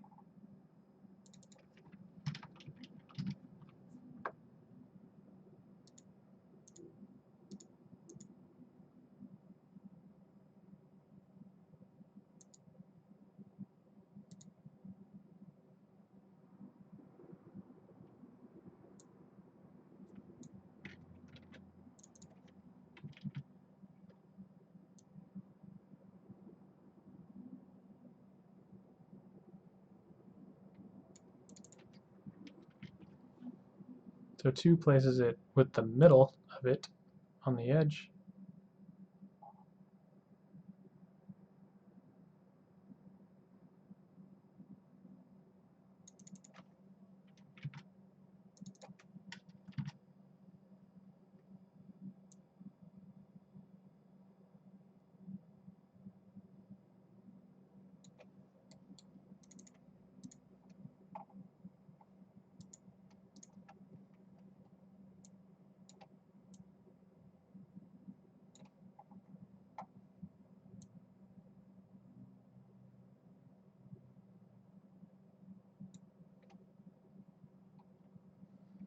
Point 0.42.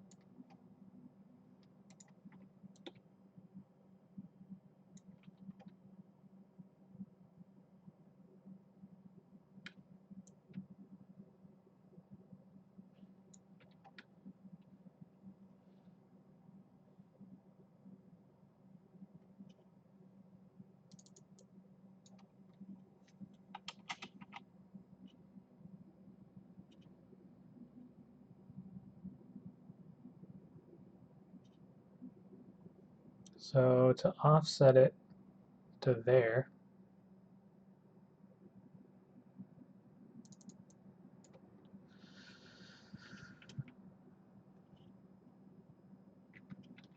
is 0.415 times 2.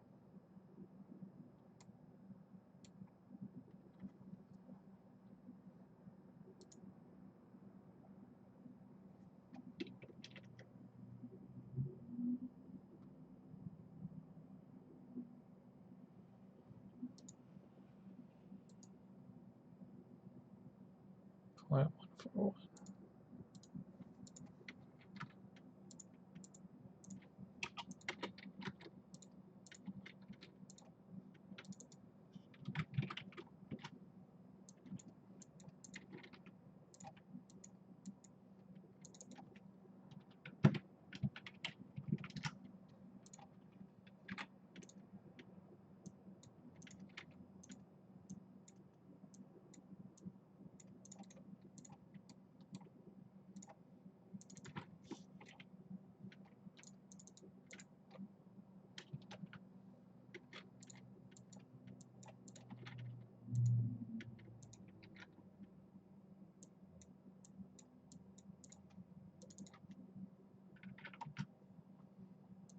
So that 0.5 is what offsets it back to its edge being on that line.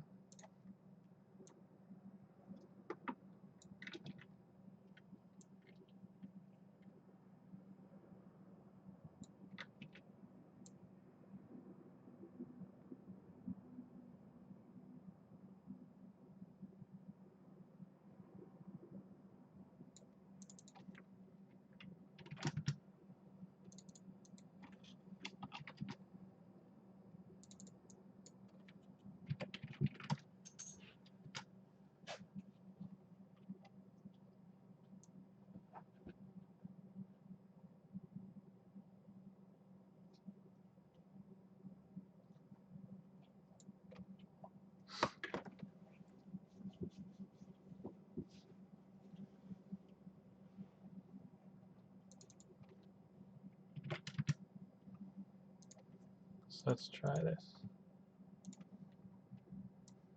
Let's grab what we have.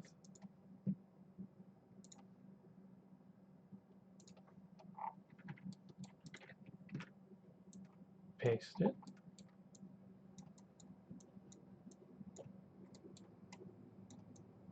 So this is at edge width 1, which means that this is equal to 1.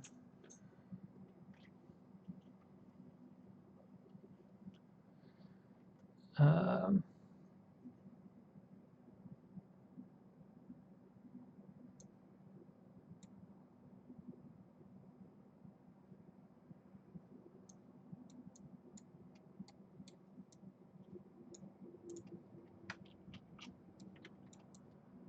okay, let's see what happens.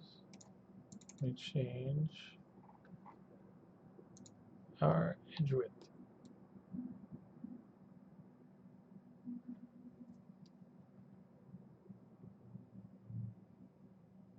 Oh, it's getting masked out, but it looks like it's staying with it. So then we need it to move vertically, which I'm keeping it at the same place. This, take what we have here,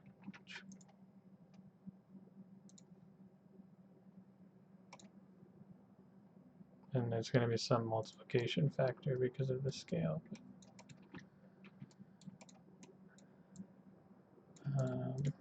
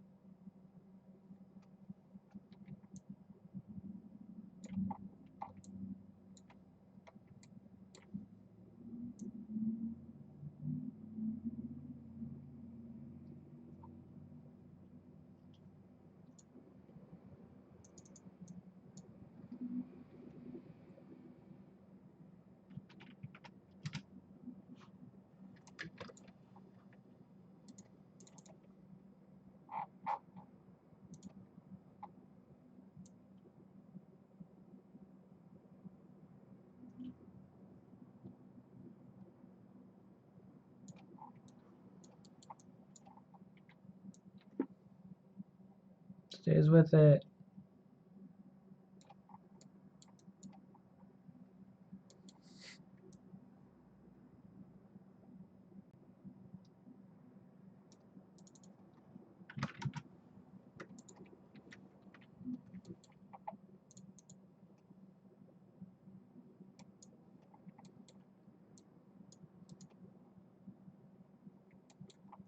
So, curious if this. Haha, awesome.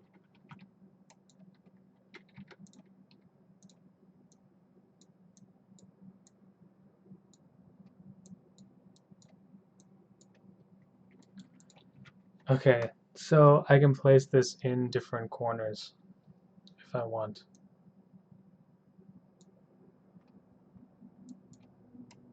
So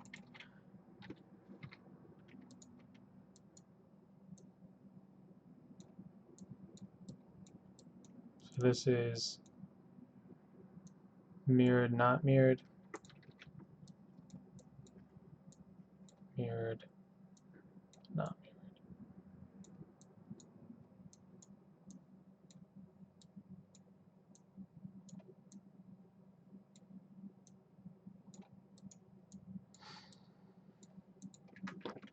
So then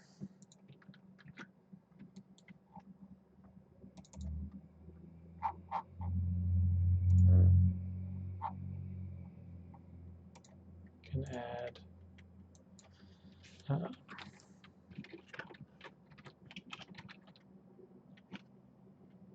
corner accents. Let's call it corners.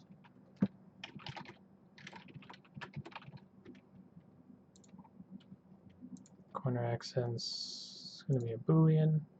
True or false. Default is true. Save. This one's going to be called flip H.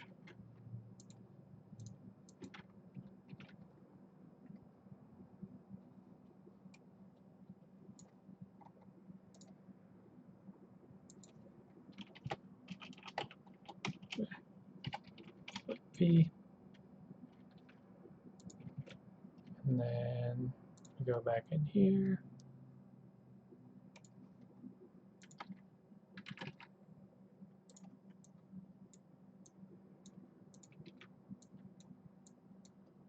So this is horizontal.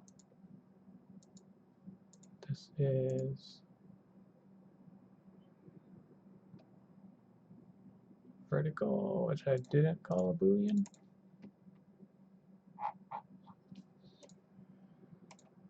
Yep.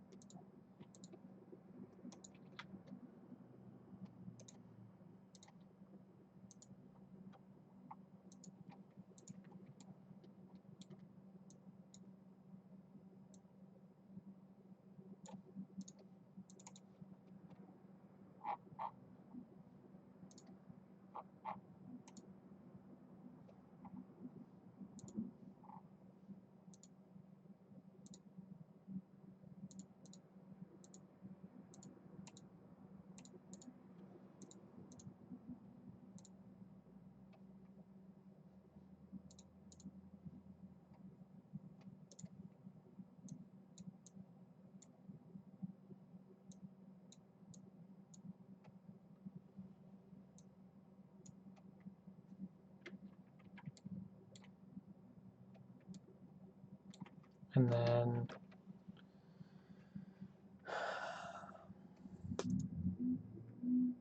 want the ability to put it on this side or this side, maybe.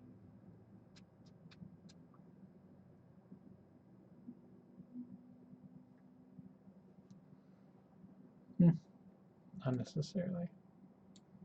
But I need to be able to swap these guys in to here. So I have my gibberish mask. Base seems.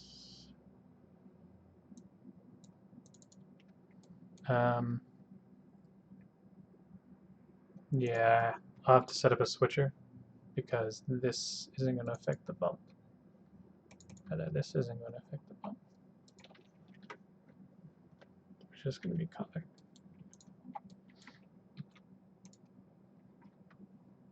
So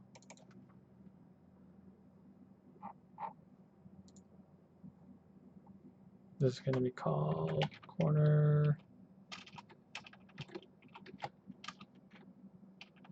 What did I call the other one? Input selection, panel mode, corner item. This is going to be an integer drop-down list. So this is going to be an inset.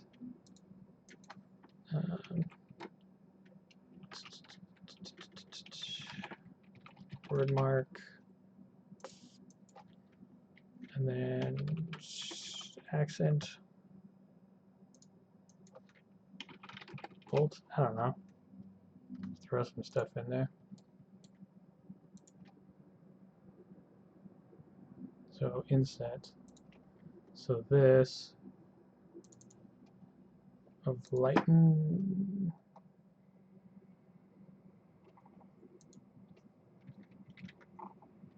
Yeah, lighten. Make it 0.25.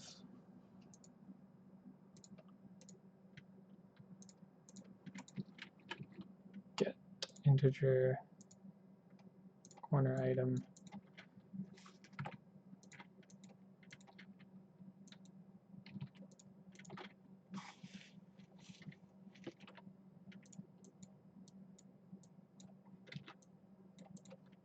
If it equals 1, which is the inset, then let's set our opacity to 0.25. If it's not the inset, then I set our opacity to 0. And we can adjust this to be OR statements too.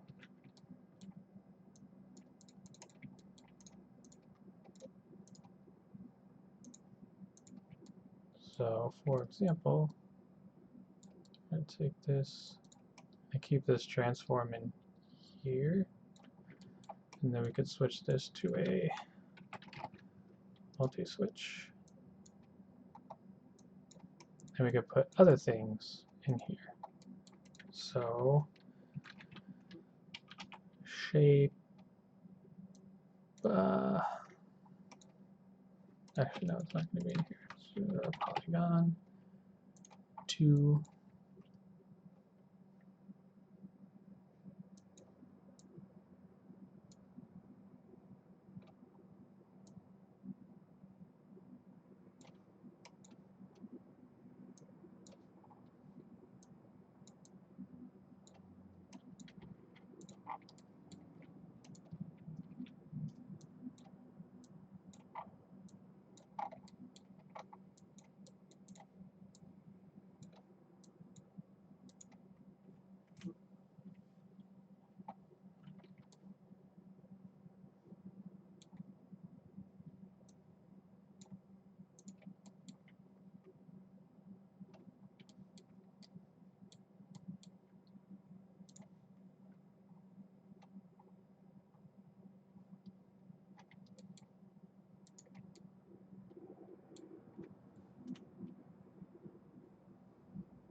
So now if we switch this to 2,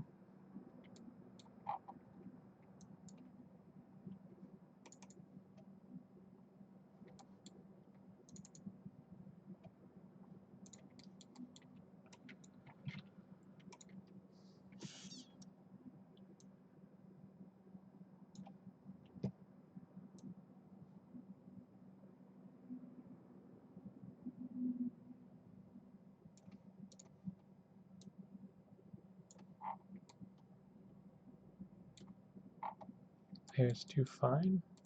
So I scale it down. Oh, it's because of my opacity. Wait, yeah.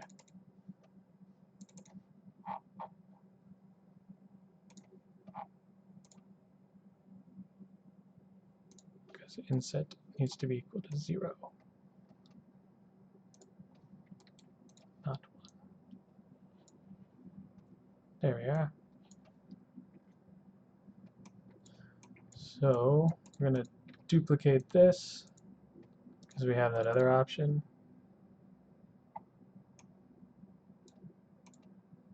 which is bolt, which is 3.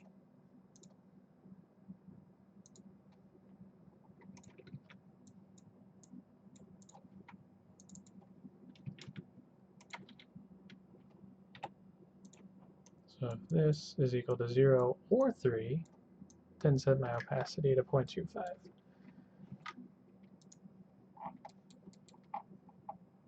And then selector. Things aren't going to be organized, so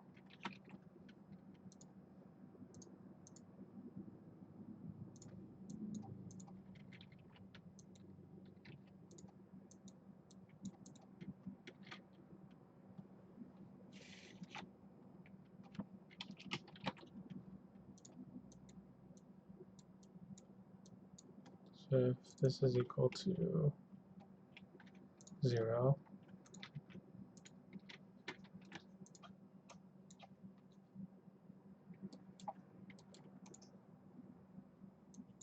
then make it equal to 0. And duplicate this stuff again. If it's equal to 3,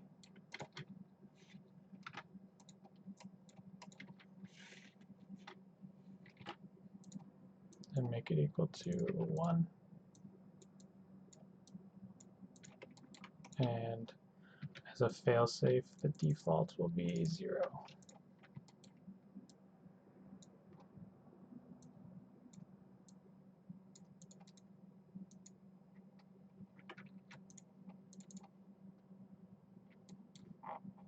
So I change this to bolt. Should switch to bolt. 3.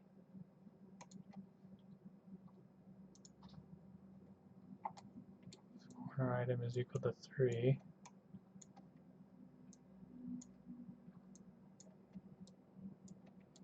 Then make it 1, otherwise 0.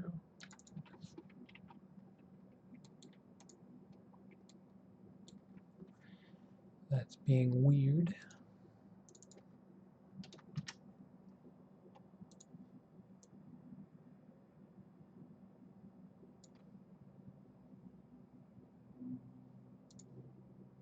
Oh, unless this selector starts at 1, because I can never remember. And then this would be 4. 2. There we go.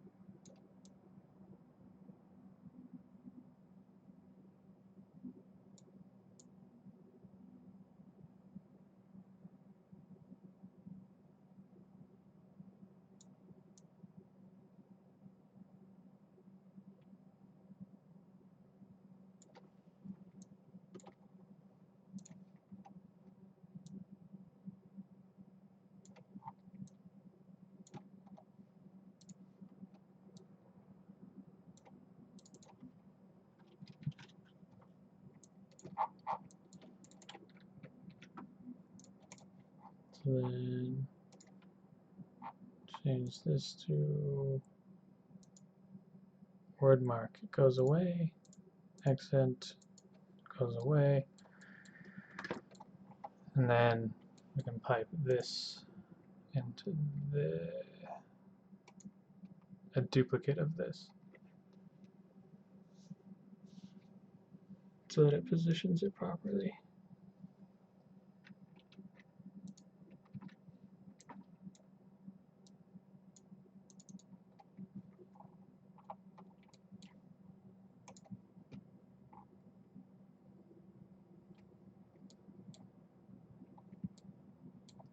let's throw together a color. Just gradient map this real quick.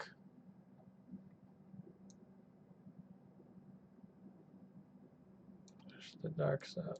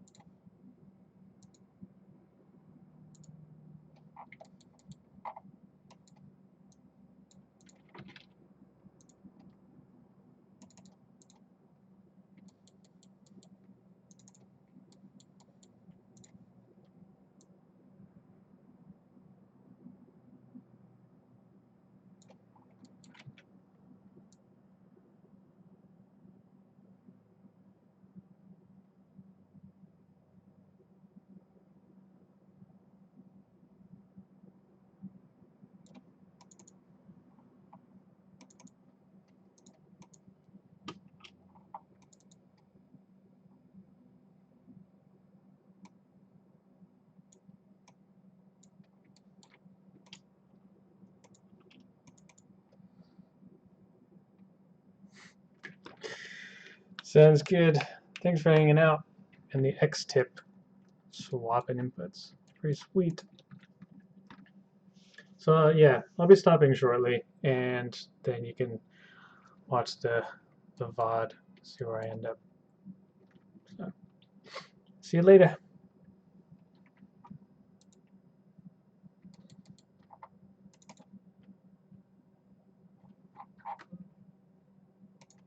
Gonna add another input. This one is going to be a float 2. And we're going to say fifth corner minimum -1.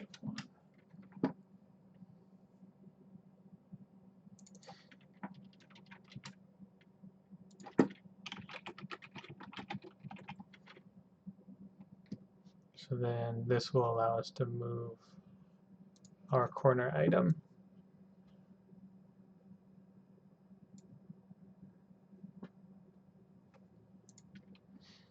And we'll have to plug it in here where we move everything. So we have these plus, add, and then we're going to get float 2, which is our shift corner. And then we'll have to use a swizzle to get one float out of it, and then get the other. So then we can plug our X and Y in, which then duplicate, plug this in to there.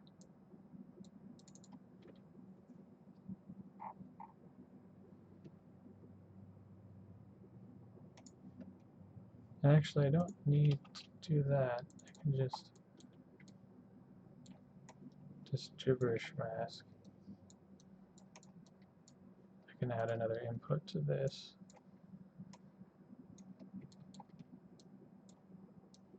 Put that there.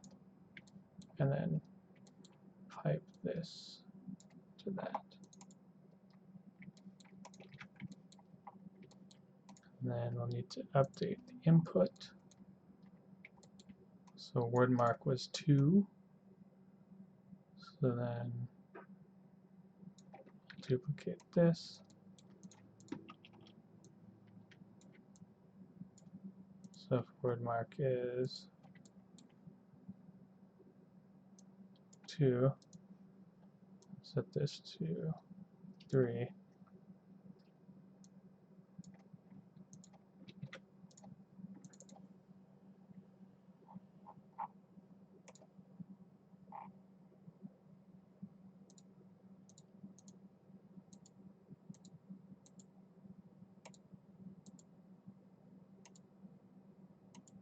word mark is 1.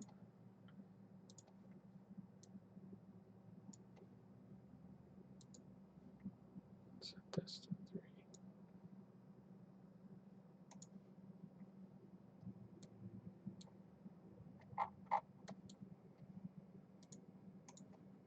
One, two, three.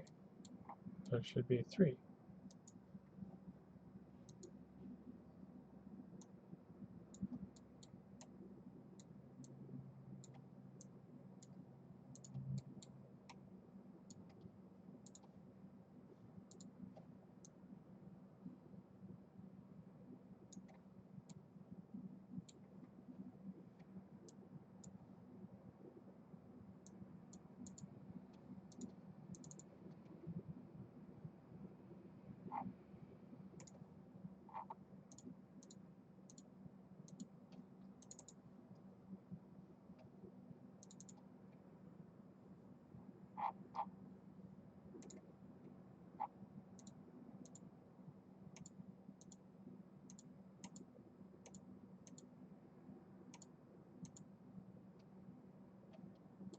Word mark is 1. Input is 3. If the corner item is 1, then set it to 3.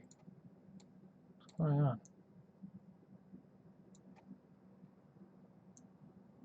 If it's 1, then set it to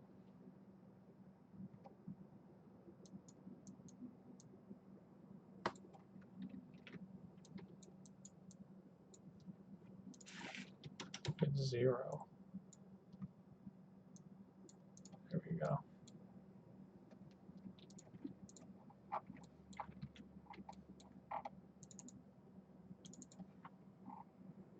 So then should be able to shift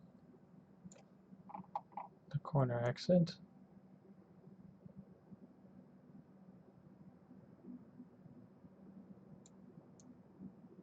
Where we want it. And we're going to lower the saturation and set up some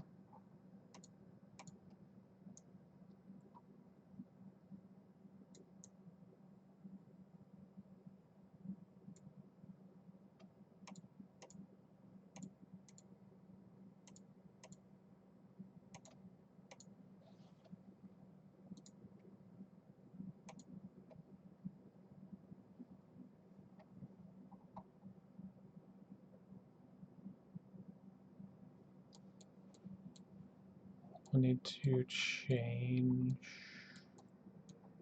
this.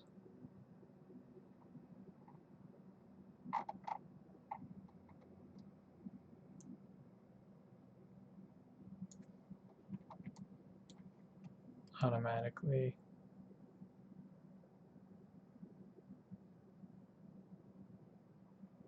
based on the width.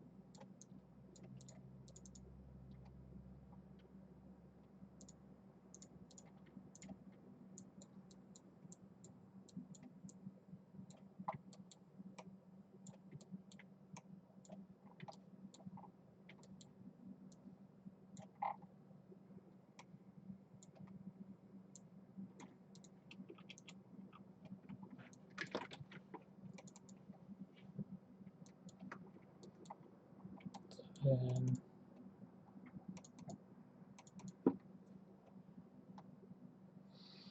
I have to adjust this setup. I don't think that's going to work.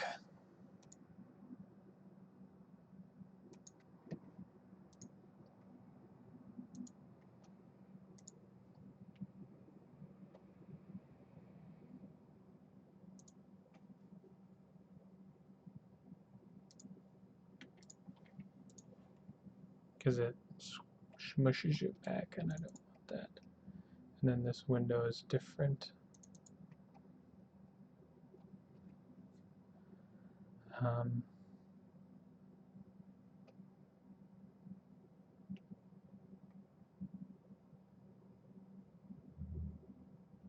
so I need to be able to do like an additional scale horizontal. I'll just take these, squash them, so that it stays within the width that I have based on the edge width.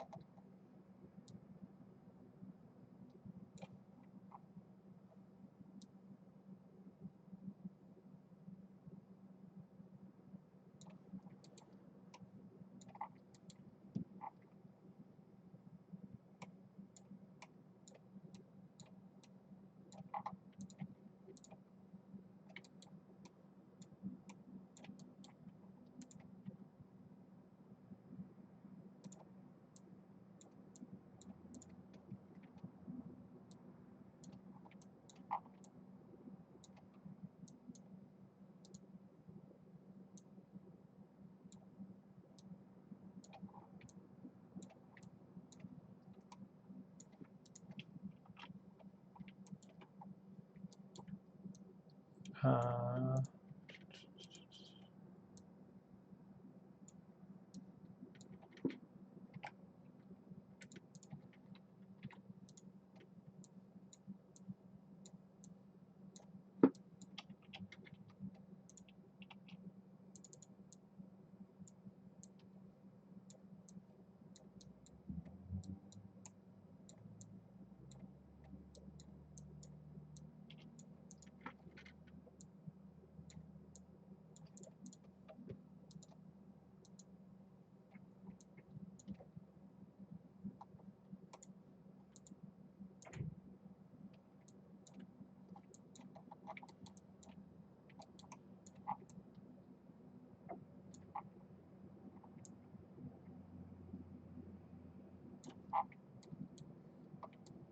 and then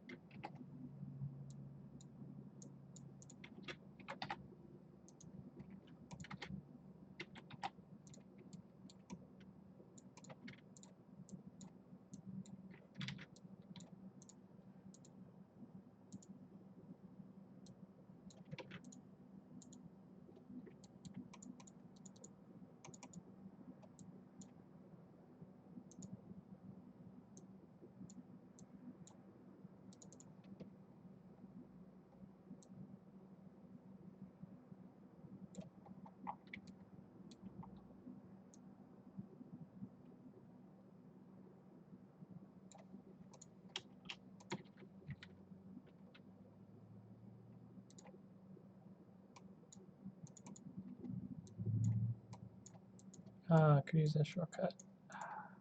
I'll get used to it eventually.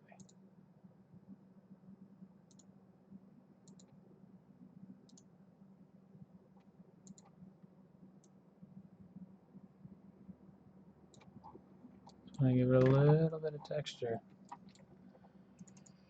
and then gotta ding up our edges.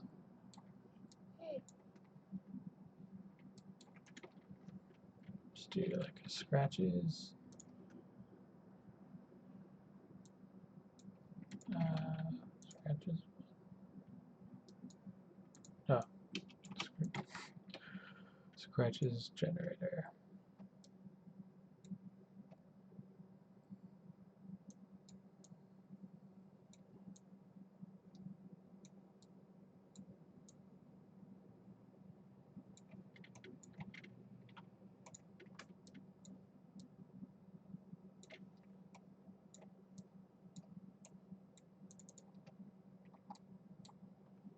Too much.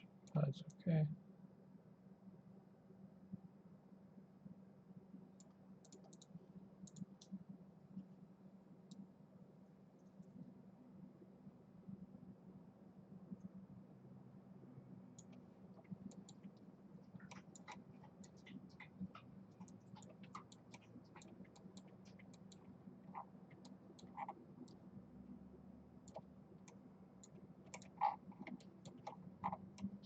We don't want these everywhere.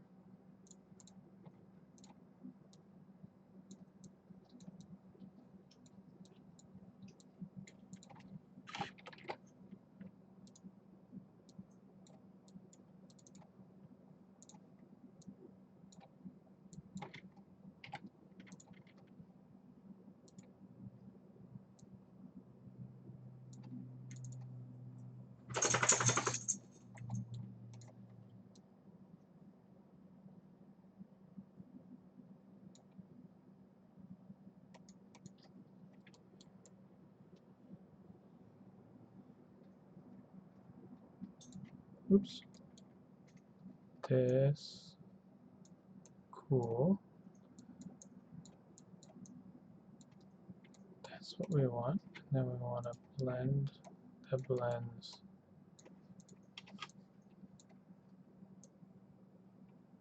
This. This goes into this. Does that blended in?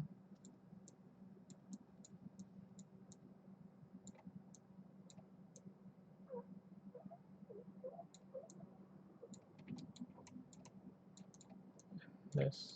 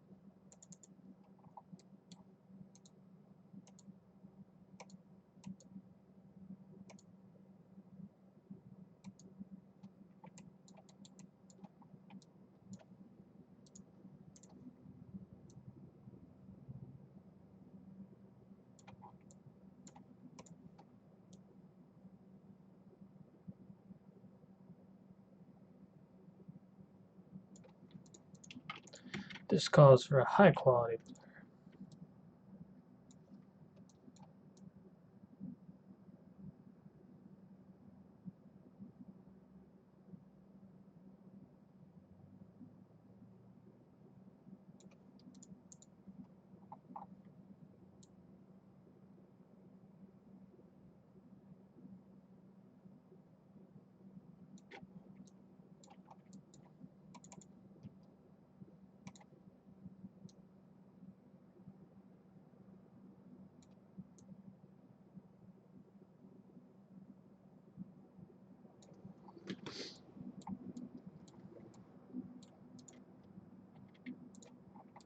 I take this, broke.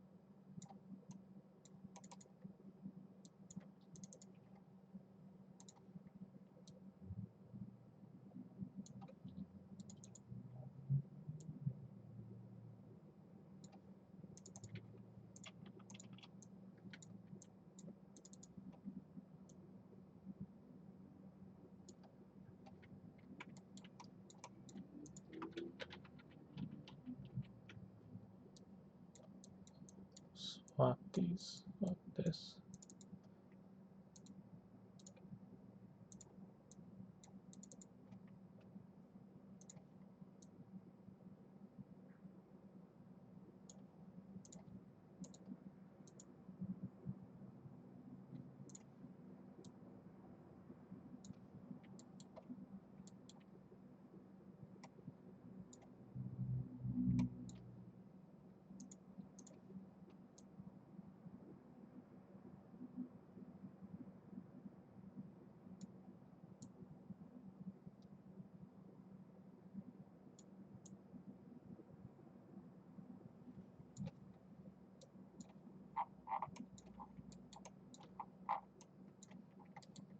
Damage is too much.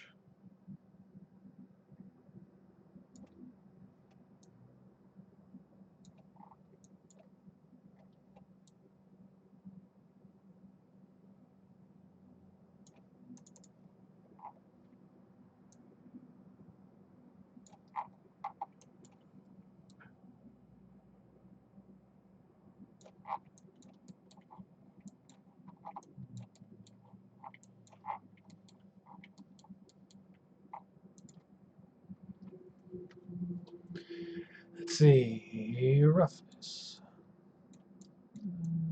This.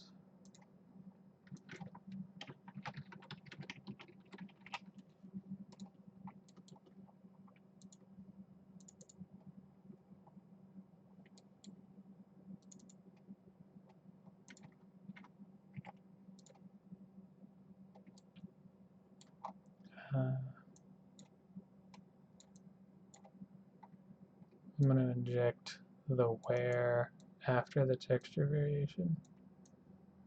Just here.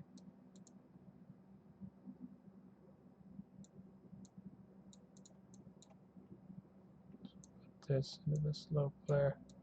Blend it in here.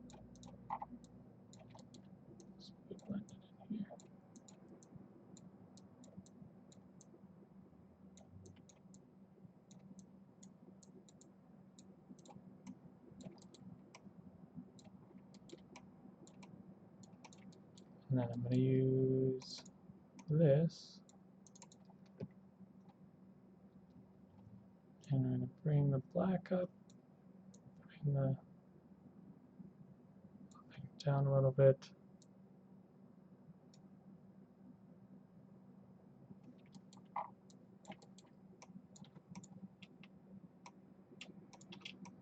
That'll be the start.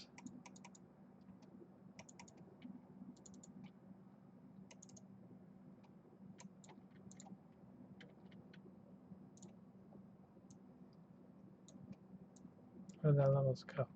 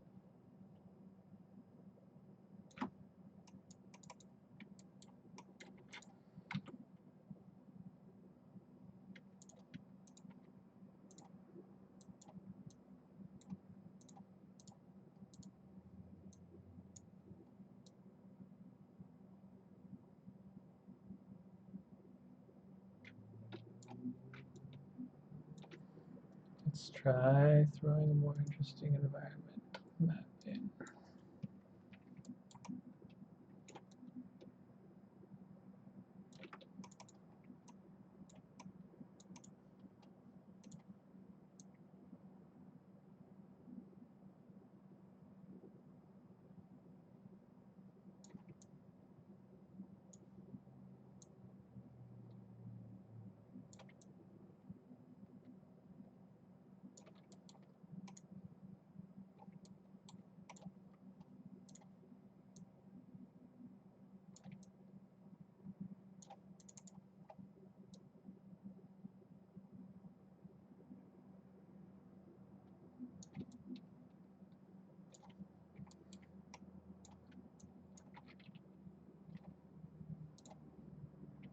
I have that ambient occlusion already.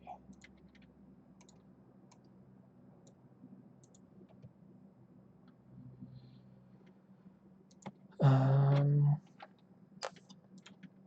need to invert it.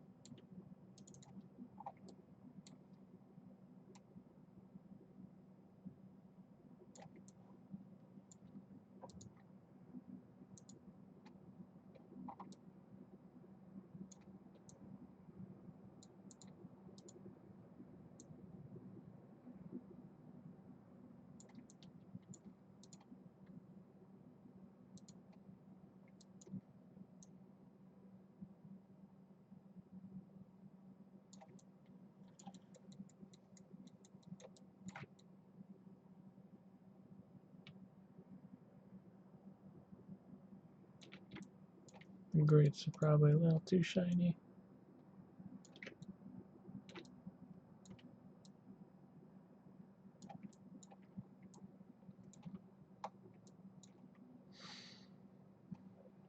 There we go.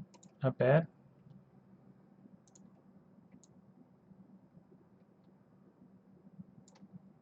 Gotta tone the damage down a little bit more.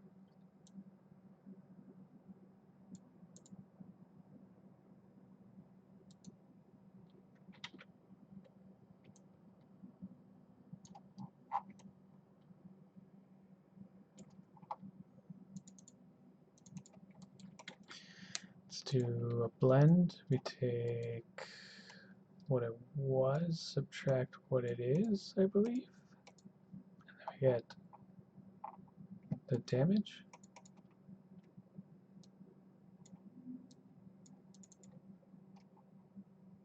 There you go. And we're going to layer this in here.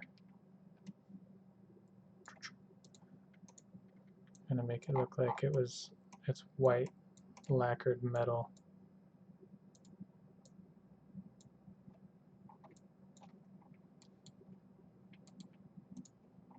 And it's been chipped off.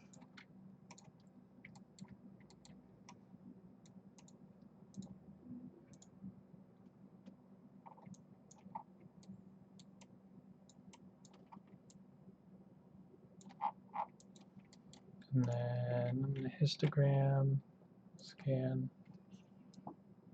to just get the deep parts.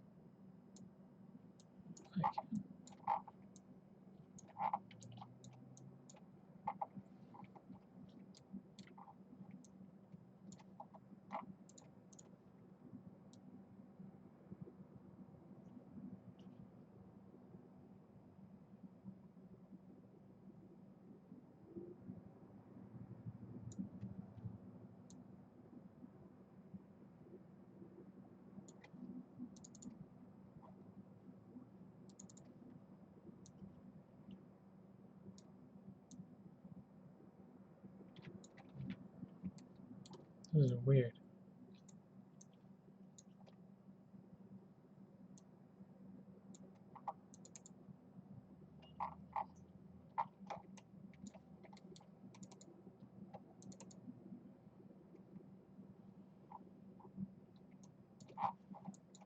I feel like there's less damage than that.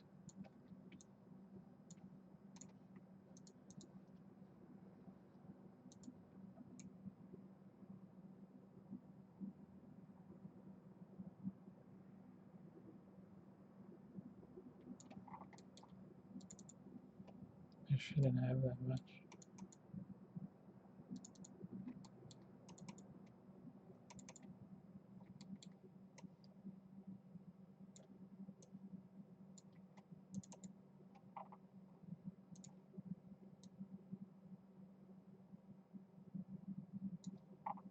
There we go.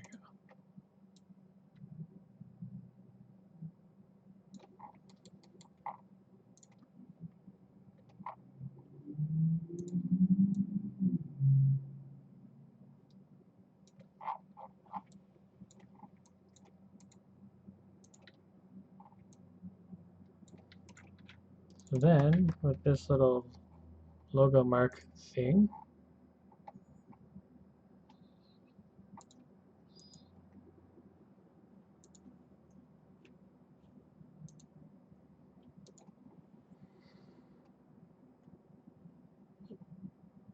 we can flip, push it down there, put it over there, put it up there, and it stays on the correct side. And then we can shift it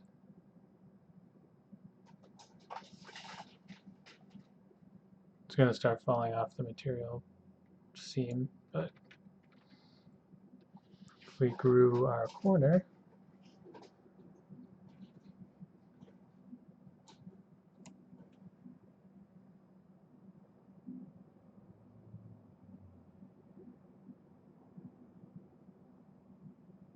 now we can put it over there.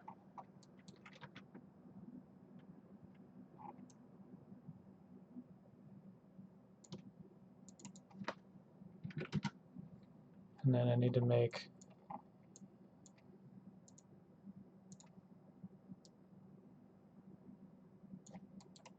a up our normal intensity a little bit.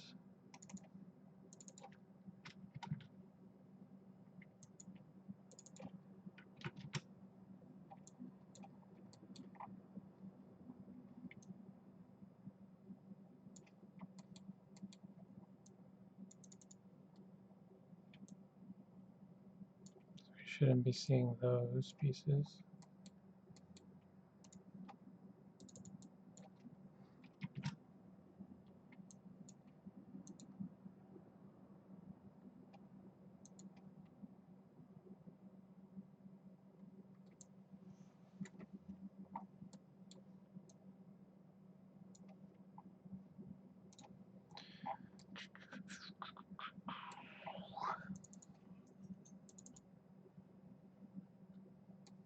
Those are from these, I think.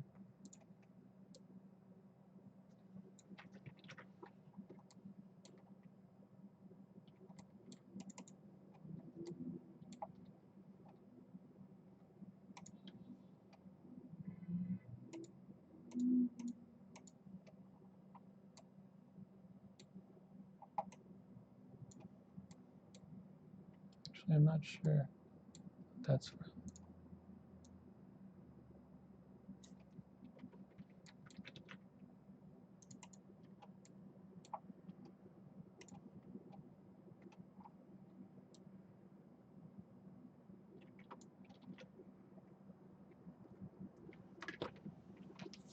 like there are extra seams being detected and then not masked.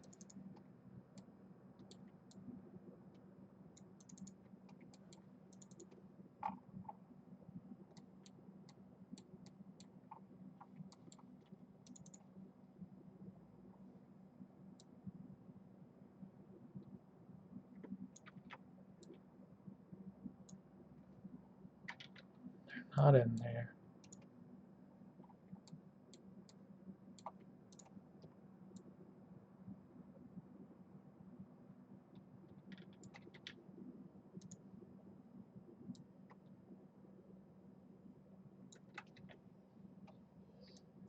They're in there. Let's see if we can.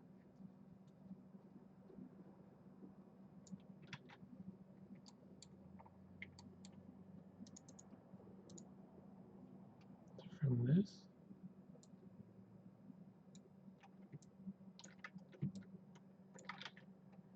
Partially from that. Mapping.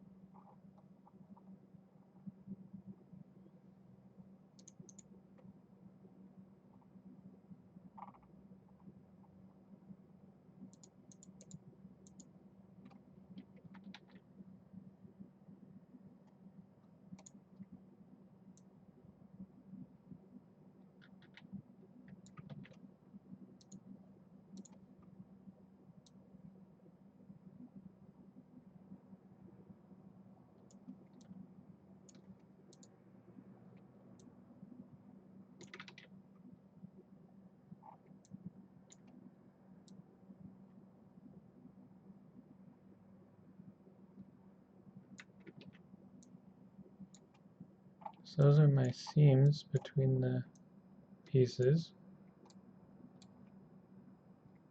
which I want. That's this.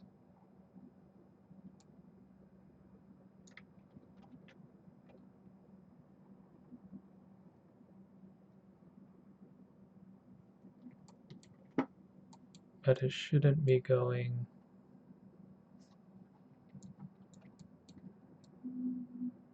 outside of that. Oh, that's why.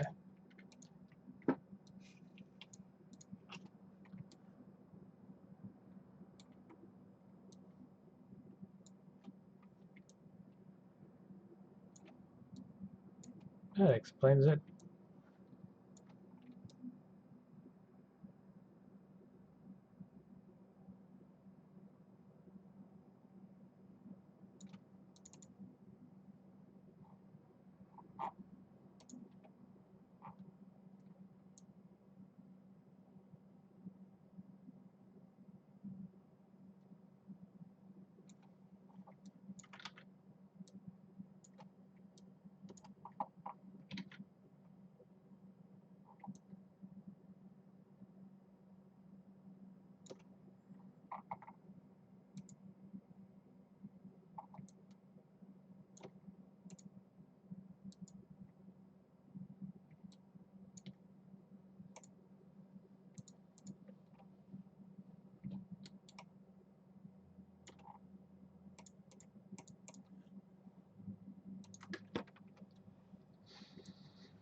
Oh yeah, I was gonna color these corners like a dark gray. And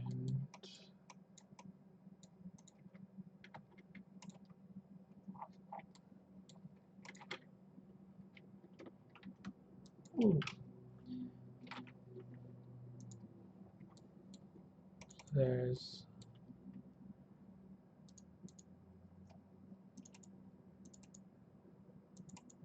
this map. It's just going to be the outer corners.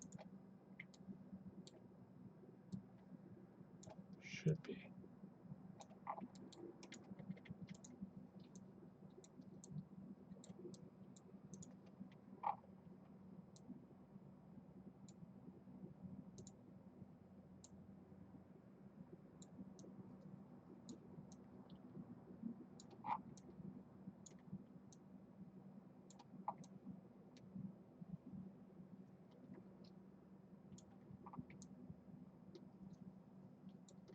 I want that to continue down.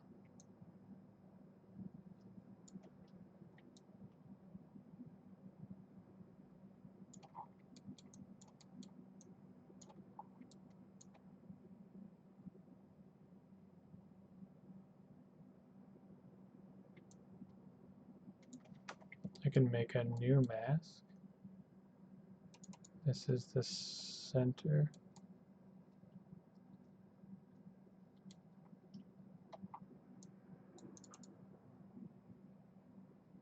Ah, it's okay. Because I could color the corner dark gray as well. Should be done by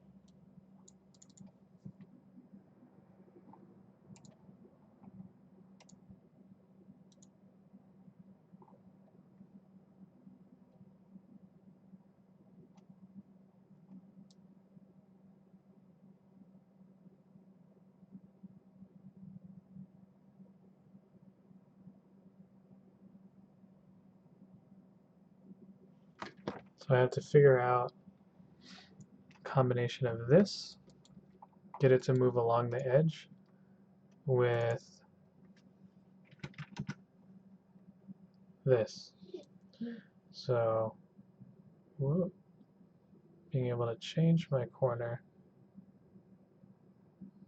and have this still go to here.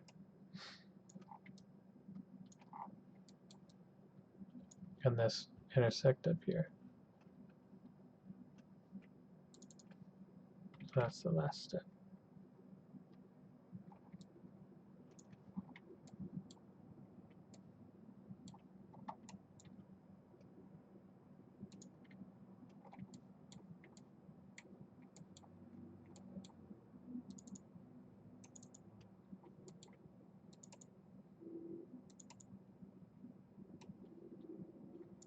Whoops.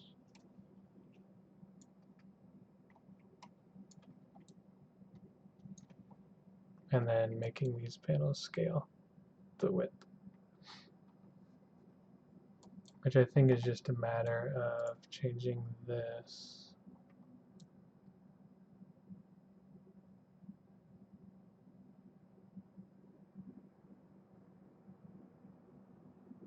to match.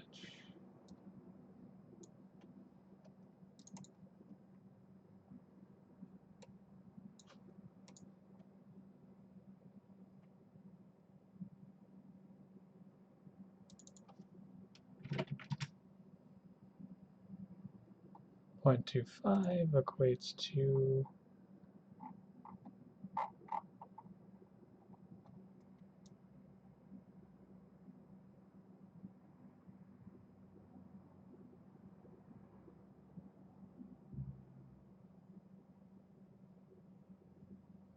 0.15.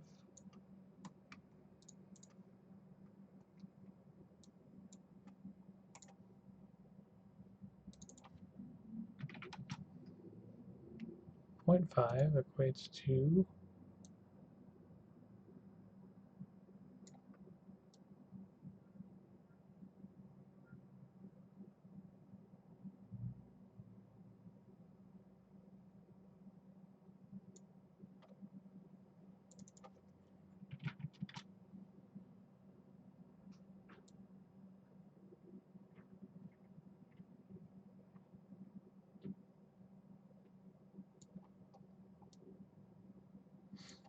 Yeah, I'll have to figure out that relationship.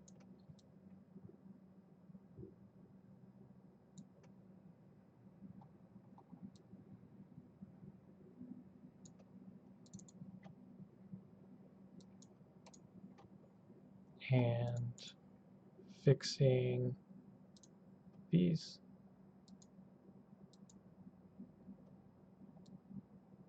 So that it's not all squashed.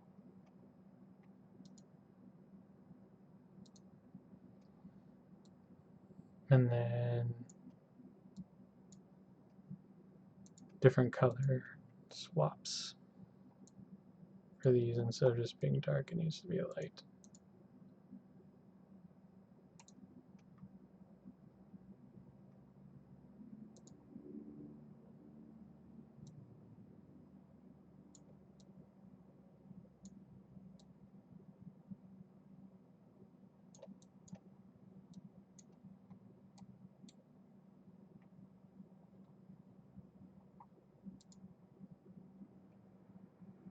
Oh, gotta toggle the color for that.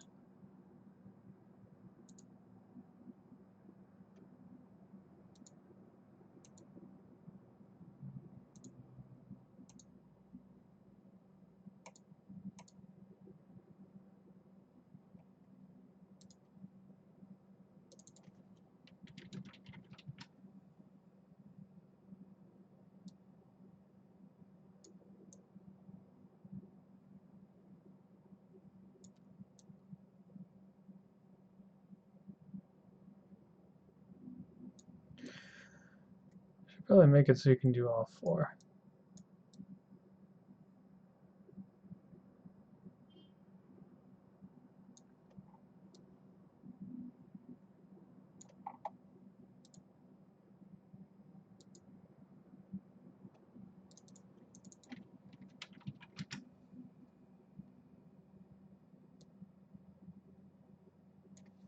And its color, which is here, needs to be masked with where it gets masked,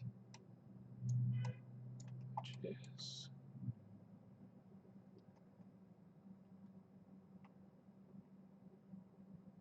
this.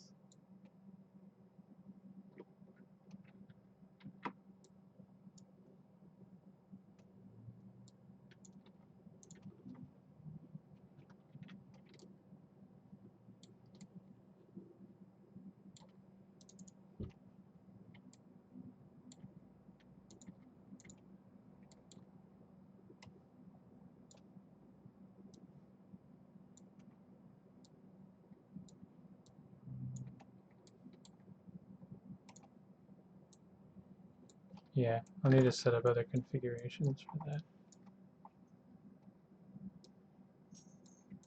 So it's not just blue. Be able to toggle between presets of color and item.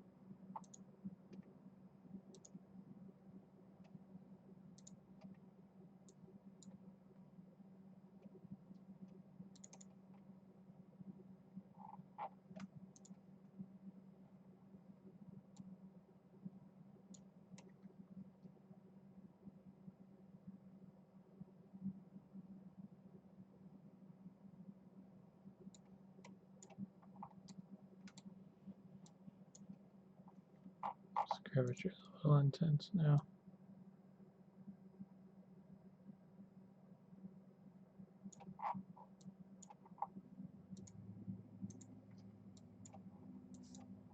The edge damage, I think, is still too much.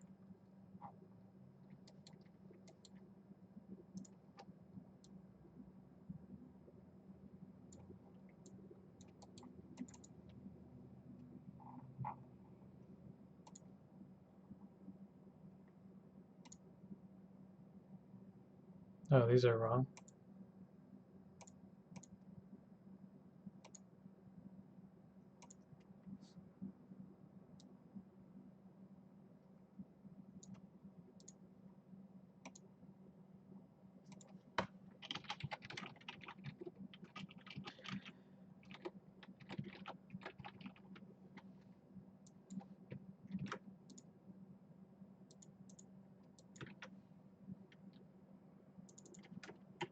Whoop.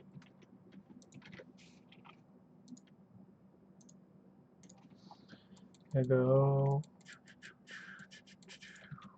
in here, edit this, swap these. That should be correct.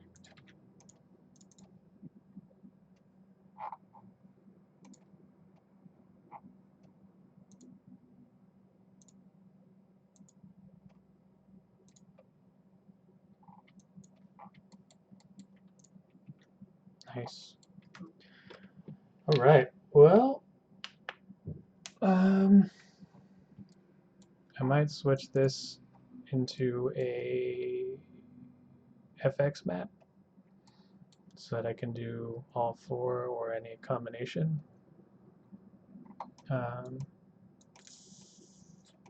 Because the quadrant node would do that perfectly.